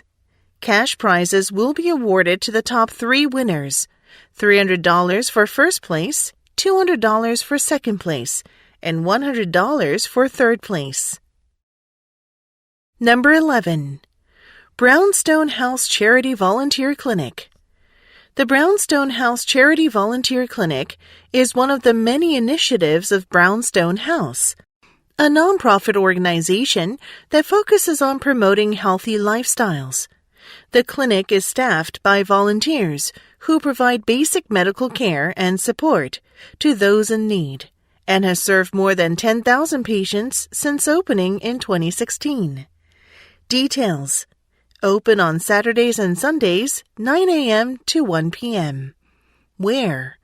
Room 210 on the second floor of the Brownstone House, 555 West Belfort Avenue. Fee: $8 for first visit and $5 for each subsequent visit. The clinic is run by appointment only. To schedule or cancel an appointment, please call Brownstone House during weekdays at 700-123-4567. Note: please do not attempt to contact doctors directly at their private offices or on their cell phones. For more information, please email us at cyn@brownstonehouseinc.org. Number 12. In the worldview of the Cree hunter, humans do not control the hunt. The fish and game are not there simply to be taken.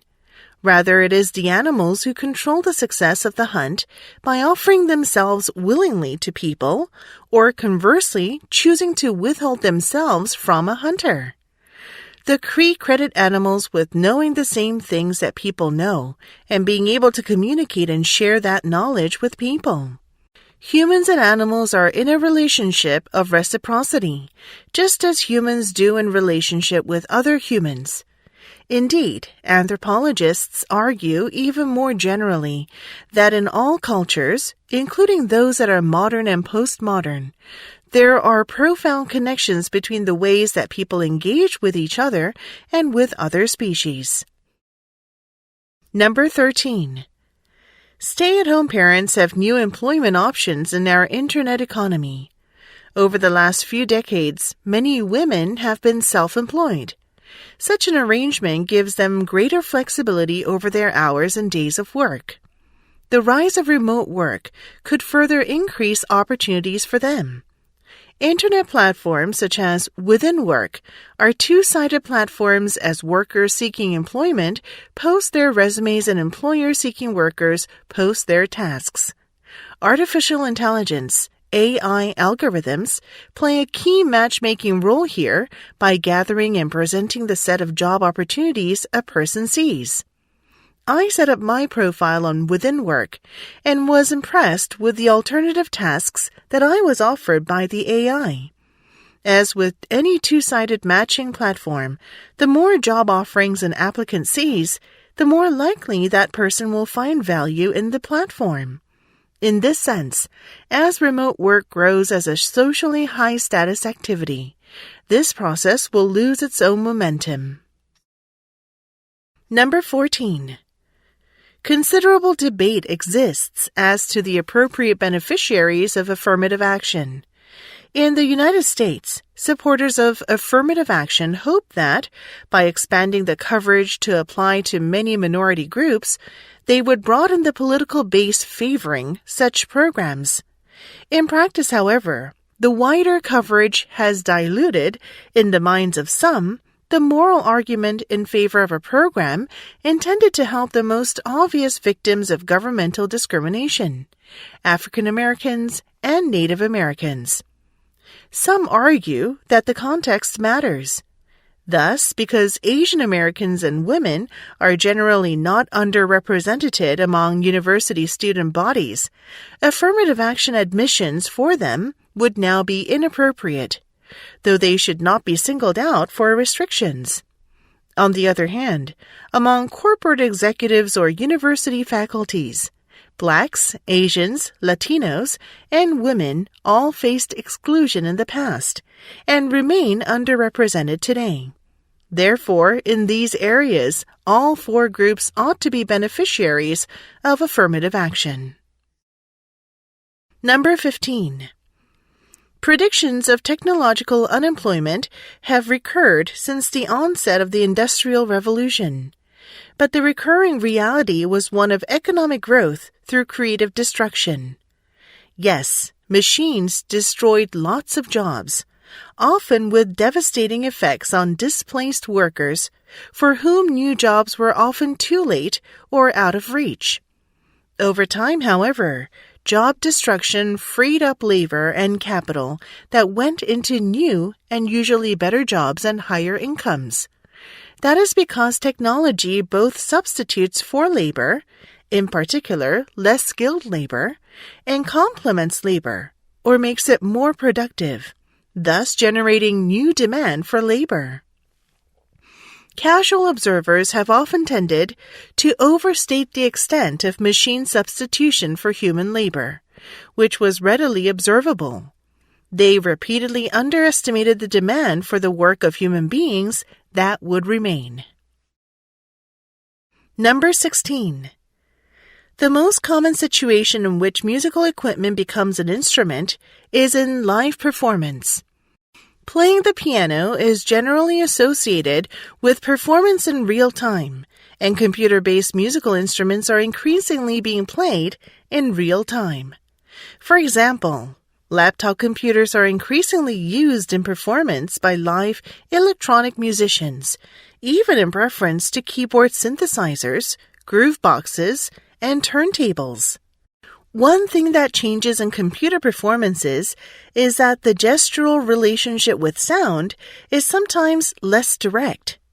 In acoustic instrument performance, the musician's gestures are translated into sound.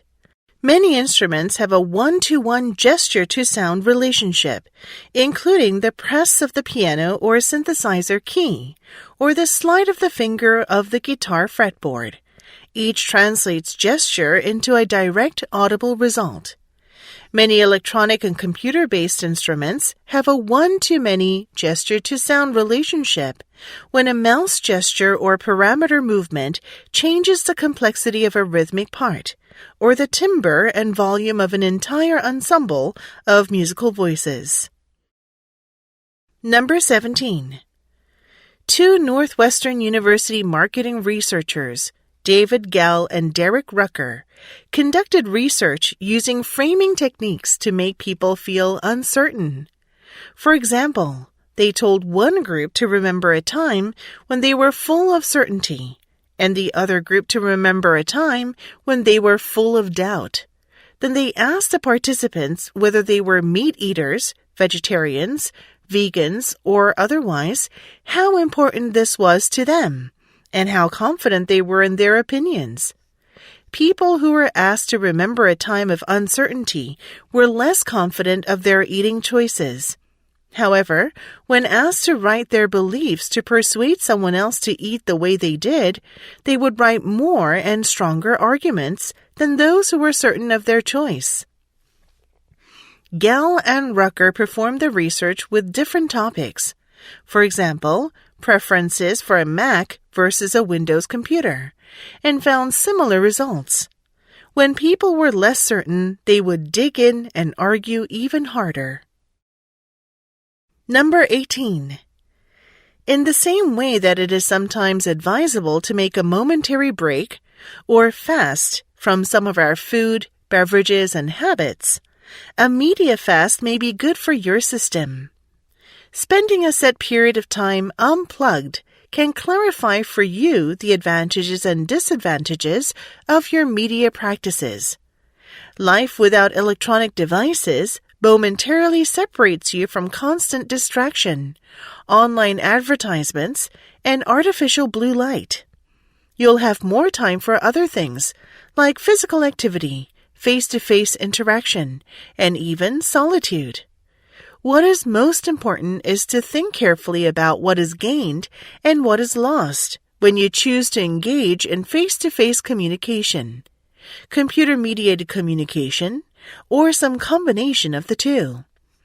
You'll also have the opportunity to reflect critically on how life in the communication age differs from older modes of living and connecting and engaging with the world. Number 19. To the extent that one can distinguish self-esteem from public esteem, the latter seems to be more important.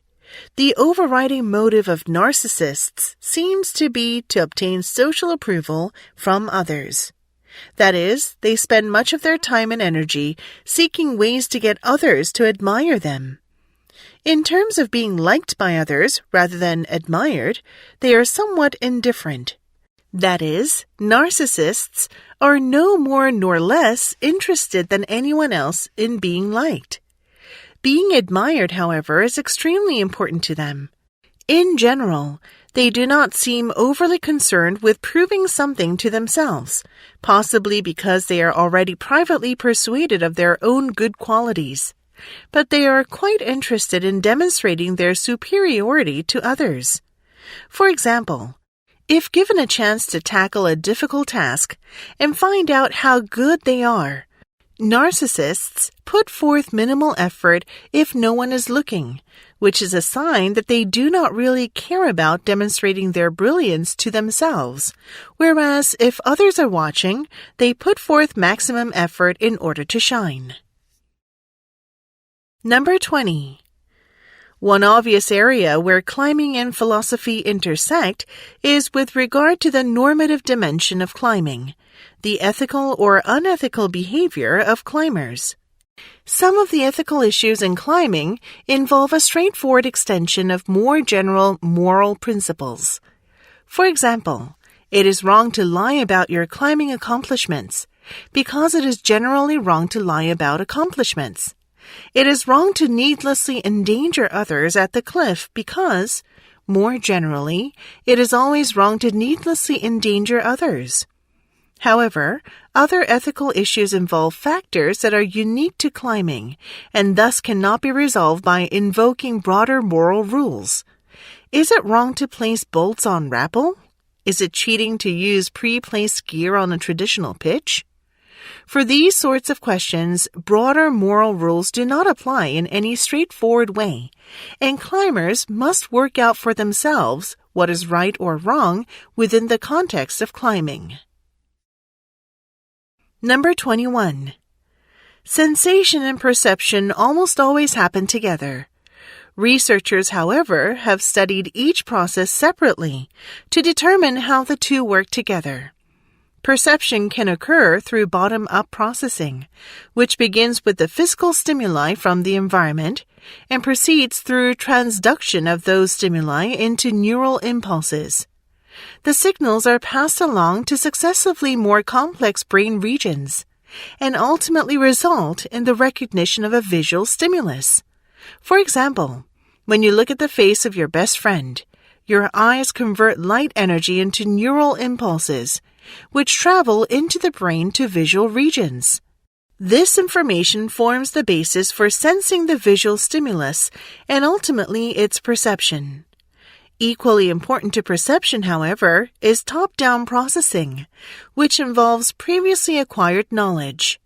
As a result, when you look at your best friend's face, brain regions that store information about what faces look like, particularly those that are familiar to you, can help you to perceive and recognize the specific visual stimulus. Number 22. The European Union, since the late 1990s, has embraced gender mainstreaming as its main strategy for addressing gender inequality in policy making. It is defined as the integration of the gender perspective into every stage of the policy process: design, implementation, monitoring, and evaluation. Gender mainstreaming is based on the understanding that all policies have the potential to impact social and demographic groups differently, thus creating and sustaining unequal power relations. For example, gender mainstreaming may explicitly consider the experiences of men, such as parental leave as a legal claim for men, or labor policies for men in female-dominated occupations, e.g., nursing. Gender mainstreaming can also apply to healthcare, equally promoting women's and men's healthcare needs. In many countries, coronary heart disease is defined through a masculine lens, influencing all areas of medical care from prevention to recovery. Not only does this lead to overlooking women's heart health needs, but it also may negatively impact men, who do not seem to fit the model of hegemonic masculinity. Number 23.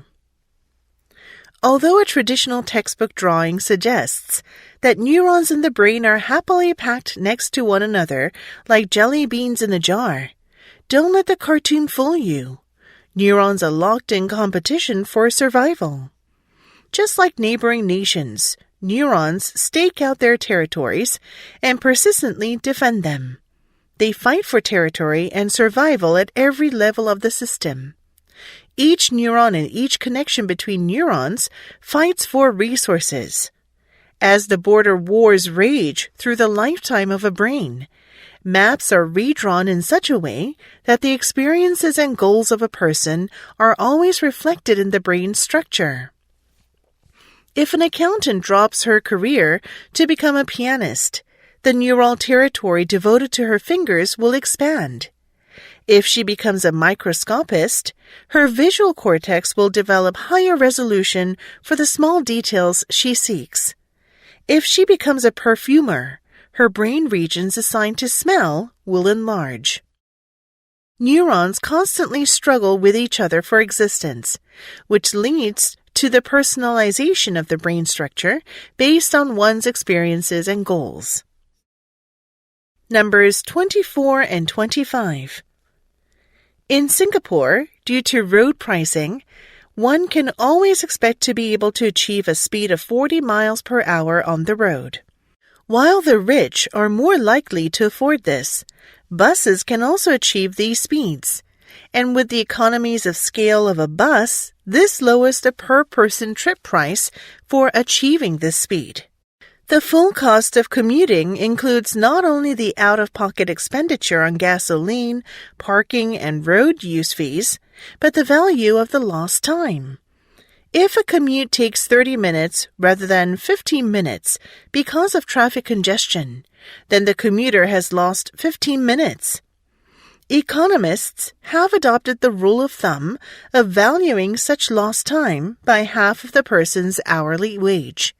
For example, if I earn $80 an hour and I lose 15 minutes stuck in traffic, then this costs me $10 in lost time. 0.25 times 80 times 0.5. To conserve on such lost time due to congestion, cities such as Stockholm, London, and Singapore have adopted road pricing. Drivers in such cities move at higher speeds and save time, but must pay more money out of pocket to travel at peak use times. One explanation for why so few cities have adopted road pricing focuses on behavioral economics. People are used to the roads being free. To an economist, this is a puzzling explanation because congested roads cost us valuable time. This time cost means that free roads are not free to use. A second explanation for the agreement to road pricing is that many poor people drive, and they prefer to pay for their commute using their time rather than paying a road use fee. Numbers 26 through 28. One hot afternoon, little William and his dad were passing through a dusty village road. It was a dry season, so little William thought the whole village road looked lonely and deserted. After walking for a long while, he asked his dad to stop somewhere for a short rest. Looking around, little William and his dad could not find a comfortable place to relax. Unable to find anywhere to rest, they were forced to keep walking under the hot, bright sun. After a few minutes' walk, little William and his dad saw a huge coconut tree far off in the distance that could provide shade from the burning sun. so they started walking faster to reach the tree. "Dad, why don't you race me to the tree?" Little William asked his dad. After letting out a short smile, he agreed to the race, and, at the count of 3, he watched little William take off like a runner. Unknowingly to little William, his dad let him win. He jumped for joy because he reached the huge coconut tree first. Little William and his dad breathed a deep sigh of relief because they were so exhausted from walking all day. They dropped all that they had with them on the ground and lay down under the huge coconut tree, which protected them from the sun, and they embraced the cool breeze in the air. Then they began to feel hungry. Little William looked up towards the huge coconut tree and said, "This huge coconut tree is useless. It doesn't have any coconuts we can eat." "My dear little William," his dad responded, "it is not good to be ungrateful to people and things around us. This tree, which you are calling useless, saved us from the hot sun."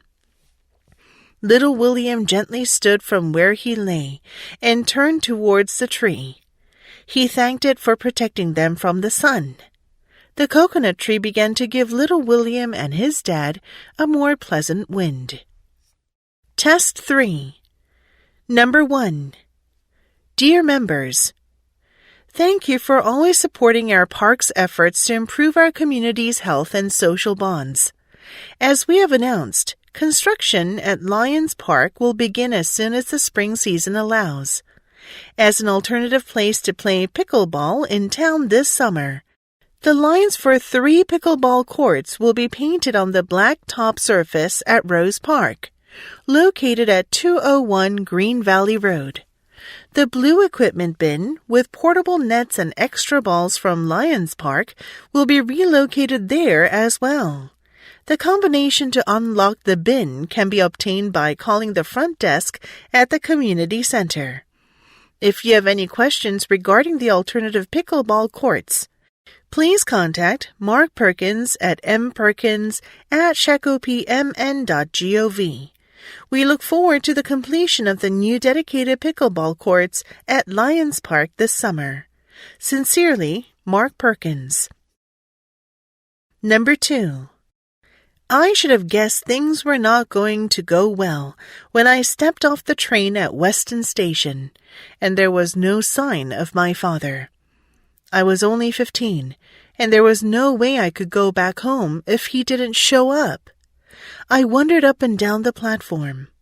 The waiting felt like forever, and I began to anxiously wonder if something bad had happened to him.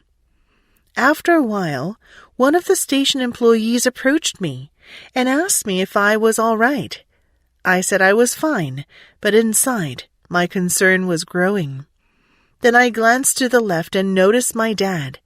At that very moment, all my anxieties disappeared. "Dad!" I shouted. I snatched my little bag from the floor and ran to him. "Sorry to keep you waiting, son," he said, ruffling my hair and pulling me close to him. "Let's go home." He smiled, and I returned his smile with an even bigger one. Number 3. Urban agriculture is moving from just a practice for earning an income and small food-producing activities to a more sustainable practice that focuses on promoting local food production as an energy-saving resource that is central to creating vital urban communities. It needs to become even more central to city planning, as food security and food safety become issues that cities need to address, along with the increase in population that is creating a strain on a global level with regards to food availability and health. In current practice, the term urban agriculture does not necessarily mean that food production itself is based on a sustainable methodology or procedure, but when combined with an ecological-based approach, it does. With the recognition of natural resource decline and the advance of environmental degradation in cities today, urban agriculture is taking on new meaning in bringing ecological-based systems back into the city as a vital part of the solution to creating more sustainable cities. This does require a paradigm shift in thinking about food as an integral part of the city's framework. Number 4. There is a tendency in some parents to treat small children as if they are much older. It seems as if they want to give the impression that their child is mature beyond his age. They ask a small child to make decisions about matters he is too young to decide.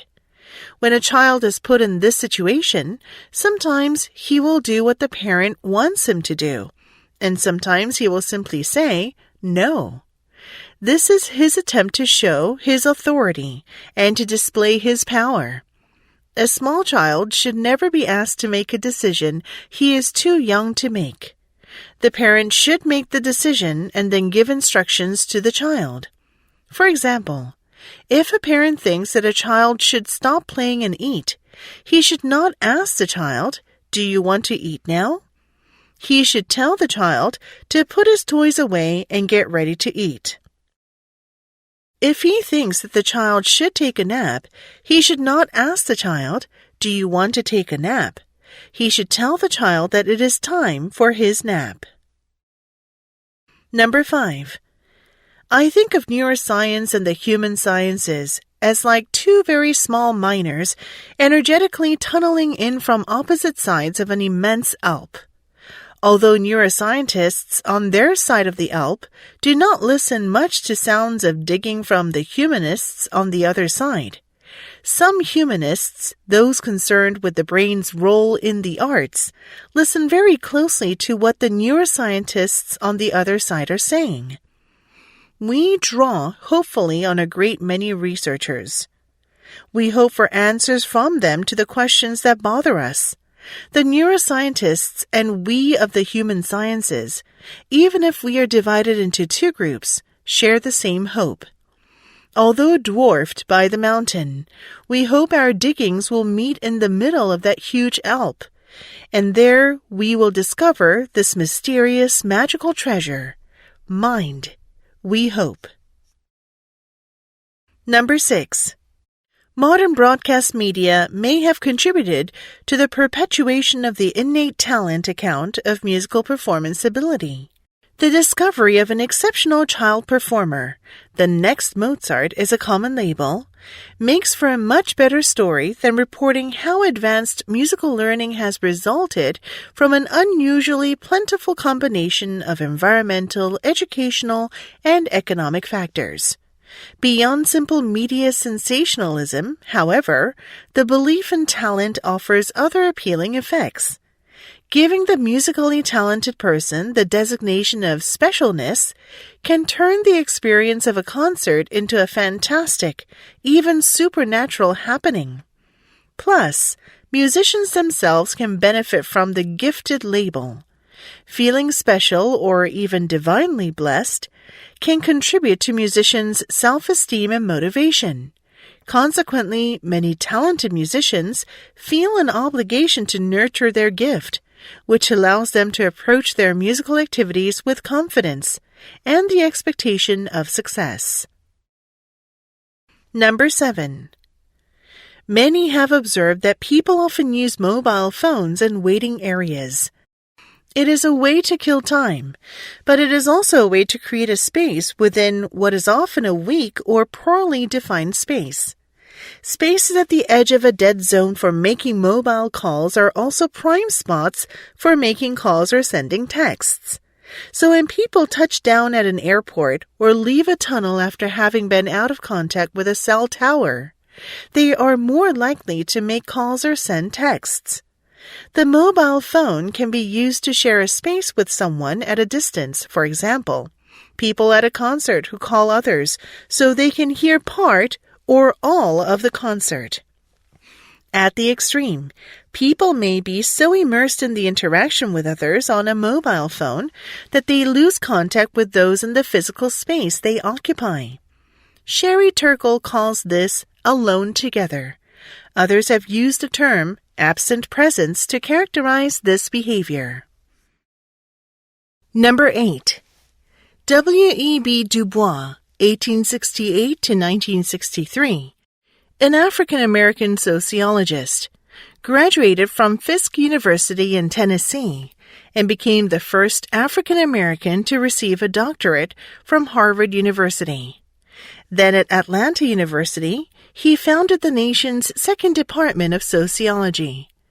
He soon began a highly productive academic career that included, among many other things, founding 2 scholarly journals and writing numerous books and articles. He focused his research and writing on the racial problems in the United States. At the same time, however, he worked hard to apply his enormous knowledge to improving society. He founded the Niagara Movement, an organization of African American intellectuals fighting for racial equality. He also helped create the National Association for the Advancement of Colored People, NAACP, and edited its influential magazine, Crisis. Later, he even advocated the use of force to achieve racial equality. Finally, seeing little improvement in race relations, he moved in 1961 to the African nation of Ghana, where he died 2 years later. Number 9. Number of women in the film industry in the U.S. Percentage of women who worked in major behind-the-scenes roles in the 250 highest-grossing U.S. films. Females in major behind-the-scenes roles 2021. The charts above show the percentage of women who worked in major behind-the-scenes roles in the 250 highest-grossing U.S. films from 2015 to 2021, and the percentage of those women in 2021 by role. Compared to 2015, the percentage of women who worked in the 250 highest-grossing U.S. films was lower in 2016 and 2017, but it was higher in 2018. In 2021, the percentage of women who worked in the 250 highest-grossing U.S. films accounted for a quarter of the total. In the same year, the percentage of female executive producers in these films was lower than that of female producers. While the share of female directors and writers in the 250 highest-grossing U.S. films in 2021 stood at 70% each, 22% of all editors were female. In the same year, among the major behind-the-scenes roles, cinematographers had the lowest percentage of women, at less than a third of the percentage of women who worked as writers. Number 10. Limber College Summer Softball Camp. Limber College is excited to host its annual Summer Softball Camp from June 14th to 16th. There are 2 camp sessions. Camp Session A, B. Ages 4 to 7 years old, 8 to 18 years old. Time 9 a.m. to 11:30 a.m., 10 a.m. to 2 p.m. Cost per person $80, $160. Camp participants are required to bring a glove and bat and wear baseball shoes. They are also encouraged to bring sunblock, a water bottle, and extra clothing/socks. Camp B participants should bring a sack lunch. Lunch is at 11:30 a.m. daily. Snacks and drinks will be available for purchase. To sign up for the camp, please contact Coach Jessica Kershaw at jessica.kershaw@limbercollege.edu. Number 11. Sunflower Park Family Camp Outing. To have a fun-filled family camping experience this summer, join the Sunflower Park Family Camp Outing. There will be activities such as a nature walk, fishing competition, campfire games, and more.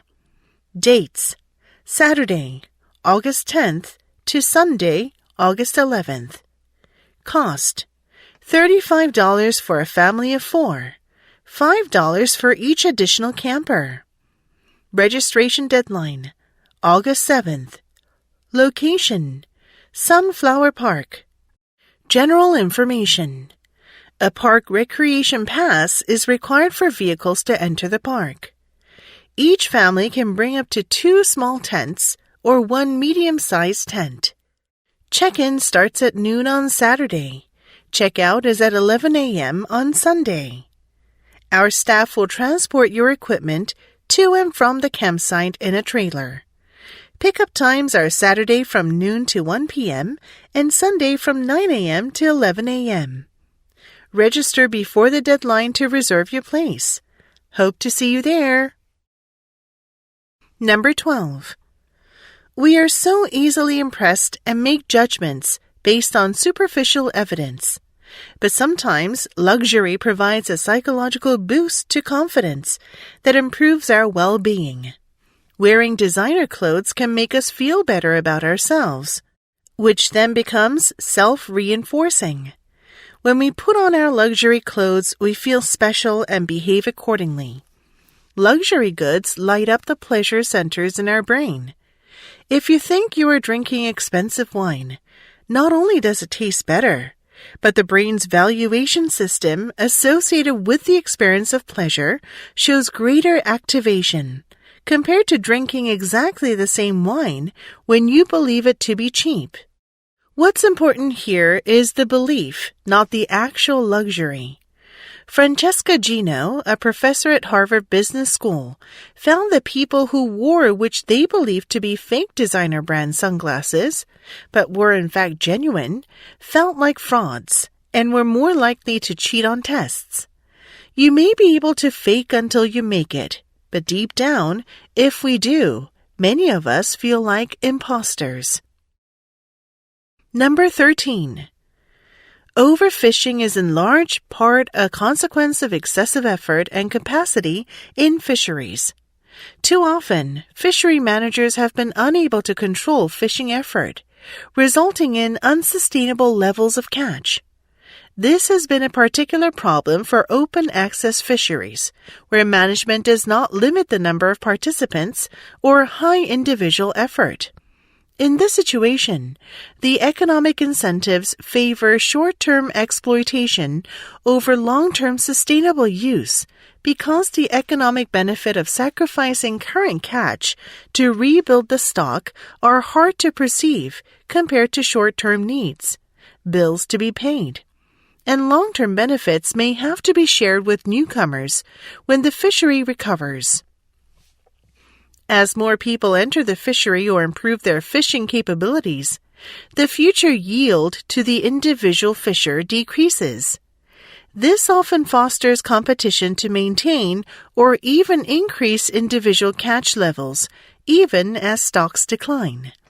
In response, managers may lengthen fishing seasons. Participants then increase their fishing power, and effort becomes concentrated in time, sometimes resulting in races for fish or fishing derbies. Number 14. Typically, homework consists of any assigned task slated to be done outside the hours of class. What the word homework does not describe is the quality or quantity of the task, a reality that makes homework discussions challenging because it turns into a war of vocabulary. For example, if 2 people discuss their children's homework, one could be railing against mindless worksheets, while the other is in favor of carefully crafted activities prompting students to reflect or create. But instead of naming the specific activity, they both refer to the tasks simply as homework. And so one parent wonders why on earth anyone would be a proponent of mindless homework, while the other can't understand why a parent wouldn't want their child to do relevant and creative work at home. Neither parent understands the other's point of view because they aren't speaking the same language about homework. Number 15. American sociologist William Julius Wilson has argued that an unintended consequence of African American suburbanization has been that inner cities have lost valuable role models. As higher-income minorities leave center cities, young people who remain are less likely to see and interact with adult men who work and have achieved upward income mobility. Research and Development Economies has documented, with data from the Dominican Republic, that when young people are informed about the wage gains that are possible by obtaining more education, this information increases their educational attainment. The explanation for this is that young people are more likely to underestimate the economic benefits of education when they never interact with people who look like them and have also attained a high level of education. The suburbanization of upwardly mobile people thus has social consequences for peer effects in the inner city. Number 16. Because advertisers in the 1950s were interested in reaching baby boomers, many radio stations played music called rock and roll with disc jockeys that specifically called out to them. Other stations targeted different age groups with different styles of music and DJs. This new sort of station that focused on particular music preferences caught on because radio was now more portable than ever. The development in 1948 of the transistor, a much smaller replacement for the Audion vacuum tube, led to the miniaturization of radio receivers. Now radio became something that people could literally take with them throughout the day, to the park, to the beach, or wherever. All of a sudden, the medium had a new life, and companies rushed to get new licenses. The number of stations jumped dramatically, from about 1,000 in 1946 to nearly 3,500 in the mid-1950s. The largest proportion of these played specific types of music. Number 17. In a study by Arthur Aaron and myself, we created a fake computer dating service, but instead of romance, the goal was to help college students find friendship. All the subjects listed their interests, and we returned a week later to ask them to review a profile written by another person and judge whether they liked and wanted to meet them. Half of them were told that our ultra-reliable matchmaker program determined that this new person was an ideal match for them. The other half weren't told anything. When people weren't given any information about whether a friendship was likely, they preferred people with interests just like theirs. But when they were told that a friendship was likely, they preferred people who complemented them with different interests. That is, when people were confident that a relationship was possible, they wanted to spend time with people who were unique, interesting, and who offered a chance for them to expand their horizons. Number 18. Many of our activities, arguing, solving problems, budgeting time, etc., are metaphorical in nature. The metaphorical concepts that characterize those activities structure our present reality. New metaphors have the power to create a new reality. This can begin to happen when we start to comprehend our experience in terms of a metaphor, and it becomes a deeper reality when we begin to act in terms of it. If a new metaphor enters the conceptual system that we base our actions on, it will alter that conceptual system and the perceptions and actions that the system gives rise to.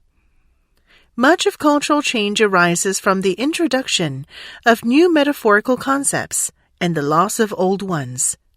A dead metaphor is a popular metaphor that has been used so frequently and for such an extended period that its original figurative meaning has faded. For example, the westernization of cultures throughout the world is partly a matter of introducing the time is money metaphor into those cultures. Number 19.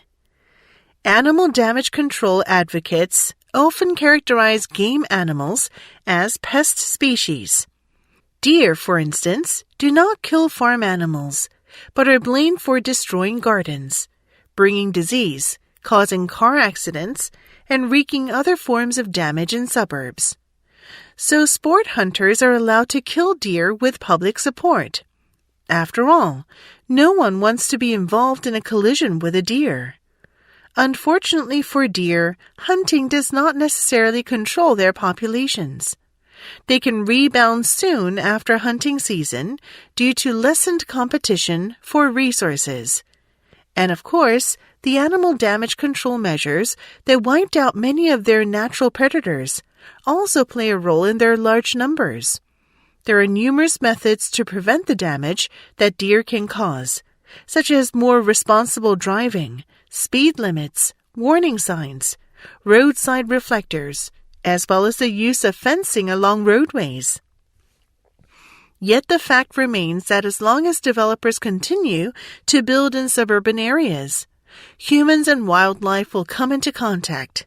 Sadly, animal damage control programs have just one way of solving these problems: hunting.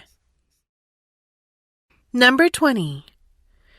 A gene can increase in frequency by making its bearers more likely than non-bearers to perform some fitness-enhancing behavior. For example, females of many species choose a mate based on the quality of male courtship displays. If the courtship displays of males differ in quality and a genetic difference underlies the display difference, the gene for the superior display will increase in frequency. Of course, courtship behaviors are not the only behaviors that affect fitness. If parents differ in the quantity of care they give to their offspring, if the quantity of care affects the viability of offspring, and if a genetic difference underlies this difference in parental care, then the gene for higher quality care will increase in frequency. So, as long as a gene makes some fitness-enhancing behavior more likely, that gene will increase in frequency in a population. And as a result, the behavior may increase in frequency as well. For this reason, biologists frequently say that, from the standpoint of evolutionary biology, behavioral traits are like any other class of characters. 21. A mark of postmodernity is the increasing mobility, both voluntary and forced, of human populations around the world. The migration of whole societies, the problem of refugees, the incorporation of migrant workers have created a global, multicultural society that challenges the ability of any nation to define a reasonably homogeneous cultural identity or a set of cultural norms.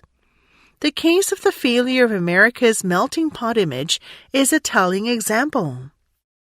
Although the United States has always been a nation of immigrants, it managed, at least until World War II, to maintain a sense of itself as a whole, a European-derived English-speaking nation. But new migrations, Asian, African, and Latino, have challenged this image and made it almost impossible to define a central cultural identity for the nation. Moreover, the American experience has become the norm in other parts of the world as well. People's identities have become fractured, pluralized, and hybridized, and populations that were silent and marginalized in the past have suddenly moved to the center of the historical and cultural stage. Number 22. Human impacts are the most direct in the upper 500 meters of the ocean as commercial fishing is not conducted in deeper waters. Indeed, geological extraction and construction of ports and windmill farms are typically conducted in waters of 50-meter depth or less. In shallow and nearshore waters, human impacts are palpable, even in remote parts of the world.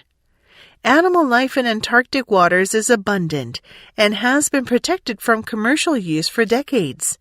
Yet hunting in the early part of the 20th century changed the ecosystem to a degree that it can no longer be considered a pristine ecosystem. This is not to say that there are not pristine-like nearshore waters left on Earth. A case may be made for the Northwest Hawaii Islands, which have never been inhabited by humans and only very rarely have experienced fishing expeditions. Such locations are few. In fact, probably less than 1% of the ocean surface, is fully protected against fishing or other kinds of disturbing activities. Number 23. In a simple experiment conducted by Michael Ross, Kathy McFarland, and Garth Fletcher, college students received a persuasive message arguing the importance of frequent toothbrushing. After receiving the message, they changed their attitude toward toothbrushing.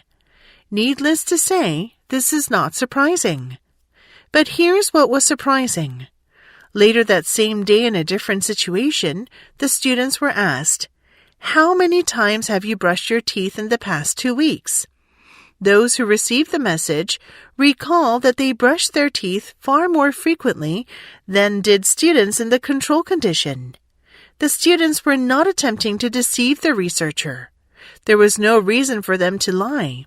They were simply using their new attitudes as a heuristic to help them remember. In a sense, they needed to believe that they had always behaved in a sensible and reasonable manner, even though they had just now discovered what that sensible behavior might be. According to the experiment in the passage, the students' attitudes toward toothbrushing were influenced by a persuasive message for frequent toothbrushing, which caused them to revise their memories so that the memories could be consistent with their new beliefs. Numbers 24 and 25. When it comes to the common belief fallacy in your own life, remember that scientists are always trying to reach better conclusions, and that is something you don't do as an individual, at least not by default, and by extension, it is something your institutions are not so great at either. You don't seek out what science calls the null hypothesis. That is, when you believe in something, you rarely seek out evidence to the contrary to see how it matches up with your assumptions. That's the source of urban legends, folklore, superstitions, and all the rest. Having doubts is not your strong suit. Corporations and other institutions rarely set aside a division tasked with paying attention to the faults of the agency. Unlike in science, most human undertakings include a special department devoted to looking for the worst in the operation, not just a complaint department, but a department that asks if the organization is on the right path. Every human effort should systematically pause and ask if it is currently mistaken. To beat your brain, you need that department constantly operating in your cranium. You would do well to borrow from the lessons of the scientific method and apply them in your personal life. In the background, while you sew and golf and browse cat videos, science is fighting against your stupidity. No other human enterprise is fighting as hard, or at least not fighting and winning. Numbers 26 through 28. Jill was quite a sickly child, but she had always wanted to be like Madeline Sharp, a famous dancer. One day, Jill and her mom went to Miss Madeline Sharp's class for young ladies in the ballroom of the Bell Hotel in Bromley. Madeline Sharp was tall, slim, and powerful. There were 8 other little girls, who all hung on Madeline's every word and jumped to obey her instructions. Madeline came over to Jill and said, "Right, let's see what Jill can do." Jill began with the classic first rule for all dancers: how to hold the bar. Madeline Sharp said, "Never grip it, dear." Madeline firmly continued to say to Jill, "Rest your hand lightly on it. It is there to steady you, not as a lifeline. Turn your feet out. This must not be feet only, but start in the hips so that your whole leg is turned out. Good." Madeline Sharp wanted to explore her possibilities as a dancer.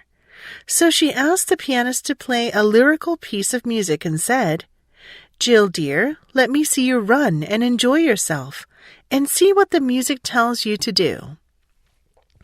Jill didn't know it at the time, but Madeline Sharp was highly regarded, and entry to her classes was quite competitive as a result. So Jill's mom was extremely nervous while her daughter was dancing, especially as some of the other mothers stayed there to see how this new child was going to do. Jill got carried away with the music and flew around the room. After a minute or so, Madeline clapped her hands and Jill stopped in front of her, panting and looking up at her, full of hope. Madeline put her arm around Jill, returned to Jill's mom and said, "I'd like to teach Jill very much. Can you come again on Friday?" They exchanged a few more words, but Jill didn't hear a thing. Jill's head was too alive with the events of the afternoon and the thrilling new world before her. She was barely conscious of her mom saying, "Hurry up, darling.